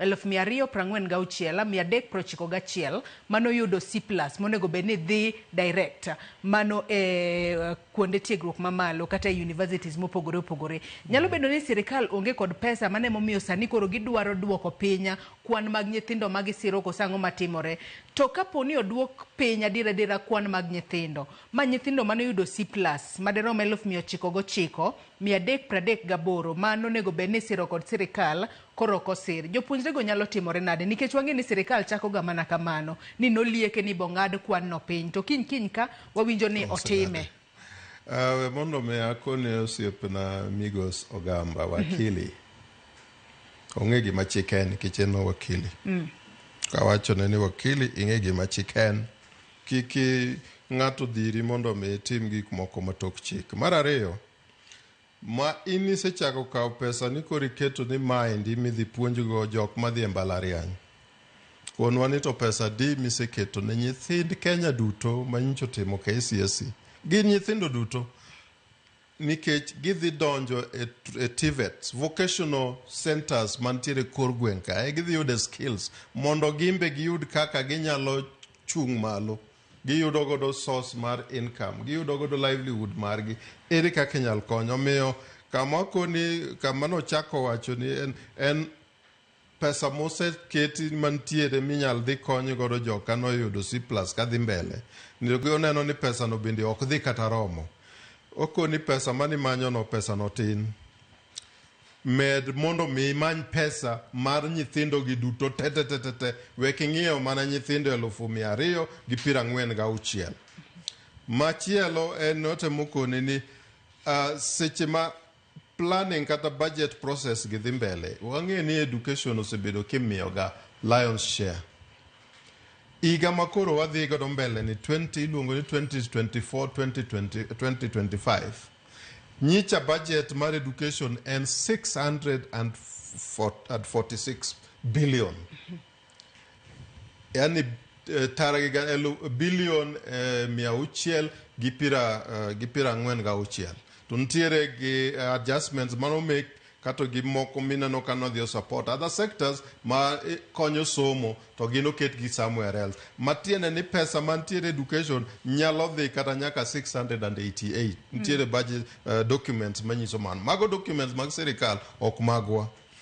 Koro kamano pesa temo ket ne somo kato indiko ni 20 billion 25 kende ni emidwa keto pesa go kare dhiga kanye. Accountability mar pesa gi onego beni wang'eyo ni pesa ni ma wuok dhi ne TSC dhi medo chulo mshahara mar jopuonj to ma idhi med godo namba mar jopuonj mondo mi nyithindwa mantiere CBC mantiere gi shortage mag jopuonj makawuono almost 150,000 onego beni wamedo recruit mondo mi wasket gap no odog chien.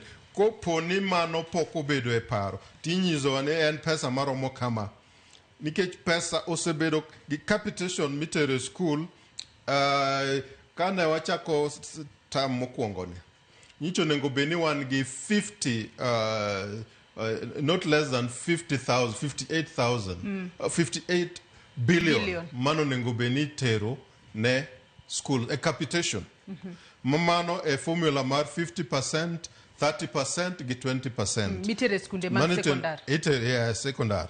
Tiyudo kana gikoni ncha gigolo 20 half of that 25%. Koro seche midwaro ingeni tam mokwongo ni ema tam madwaro pesa mang'eny. Tema ing'ade pesa no koro bedo maonge to maendi bende seche makoro wanie the last stretch mar financial year manyicha pesa no obede budgeted. Pesa wagi kare nyicho ter kanye mag somo gi. Okonengo beni ena gimo wanyiso ni ne waseketo budget maromo kama. Onengo beni en budget allocated to ge amounts spent to kendo accountability as spending no. Oken spend mana ma odhi oketho all koni gi kocha nikech wang'e ni neno report mane mar September 2024 ma Auditor General ogolo kosiemo go skunde mang'eny ni ketha pesa to gi okata schools go kende gi siemo nyaka state institutions mikoni ketha pesa koponi watiyo prudently koni prudently chato koro wakoni watiyo maber sector mar somo ka ma ng'ata madhi mondo miyo ta sector ni ok odhi kong'iyo ni to ere madwa hepogo ong'iyo ni to momiya ni ere kaka nyalo tiyo kode mondo gima ber kata somo mag nyithindo gi duto obed guaranteed. Koponi mano kende mentorship magin go dikoro wadhi maber. Pesa ok biromo kata medgi makoro chopna 1 trillion mar education. Koponi mismanagement and non-accountability gimiluongo ni opaqueness osiko. Wan kaka Elimu Bora nyicha wa declare ni higa chakore 2025 free and compulsory basic education madhi nyaka grade mar 12 en possible kaluwore gi pesa mawango. Kendo affordable universal higher education bende en possible. Ma affordability mare no wang'iyo in the sense mar the help or higher education fund higher education help higher education loans board.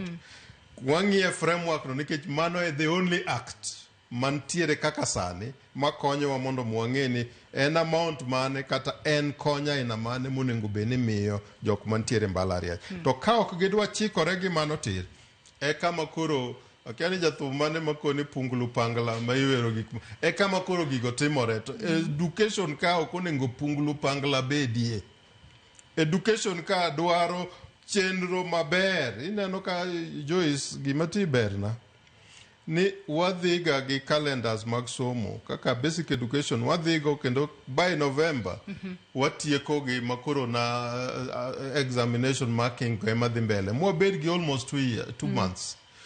2 months no en thuolo mondo mi ikruok mar chako higa manyien obedi to seche mwachako higa manyien chal ka gima nyicha waonge kata gi thuolo no mar seche ge makoro waneno ng'ikruok seche go koko wachako pupni kone e punglu pangla mawacho ok onego bed ni mane kaka wa drive ga sector mar somo to ka wadhi mbele Waruku nyaka sani wang'eyo ni KUPS ma en portal monego bed ni iyawo to jopuonjre manotimo penja mar KCSE mano ma higa mokalo 2024 yudo thuolo mano mar yiero kata courses magidhi timo kaachiel kod universities magibo bedo ka gidhiye. Nyaka sani wang'e ni nyaka ne land duoko mago mag KCSE kaachiel kod ng'ikruok makoni kod kocha mosebedo kwaneno ahinya to kokalo university funding model. Jatend migawo mar somo Julius Ogamba pok olando kata ni universities nitiere kod thuolo maromo nade kata nitiere kod slots adi mano pok olandwa. To nyaka sani bende portal mar KUPS pok oyaw. Mano nyalo kila jema mane ahinya ne jopuonjre ma ikore mar mondo mi odonje mbalariany dwe mar 9 higa. Mano chuny wach mipenjo no duong'. Tapani seche ma wuoyo ka dipo ka ariwe gi gik moko koro ka mipenje ni wa distill mondo mi jopiny owinj kuma wantie. Watemo wacho ni gimi wacho ni KUPS and Kenya University and Colleges Central Placement Services and KUPS no kete ni mondo me oket coordination mar kaka nyithindo nyalo apply mondo me gibed selected gidhie gitim courses magidwaro magin courses mag mbalariany to gi colleges mamoko mag TVETs gi to notime kamano mondo mi okel konyruok sana ne jok mane manyo TVET nikech ndalo machon Joint Admission Board ng'eny gi gin nagi shughulika mana gi mbalariany kendgi wan Joint Admission Board go ema giluongi to kumidhie no be kaka giluongi ne kaka idhi changing mane itimo cha itimo mathinende omiyo kami wacho no koro achako nigi kuro mondo mi akone ni KUPS ni was a grand idea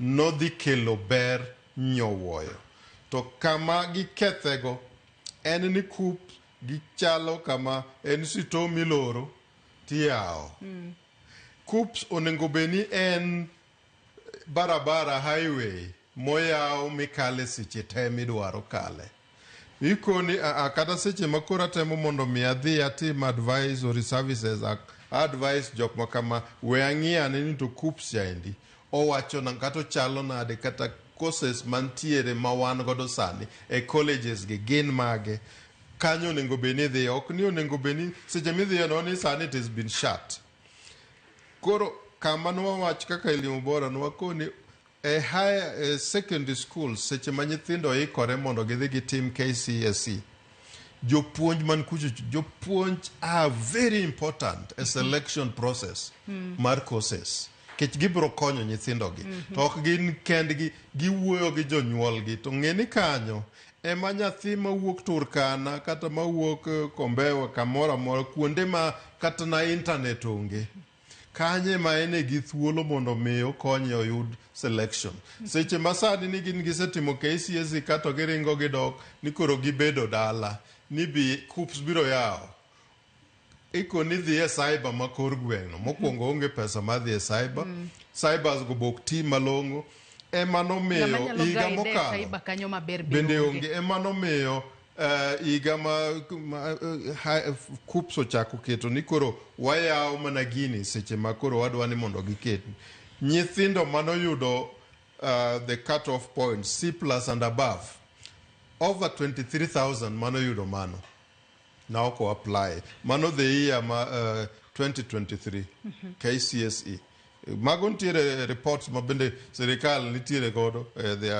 their space koro matiende ni nyithindo go inyalo yudo ka reasons mane gin go ng'eny samoro en nyathi manyaka kawuono pok nofwenyo ni hele mondo mi adhi mbele onego beni adhi apply nade onge gi information no mar ariyo en notame odhi kata na internet gini go mondo mi onge accessibility notame mar adek moro be nodhi to koyawo to nikech mane chak model ma court nokoni en illegal and unconstitutional kodhi to yawo to neno ka fee mokwongo ketne kanyo ikoni ni kidwa bedo laktar be in gi pesa maromo 680,000 Mano omenda Okoni turi. mana kia oko chako dok kata kanyo. Nitiere gik manyo nengo beni kone. Momiyo monego beni ilero. Omiyo nwakoni KUPS katiyo gi secondary schools kuma penj gi timore. Nikech gikonyo nyithindogo to do selection. Onego beni yao portal no 24/7. Onge tiende mondo mi giket ni portal no ok nyal yao. Mar ariyo gitudre gi schools gi mondo jopuonj otem konyo nyithindo gi select. Seche mi select no, ka results osebedo tichako koni kur adwa adjust aneno ka moro mana yiero cha the cut off points kata combination margi. Cluster midwaro no ok aremie gi point 2 3 we ang'ia ne machielo. Mano biyudo ka portal no podo ya iloko. Onego beni thuolo no ntiere. To gima KUPS koro keto wago sani to chal ka gima tuo mane gidwa thiedho cha. Koro ok githiedhe, gichak gikelo tuo ma koro akiani jaluonge nade, ma koro dhi hinyo nyithindogi mang'eny moloyo. Aya, kata kamano wageno ni bobed ka iriyo gige yo makare. Adwa nasoma nemo kuom ote ma joneno magwa chwalo no okinyi makawuono kokalo yore waduto te mag tudruok okinyi makawuono. Ote makamago abobedo kasomogi achiel kachiel. Ruth Nyathi Ochieng' wacho ni sekta mar somo osekethore kaluwore ni jogo miyiero mondo otel ne migawno gin joma nosetieko puonjo nyithindo. Koro gima obadhogi onge. Ok ging'eyo pek ma jonyuol kaloe, lony makare mar tayo migawno bende gionge go. Machielo en ni doho osemiyo ji obagni kaluwore gi ng'eto mekgi. Ok en gima kare ni igolo ne gimoro makosa to ok ichiw solution to the problems. Doho nochiwo ng'eto yes, but ne ok giwacho how it should be done and when the implementations should start. Doho ema thiro dongruoge mapachoka nikech gichiwoga incomplete ruling. Pok aneno ka diwach ni doho oketie tim to mae timore nikech gionge teko, bende ok gitim follow up mar ng'eyo mekgi. Gin bora ni gisechiwo ng'eto to mano kende ok oromo. Ok inyal nyiso ng'ato ni in gi shida to ok inyise kaka onyalo tieko chandruoge go. Kata daktari nyisoga jatuo tuo machande to imiye yedhe gi prescriptions. Aluo twak ka anu moja enako. Engineer Lazaro Kanyambok bende ng'isa ni thoth students man kod nyalo prefer private universities over public ones. Public university mgomo ma endless kod other administrative issues odhi mbele kowacho ni miyo kata nyathi modhi somo courses makao only 4 years kaka hospitality tieko higni 10 ka joma timo neurosurgeon gi wacho kanyo ni aeroplane engineering kata engineers. In fact, nyawadgi mane odhi private tieko mayud tich maduong' maduoga chul fees. Factors gi miyo wa end up kod half-baked in every field. Something must be done. Must be done urgently mondo eka wa compete kod major countries in job markets. Mano Engineer Lazaro Kanyambok mar Kariobangi Jamaguye Kanyada East. Ageno ni winjo moko kuom ote ma joneno magwa nitiere godo. Kata kamano we wakaw yuyo madundo gi sani ka waduogo wabedo ka wadhi mbele. Angeni bobedo kikomet. Abro konyo Ruth hapa nitiere information mo. Aya we wadhi yuyo madundo monde.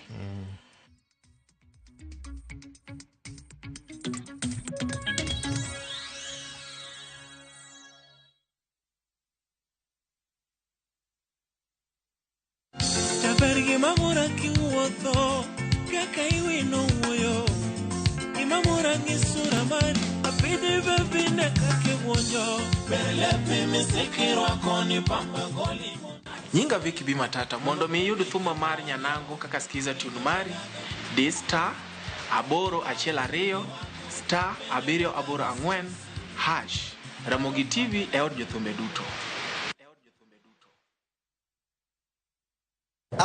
Ma ok en mana sigand hera. Donge wan wabiro timo arus. Sama chuny mokuyo ketho ngima ng'ato. Waromo kamae kendo Afanyo nen jaod nyamino matin. Hera mane okwer, tim andhoga kod weche mopondo. I'm sorry. Ang'o momiyo ine wuonda kamae? Mano ok nyal bedo hera. Hera chako dongo e kind ji ariyo, mana ni mondo temgi gi pek mar gik ma gisekaloe. Ne won Prince Raj. Ang'o momiyo ok idwa yie? E kind piem mar gombo duong' kod makruok gi joot. Chemane mula tibo neno gima an abro timoni. Nyaka ng'ato tim yiero. Yiero manyalo loko tiend hera. Choti Sardani. Wuok tich. Nyaka ngeso, saa 2:15 otieno. Mon romo gi chandruoge mopogore opogore e fuondni mag nyodo. Riwri kodwa e penj laktar ka osir kod CIC Insurance Group. Wadhi bedo gi Dr. John Ong'ech ka okoloni matut ewi tuoche mag dhood nyodo. Penj laktar kod Ruth Otieno. Tich Ang'wen, saa 12 odhiambo, kik bai. Love is a beautiful thing, and this February, Viusasa is all about love. Watch Boy Child Under Siege as Ochi and Linda get ready to eat a nicely prepared meal. Kuna mtu ameita zimamoto? Of course, Mr. Firefighter. But Linda's parents ruin the moment. In Love Bads, Annie and Farida fight over Jimmy's love and attention. So is this all about the movie? It's not. It's either me or her. And in a brand new season of Monica, Monica's love for Mariga is unmatched, but her obsession over Bob is undisputed. Watch all these and more romantic stories only on Viusasa. I miss your touch.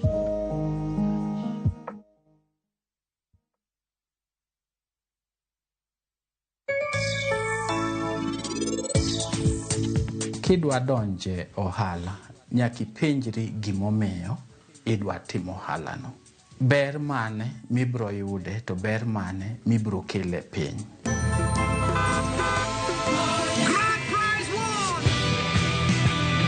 Win big with the WRC Safari Rally 2025. Revisha and feel the road.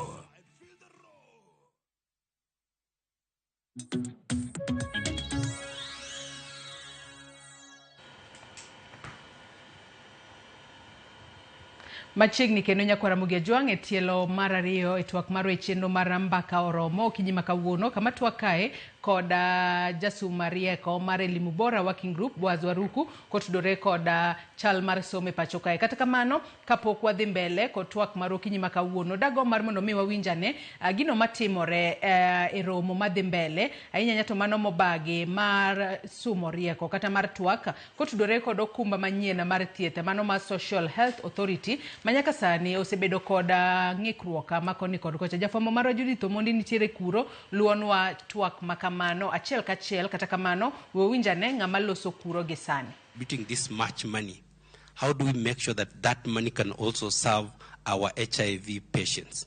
I think it wasn't factored in, but we have been jolted by these stop work orders, and we must do something about it. There is no way we're just going to move ahead with business as usual. Thank you. Okay, before Dr. Rugo speaks, I want you to think about this question. What do you do we need to think about going back to what was and improving it, or how do we move forward? That will be the next question. So Abraham, go ahead. Thank you. First of all, there's no bullet answer in terms of how we move forward. In terms of what are our options in the earlier question that you had asked, you know, what do we do? I think first of all, my deepest sympathies. I'm also in an organization that has been affected. One of our projects was we were redesigning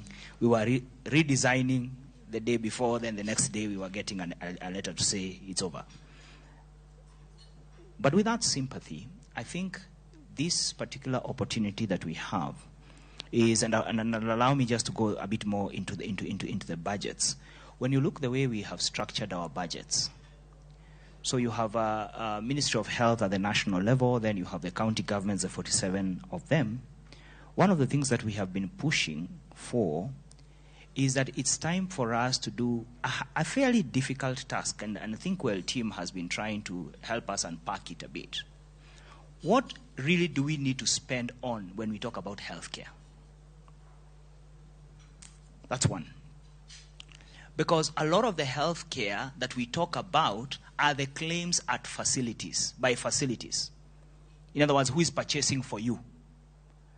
But do we factor in the other determinants of healthcare and how we are spending on them and efficiently? For instance, clean water sorts out a huge component of your health-seeking activities. Because it's about diarrhea, it's about typhoid. A lot of them are water-related. And perhaps, as people who work in healthcare, we need to start worrying a bit more and pushing that our advocacy for budgets needs to be about clean water and access.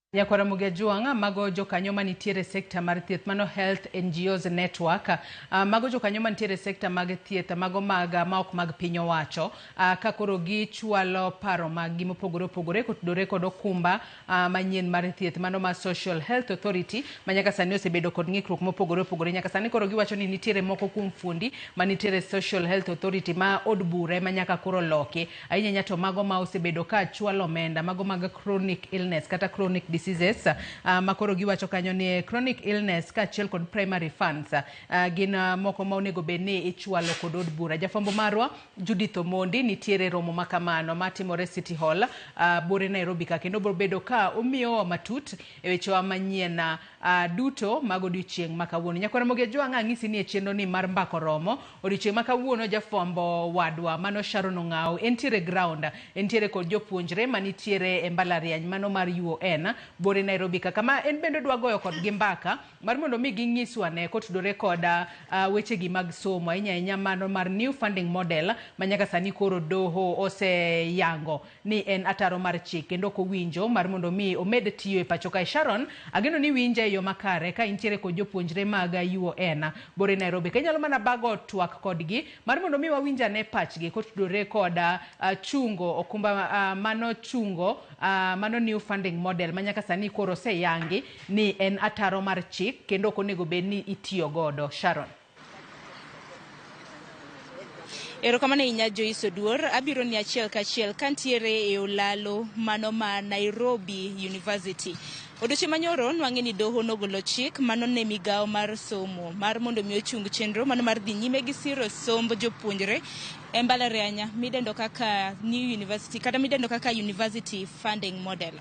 Omiyo kiny makawuono antiere gi moko kuom jopuonjre kaendi ma bende wadwaro winjo pachgi kaluwore kod ng'eto ma bende doho ne ochiwo. Mana achiel kachiel onyalo mana chako kodi wantiere achiel kachiel e TV mar Ramogi. Inyalo mana lero ne Nyakwara Mugejuanga nyingi en ng'a isome mbalariany mane bang'e pache nang'o kotenre kod chik ma bende doho nong'ado kotenre kod lai mar somo manyien.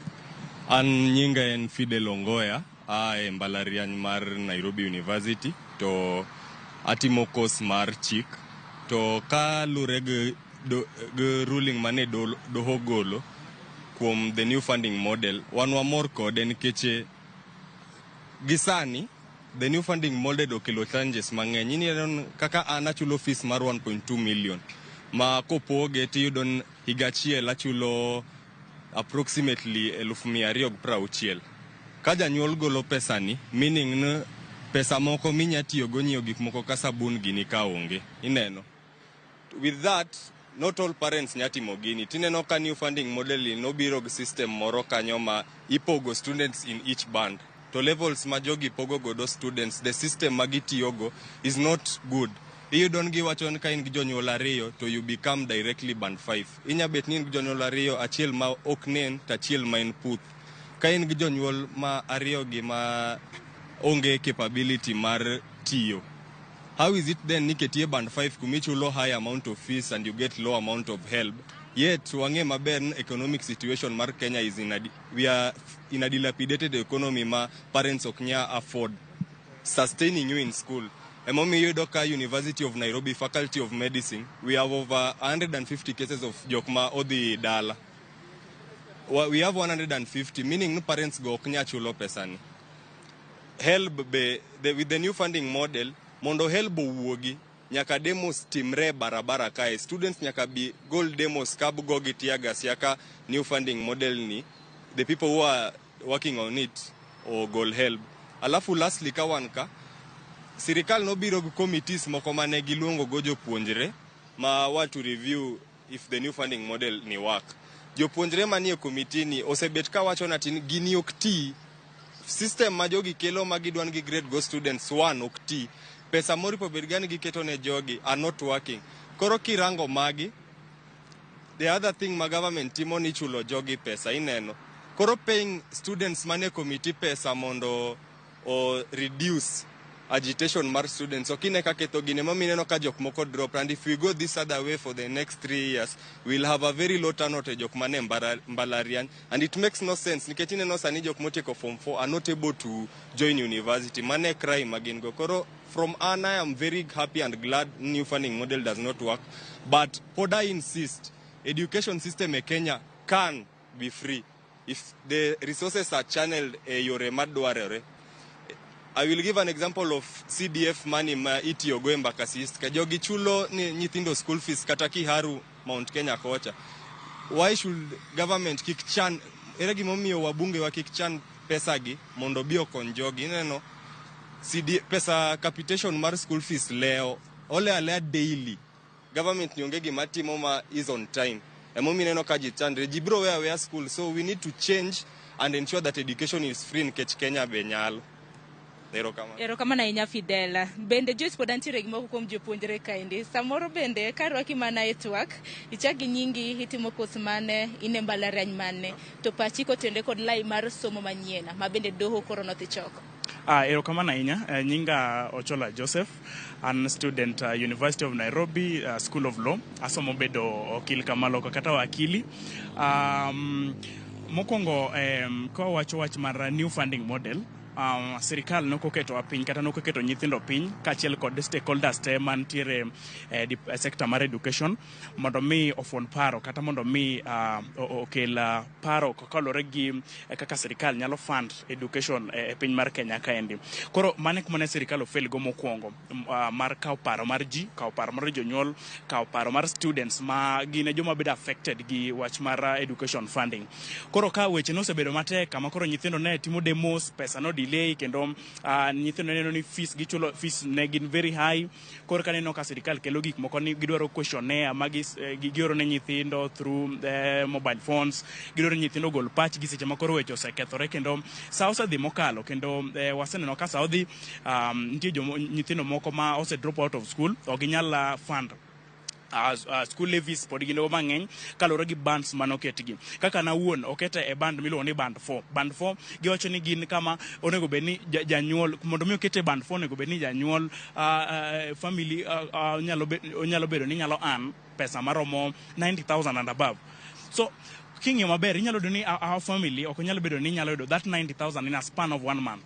Koro ineno ni implementation mar new funding model ni nokotim makare. Although funding model ni nen paro makare. Waneno ka ok nen paro marach ahinya kolore gi kaka government allocate pesa mar funding education. But kaka ne gi place students e gik miluongo ni bands mane gikelogi ok ne gin e yore makare. Yudo ka ne giwacho no ni ng'ama ikete band 5 en ng'atno endo ma family ne nyalo loso a total of 120,000 per month. Lakini koro kineno ka ng'ato nyathi ma wuon gi en Chakol Bana iketo e band 5. Mano nyiso ni weche noko bedo makare seche mane iketo e tim paro mar funding education ni. Koro wago manero kamano ni court system marwa, the legal team mano obedo in the front line mondo mi o make sure ni funding model no bedo scrapped kendo wabedo gi funding model moro machielo manyalo konyo pinywa mar Kenya kae. Gima chielo kolore gi new funding model no ende en jogo ekoma ni gine stakeholders mar neno ni funds ochopo in our schools, capitations ochopo, the HELB itself ochopo ne students. Onego competency margi waneno ka ni very low kalore weche magi ma corruption, weche ng'eny seriously. Koro gin bendo nego gibed gi read nat matin kendo gibed jomotegno mondo mi ne weche mag funding mag education ochopo kare kaka dwarore. Erokamano ahinya. Bende Joyce kodhi nyime antiere gi nyadendi moro ka, bende abiro bedo ka winjo pachi. Bende awinjo ni pach nyadendi ma bende somo e mbalariany mano ma Nairobi. Bende chak gi nyingi, inyalo mana nyisowa ni intiere hiki maradi gi kos mitimo, bang'e ichunwa paro kotende kod lai manyiena mano mar somo. Erokamano ahinya. An gi nyinga iluonga ni Rispatieno Uma. An japuonjre ma somo e mbalariany ma Nairobi. Ani kama okuongo mar somo kendo atiegra somo okil. Kuom wacho adier, funding model manyien ni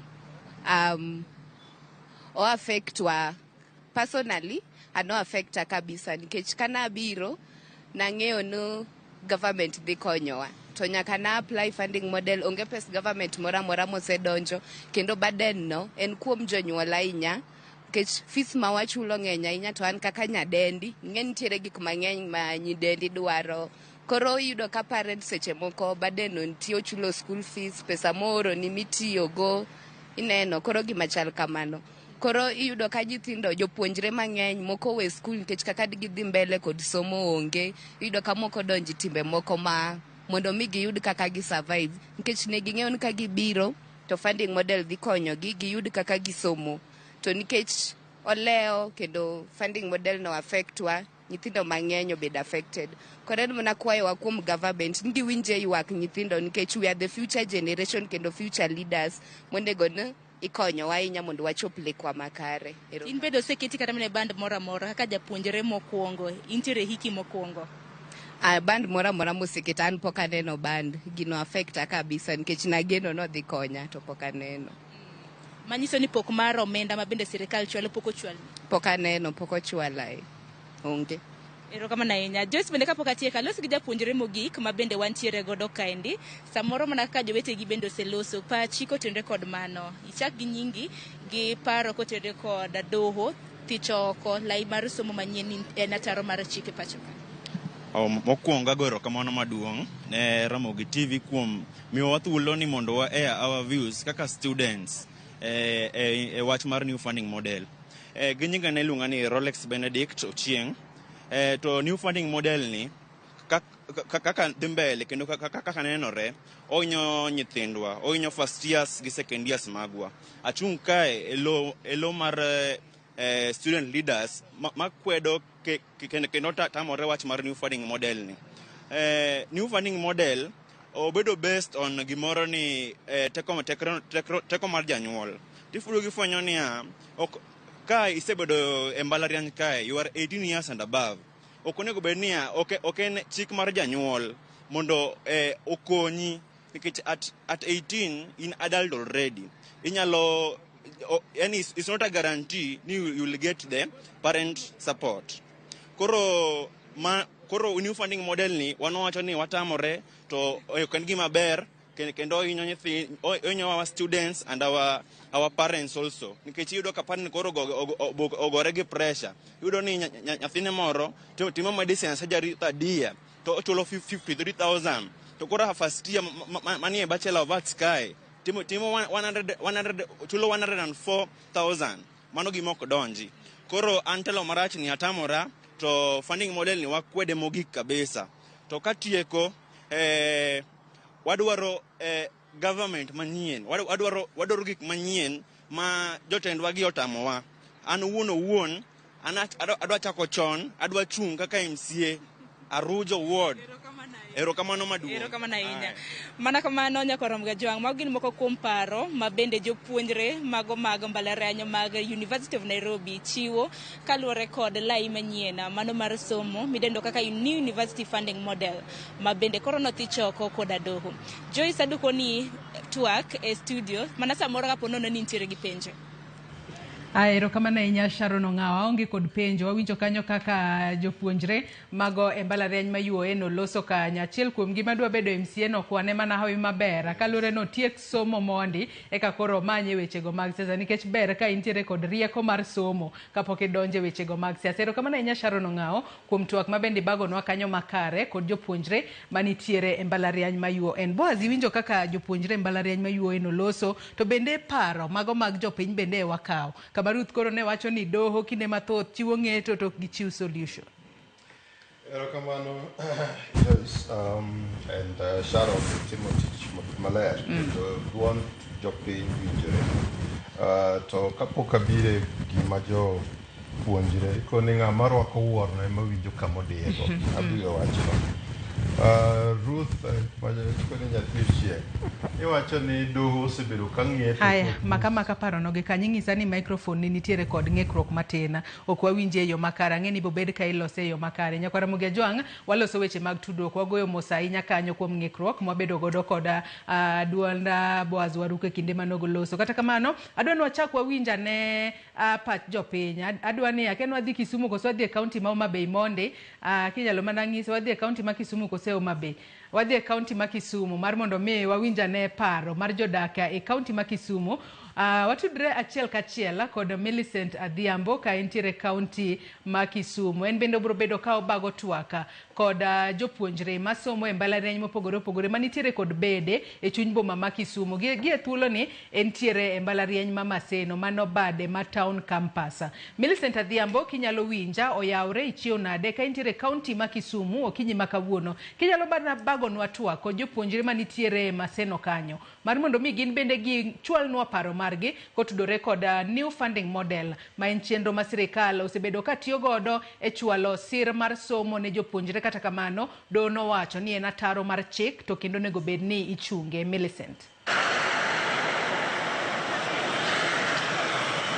Erokamano ahinya Joyce, achiel kachiel kwa wuok e kaunti ma Kisumu ka bende wan e dhorangach ma mbalariany ma Maseno mayudore e chuny boma ma Kisumu. An gi jopuonjre mopogore kaendi madwa ni wakaw pachgi koting'o kod chal mar somo pacho kaendi ahinya to lai manyien ma sirikal tiyo godo e siro somo ne jopuonjre mag mbalariany ma bende oseyang ni odhi nyime e ataro mar chik. Achiel kachiel ang' ne achak kodgi mana mapiyo mondo mi gilenwa ni to gin to pachgi chalo nade. Machiegni ang' ne ichagi nyingi mondo ilenwa ni to king'iyo Kenya kaendi sani chal mar somo chalo nade gi pachi. Then koting'o kod new funding model kata lai ma sirikal sani tiyo godo e siro somo ne jopuonjre mag mbalariany. Inyalo wacho ang'o amakoni ng'iyo kamera? Oh, I'm Juma Graham, a student leader of Maseno University and a beneficiary of the new funding model. The new funding model in the past 2 years, it has proved to be unconstitutional. The new funding model is based on discrimination, which is against the Constitution, the Article 27 of the Constitution. That's the equality and non-discrimination clause. So, because the new funding model is discriminatory, because here the students are subjected to batches, which it's much difficult to determine the level of richness or the level of poverty of the students. So the new funding model has become unconstitutional. And as student leaders and as a student under the new funding model, we are much disadvantaged by the new funding model because, let me give you an example. From the last semester, that's semester 1, the scholarship amount has not been allocated to the school, and we've had students deferring for the entire year because that amount was not paid to the school account. Hence, they cannot do their exam. So the new funding model is unconstitutional, and we thank the courts for upholding that the new funding model is unconstitutional. We either revert to the old funding model or we give a government an ultimatum of 2 weeks, after which we will meet them in the streets. Comrades, power! Okay, nyinga en Humphrey Okoth, an japuonjre mbalariany ma Maseno University. Gima nya wacho new funding model ni nokwa sirikal consult jonyuol, nyithindo, like stakeholders. Koro like negi push gini jonyuol gi students ma onge gima wang'e kuome maler malong'o. To as far as many students are concerned, gini okokony nyithindo mang'eny nikech kata nyithindo manie batch mayudo pesa mang'eny go gin nyithindo matin. To ma koro o discriminate nyithindo ma jodhier, nyithindo ma nigi pesa. Koro apane sirikal onego bene dok chien kendo onaona ne malongo, like what's not going on. Koro kama odhi mbele paro ni chal mar somo Kenya ka dhi chalo nade ngima makiny. Ka new funding model ni to sirikalo insist go gima dhi timore ne nyithindo mang'eny ok bi join university nikech most of them ok dhi afford nengo mar somo. Erokamano ahinya machiegni.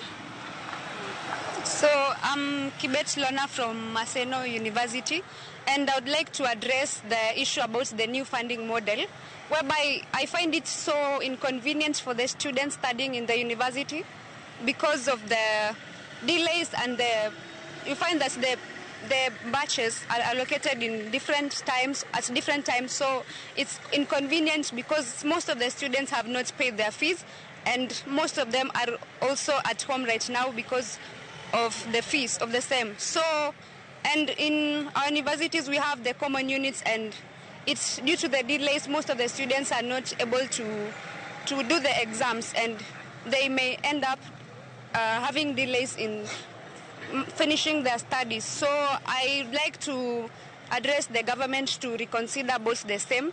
Yeah. Thank you. Machiegni ninyalo wacho ang'o? Erokamano, an gi nyinga iluonga ni Violet Ouma, asomo Maseno kae. E wach new funding model no to ok ber nikech en gi berne to en gi rachne.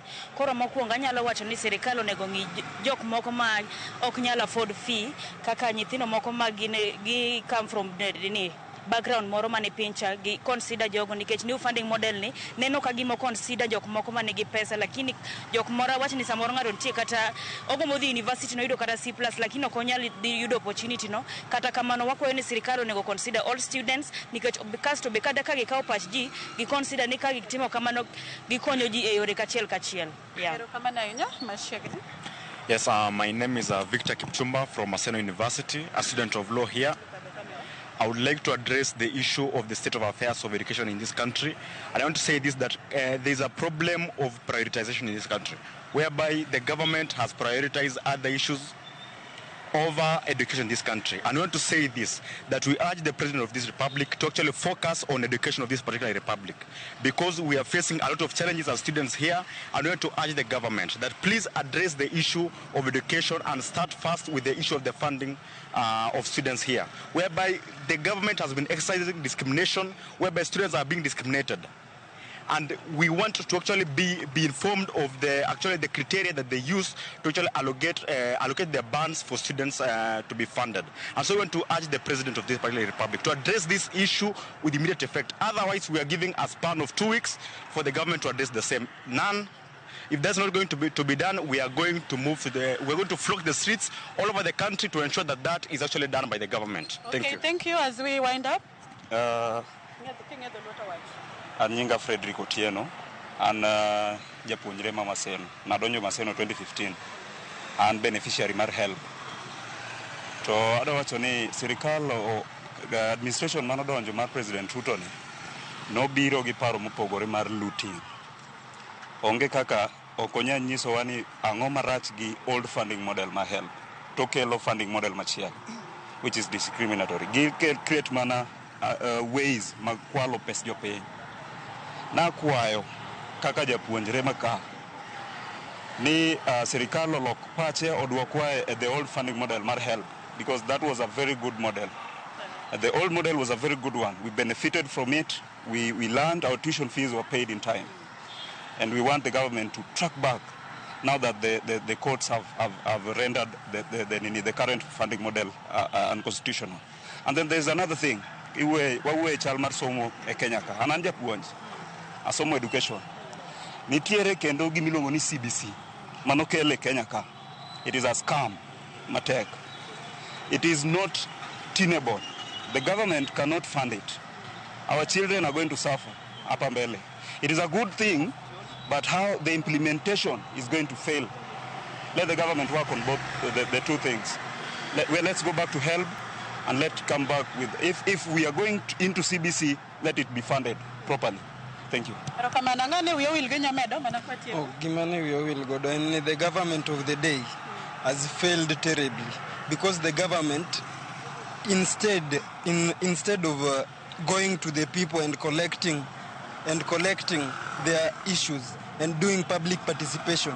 The government has been initiating projects and has been making changes without consulting the people. Hence, the government has failed terribly. Okay, as we wind up, let me just one for you. Okay, I'm Derek Odhiambo. What's the do? Okay, I'm not Odhiambo Derek. One thing, I watch English. Okay.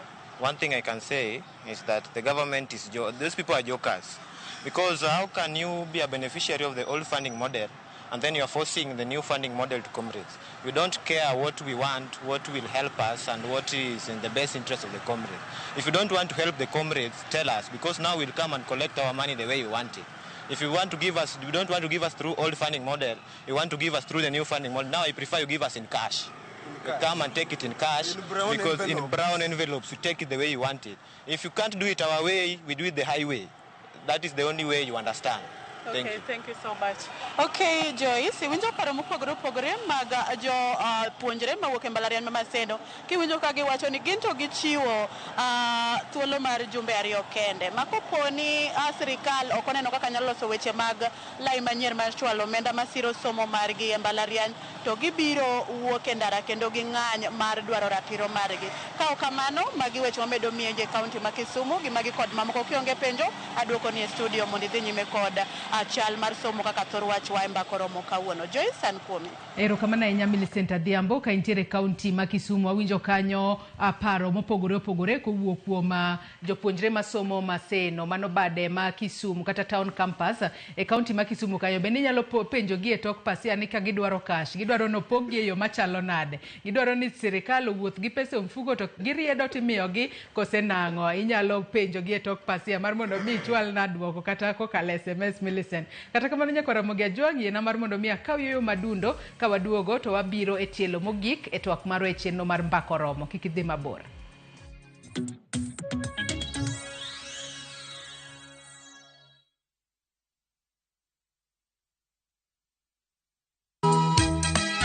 E piny ma ji dwaro ahinya bedo gi geno, nitiere kamoro ma yie manyien yudore.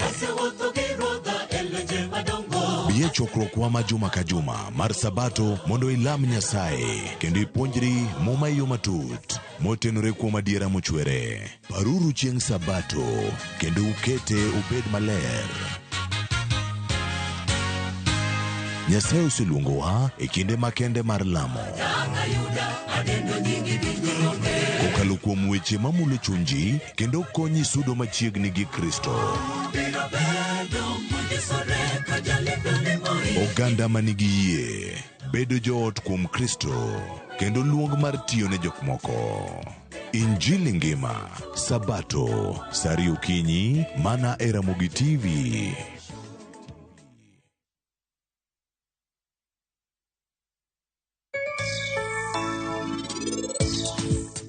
Ji mang'eny yudo ka ok ondik johala.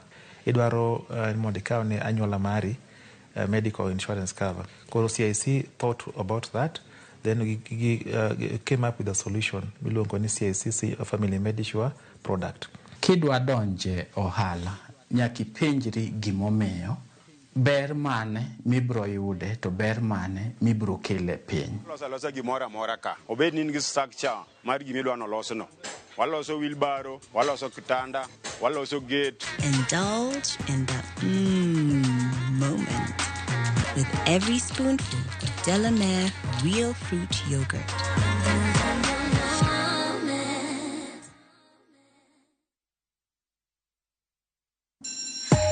You wanna feel the vibe? Ngeso ka ngeso, wakelo ni gik mamit makelo mor. E rogo mar nyithindo kae, wakelo ni talanta. Loso gi lwedo, wapuonji tedo be. Gi moko mamit. Rogo mar nyithindo, ngeso saa 3 mar okinyi, mana e Ramogi TV.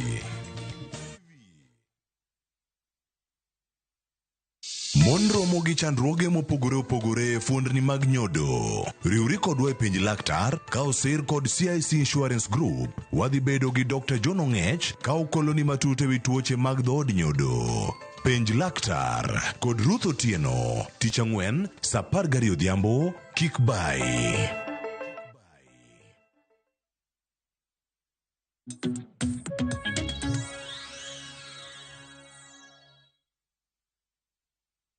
Machiegni kendo nyakwara Mugia Jwanga e tielo mogik e twak maro e chenro mar mbako romo kinyi makawuono ang'isi ni e chenro mar mbako romo bende watudore kod jofwambo magwa maluonwa weche mamoko e kor gwenge magwa mar mondo mi wabed kod ng'eyo kotudore kod weche matimore e kuonde mopogore opogore e pacho ka. Gie thuolo ni adwa no adhi achiel kachiel nyaka ir jafwambo maro e kaunti ma Homa Bay mano Ali Abich. Oyawre Ali Abich ka intiere e alap tuke mano ma Homa Bay Stadium okinyi makawuono kinyalo mana ng'iswa ni to gin moko kuom jotelo mage mosechopo kata migeno ni bro bedo ka chopo Homa Bay kanyo ne ikruok ne nyasi mar Madaraka mibo bed ka ibago mano dwe mar 6 higani. Abich.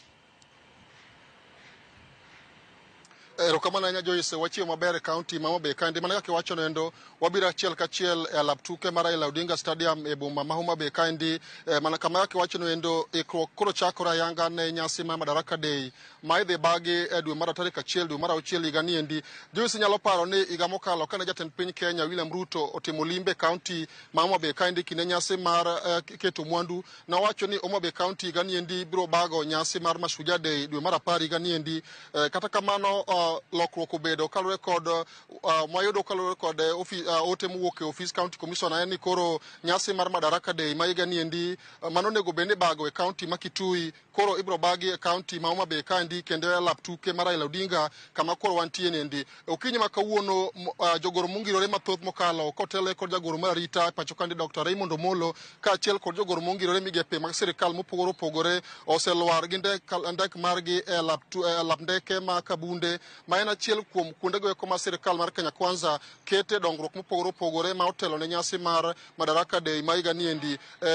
Kweth mag officers madito mag sirikal go eko ka otelo kod jagoro mar arita biro bedo ka wuotho e kuonde mopogore mar ikruok ne nyasi mar Madaraka Day ka mopogore kod alap ndeke mar Kabunde ma sani koro gedo mare dhi nyime bende gibiro molo alap Raila Odinga Stadium kandi. Inyalo paro higa mokalo ka jatend piny dwe mar 12 ka jatend piny Kenya no molo e tuke mag Genoa Cup mane rumo e lap tuke kandi ne osingo ne sirikal diketo omenda maromo milion 500 mar tieko gedo mar Raila Odinga Stadium kandi mondo obed kod teko mating'o oganda mathoth ne ikruok ne nyasi mar Madaraka Day ma ibro tim e county kandi kendo ma en achiel kuom kuonde ma jotelo go eko biro ng'iyo ni to gin gikruok mage mondo obed sirikal keto kendo nyaka sani endi chenro neno kose chakore mar dhi nyime kod gedo mar stadium kandi mondo obi ochiw thuolo mar ting'o oganda mathoth ma ibro bagi e nyasi mar Madaraka Day ma higani endi. Bende Joyce mopore kod alap tuke mar Raila Odinga Stadium kandi bende report mwaseyudo ka wuok e office mar county commissioner ni kwethno endo biro bedo ka wuotho e apeyni mopogore opogore e boma ma Homa Bay kandi ma sirikal osebedo ka gundho ne ikruok ne nyasi ma kamano. Ka mopore kod mano bende kwethno biro dhi timo limbe achiel kachiel e log tich kara jot mar county commissioner ma Homa Bay kandi Moses Lilan ma wayudo report ni ibiro losi mondo obed state lodge ma jatend piny nyalo biro bede gi wende e kinde ma koro nyasi mar Madaraka Day biro bedo e county ma Homa Bay kandi. En thuolo ma sani koro biro miyo county ma Homa Bay thuolo mabedo kod chenro mag dongruok mopogore opogore ma sirikal mamalo kelo e county kandi ma otelo ne nyasi mar Madaraka Day ma ibago tarik 1 mar dwe mar 6 ma higani endi kendo wabiro ng'iyo ni to gin ote mage ma jotelo kata jogoro mungirore ma kawuono otimo limbe county ma Homa Bay kandi biro golo kalore kod ikruok ma kawuono chakore ayanga mar nyasi mar Madaraka Day ma county ma Homa Bay biro bago dwe mar 6 tarik 1 higani endi kama opore kod ikruok maniketo ne Mashujaa Day ma koro ok bi baka endi ka koro piny owacho ong'ado mondo mi keti nyasi mar Madaraka Day e county ma Homa Bay kandi. Gisani endi kwethno endo nitiere alap ndeke ma Kabunde ma kagia kanyo to gibiro timo limbe ng'iyo kaka inyalo med yaro pa alap tuke kandi ma koro biro bedo kama koro biro ting'o welo ma biro yuoro nyasi ma kamano kod chenro mamoko ma bende sirikal mamalo osebedo katayo e county ma Homa Bay ka maneno ni nyasi mar Madaraka Day ma higani endi odhi e yo makare. Joyce. Mana inya Alia Beach ka intiere county ma Homa Bay wawinjo kanyo ka kichiwo lere yo makare kendo ageno ni matut kendo gigo duto ma gibro bedo ka giwacho wabo bedo ka wawinjo kendo waneno weche manyien duto kochakore weche manyien mag migago mano ekruok ne nyasi mar Madaraka mibo bed ka ibago e county ma Homa Bay mano chieng' tarik 1 dwe mar 6 higa ni. Alia Beach erokamano inya med mana luonwa wach makamano matut ibo chwalonwa e weche manyien mamoko. Nyakwara Mugejo ang'ano kwadong kod dakika matin kende dakika matin ne 19 to atieko twak mar okinyi makawuono. Kata kamano Boaz waruku ka wadong gi dakika matin ka watieko twak marwa to nitiere weche mopogore opogore ma ng'eyo ni bende wuok kuom jopuonjre mane watwak godo e county ma Kisumu kaachiel kod county ma Nairobi kae kaachiel kod ote mane jo neno magwa bende ochwalo ka bende jopuonjre moko ywaka ni kaluwore kod nengo mamalo makoro gichulo ahinya to mbalarianya mago maga piny owacho to moko kuom ginyalo kata weyo sikul kalore ni en pek makoro gineno mano mopogore kod kinde machon kama mbalariany mag piny owacho mano wanyalo wacho ni ne gin the most affordable kende ma ji mathoth ne ringo mar mondo mi oriwore godo. Erokamano Joyce, ote ma wayudo Ruth Nyochieng na koni to do da kosebedo ka miyowa alternative solutions. Adwana duoke maber ni king'eyo judgment mane do nowacho ni kiku operate tok chik dhiuru mbele kumiyo jopuonjre to gi mbalariany gi TVETs te pesa kaluwore gi the legal framework mantiere sane ma en Higher Education Loans Board Act. Mano solution nitie. Mar ariyo apani kama na yie kode kowacho ni chal ka gima jok mosebedo ka telo ne migawogi gin gionge nyithindo mantiere skundegi nikech adieri ka in gi nyithindo to imbi ketogi ni gimbe gi safa kaka mamoko mowinjogi ng'eni nyalo bedo ni matek ahinya omiyo samoro dipo ni kare ginie jok mamedo kelo tabu ma wan godo kaindigi. Apani Injinia Lazaro nokoni maber mana kuom gik mana watemo wacho ka private university ema chal ka gima koro sirikal omiyo priority sane kendo koni kuno ineno ka gik moko koro dhie maber gin gi numbers gi kendo kata bei bende giketo piny bei ok ni malo kaka mag public university to quality be gi improve kendo ineno ka gin mbele omiyo dipo ni kare sani is the right time mondo jo Kenya penj ni wan gi jok ma o capture state to are profiteering yani gi benefit kaka individuals gin a private sector gi invest mondo mi pesgi odonji mbalariany mang'eny mag private gi ibro yudo ka gin gi shares kare onego beni mano wang'eyo lakini an jok morwako wuor ma wuor diyogi jopuonjre gi ema kendo koro chako miyo wich bar mang'ech medo dhina nikech gika giwacho go gin adieri kendo awinjo lit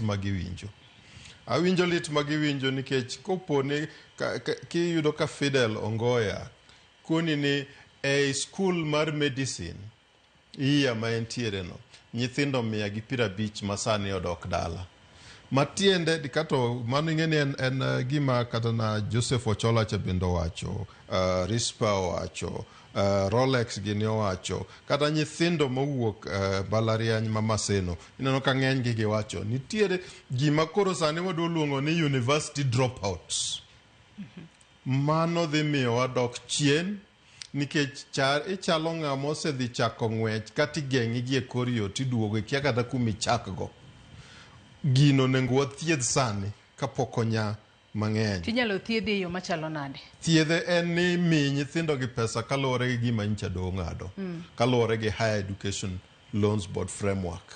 Mi gi pesa no ter pesa e mbalariany gi TVETs kik waket ni watimo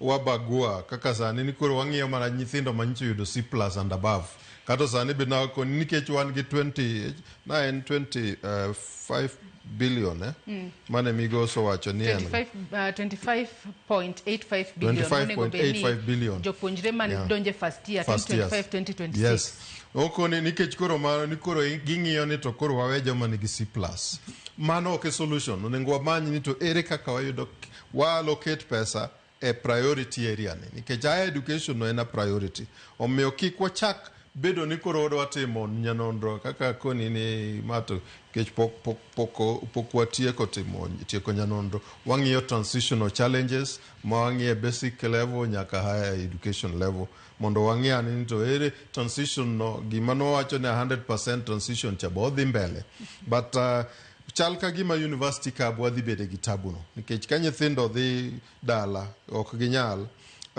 Chola Joseph ginino ka giwacho ni abara mach mar model manyicho kel makoto chungo ni ma eno yudo ka ne banda ngwen to koni kata kumo ae mondo mi koni ni pesa no endo nyalo the salary kata income magibedo ok nyal chopo kata 90,000 dwe ka dwe omiyo gigi weche magi wachogo apa ni gin weche maler kendo gin weche mowinjore miyo kaka nwachako mbaka ni kwa wacho ni sirikal ringo from their responsibility giketo mzigo ewi janyuol to giwi japuonjre nyithindo gi riek maber gikoni ni gisechopo higni 18 gi mbele matini gin adults koro seche ma jonyuol gi keto gi baden gimbi keto gi baden ok gidhi winjo maber mbele ka omiyo adieri onengo beni watimo the right thing but ntiere an aspect ma nyithindo ma Maseno University yoko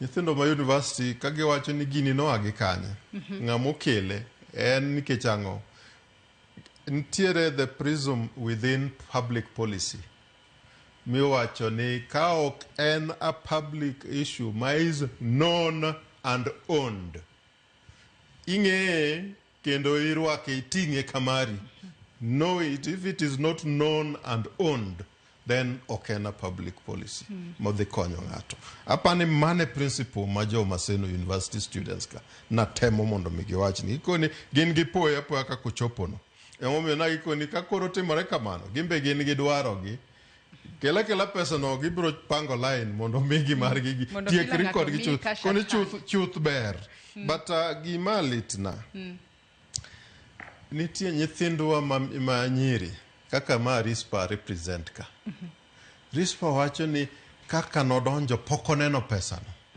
to jonyuol ne ting'e no ng'eni ni dhi konygi gi sirikal oneno ka kata ng'eny makoro gi somo go nitiere koro nyithindo makoro nyalo donjo weche magalagala mondo migi for survival mondo ging'i kaka gikonyore we are opening up an avenue madhi njao nyithindwa dhi inyo nyithindwa sirikal onengo donj ka pronto omi nyithindo gi pesa magisomogo magikonyorego mondo mi nyathi modhi e university owinj mit dhi e university owinj mit bedo ni na en gi wich mabith mochwake nyaka kuma entiere we so mane otemoro kae anno kwadong mana gi daka matin to atieko twak mare saka ni Joyce Oyaure mai Thomas Goro entiere Kisumu wacho ni nadiera ni wan kaka jopuonjre wayudo pek moloyo to gi fanda model mar sirikal ni otewa machielo ok ongiso wanyinge to bende wacho kae ni ere yo makoro sirikal onego be ni tiyo godo mar duoko jopuonjre manitiere hikgi mokwongo ka achiel kod mano mar ariyo help mar mondo mi gidhi mbele kod yudo sir mar omenda kaloni ni nyaka sani koro new funding model en unconstitutional to kaluore kod migao mochung' ne weche go mag somo Boaza e thuolo mar higni 2 mosekalo nitiere omenda maderom bilion 44 mosechwal ne jopuonjre mago maderom 247 mano kokale new funding model jopuonjre 247 makoro nentiere e bwo new funding model makoro en unconstitutional nyalo kawo sirikal ang'o mar mondo mi koro giduok gi model machoncha mondo gimeda yudo sir mar omenda gimed dhi mbele kod somgi maonge wich bar mora maonge ni janyuol bende pod ibro bedo kod pek moro ni anga gol pesa kanye mondo nyathina odhi mbele kod somo seche madoho yalo winjo bura kato giwacho nitiere gik iluongo ni the consequential decisions yani matiende ni ka do golo kama kor odhi timore nade nitiere kaka odhi affect gik moko manosetimore achiel kuom gik modhi affect en nyithindo mane wacho ma ng'eni gin over 400,000 manyicha nitiere kanyo koro nyithindo gi iyudo ka scholarship no sirikal tere university mondo miyo oger university loan manokawo mzigo motwe ng'utgi ni in gi gowi koro doho consequential issues en ni loan no koro kawe iduoke sirikal mondo mi nyathini gima ibiro luonge ni Higher Education Loans Board approved. Matiende seche ma Higher Education Loans Board nyicha ntiere gi kaka gichiwo loan. Ma loan gi ineno ka sani na gisechopo ni nyathi mane gimiyo mang'eny mogik na en 70,000 e higa ka higa. Omiyo mamoko kopo ni nitie nyathi manosemi loan mar 300,000 mamoko ogol mana 70,000 ni kende mikete wiye ni mane gowi ma en go. Modong' ka ket ni mago koro sirikal absorb. Matiende duoko gi Higher Education Loans Board system yot moloyo gimoro amora midwa ni mondo mi otim. To sana jok mapok odonjo gi to onge kata kwan onge kata formula midwa timo nikech en ikawo ni kaka ne gi apply cha isedonjo idhi mi loan fund monengo benitere university mondo ger infrastructure mar university onengo tim koro in idhi bedo ka mzigo midhi kete wino koro en light nikech help na miyo nyithindo gi pesa magidhi tiyo godo mar ng'iewo buge na gidhi tiyo go kata mag gik moko kaka laboratories lab coats na ging'iewo chiemo na imiyo gi pesa magidhi chung godo ka gichiemo accommodation magidhi chulo godo kuonde magininde magi pesa mane miyo gi out of pocket magin go maginyalo tiyo godo ka gikonyore nikech ing'iewo kalam sani samoro ing'iewo ma ok ti samoro lal nitie gik mang'eny ma nyithindo dwaro mondo mi otim gine clubs mag academic clubs go bende nitiere solro ng'eny ne onengo benis university kata mbalariany chung'ie to gimbe kaka ina member mar club no bende gol magi kuma out of pocket kaendi bende donji omiyo gima akoni sirikal onego act in good faith yani gi chuny maler kik giketie ywaruok mag dondi maonge konyruok. Chuny maler biro nyisogi ni ginyalo konyo nyithindogi gi somo e yo maber mogik. Sana mi penja ni manyicha ntiere higa mokwongo gi higa mar ariyo manoseketie system no. Geno keto duoke system mar help dichiel pap. Kike wach mar chulo ji gi cash niendi. Ndalo mane chulo jotich mag public service cash office mar kadisi ging'e kaka tabu na gin go. Kik wadhie wach mar chulo ji cash no nikech pesa mang'eny lalo samoro nidhi yudo 1,000 to modirni no kare na 2,000 kumi dhi penje ni to mamoko ni kanyi bende onge.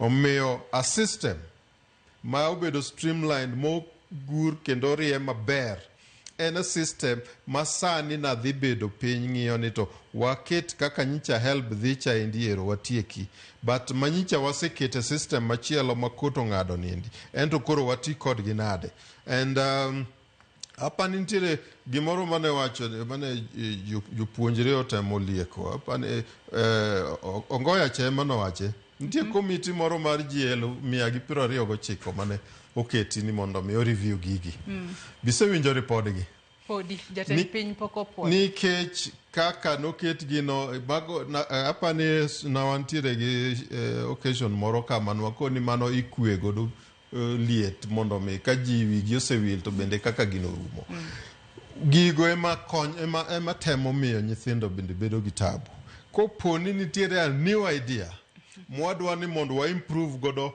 help the higher education financing framework ma osebedo katiyone sani ema ni chako consultation no malongo okiringi dhi pond gi jomoko miluongo ni stakeholders to gin jok ma ine mi garama yagi kaka gichopo Naivasha ikone gi gikonengo bene giwacho ni pesa nyicha gisebedo ka giyudo ka nyicha giyudo pesa ng'o mi universities ok chul jotich pesa ni kare giyudo gisoyo fukgi it was not working. If it is not working, do not continue beating a dead dog. Bury that, duoge help mondo mi wadhi mbele. Wach ni mogik ka watieko wach ni maber madhi mbele mogik en drop out mar nyithindogi emadwa chanda ageno kendo akwayo ni kamoro amora ma gintiere ka ber to gidoge universities manyicha giaego mondo mikaber to sirikal Migos Ogamba kawane kwan mar nyithindo mane osewuok modok dala. Kik wawe nyithindo gi dhi olal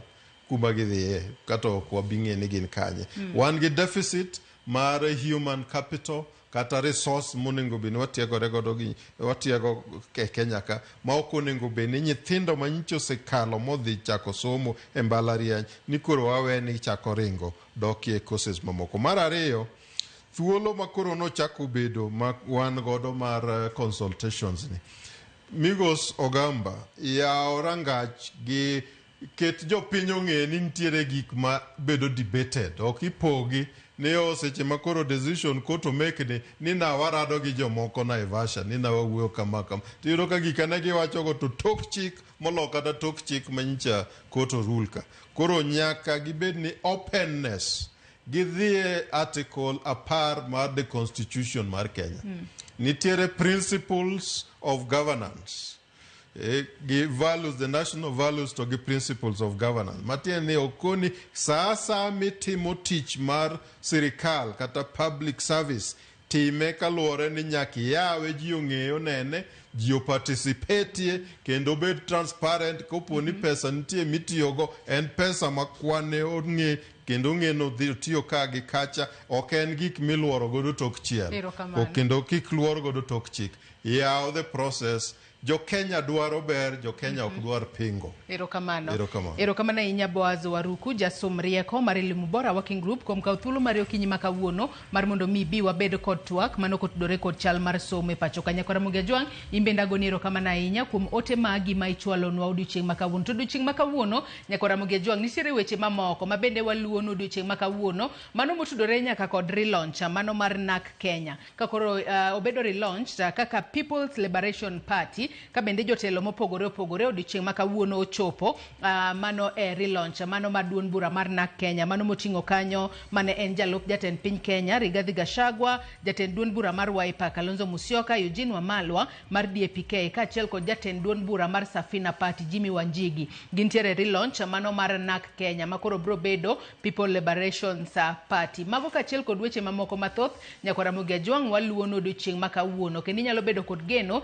ni weche matut ibro bedo ka ineno e weche manyien duto kochakore weche manyien mag migago. Ilo jogo duto ma oneno ni chendo ni obiro ni yo makare mano moriwo Cleophas Oluoch kaachiel kod Sharon Ong'ao wagono erokamano ahinya kaachiel kod reporters magwa mayudore e kor gwenge mopogore opogore e kaunti ma Kisumu, Millicent, Homa Bay, mano Ali Beach wagono erokamano ahinya. Nyakora Mugia Jwang ibed kod odiochieng' maber oriti masani nyinga Joyce Oduor.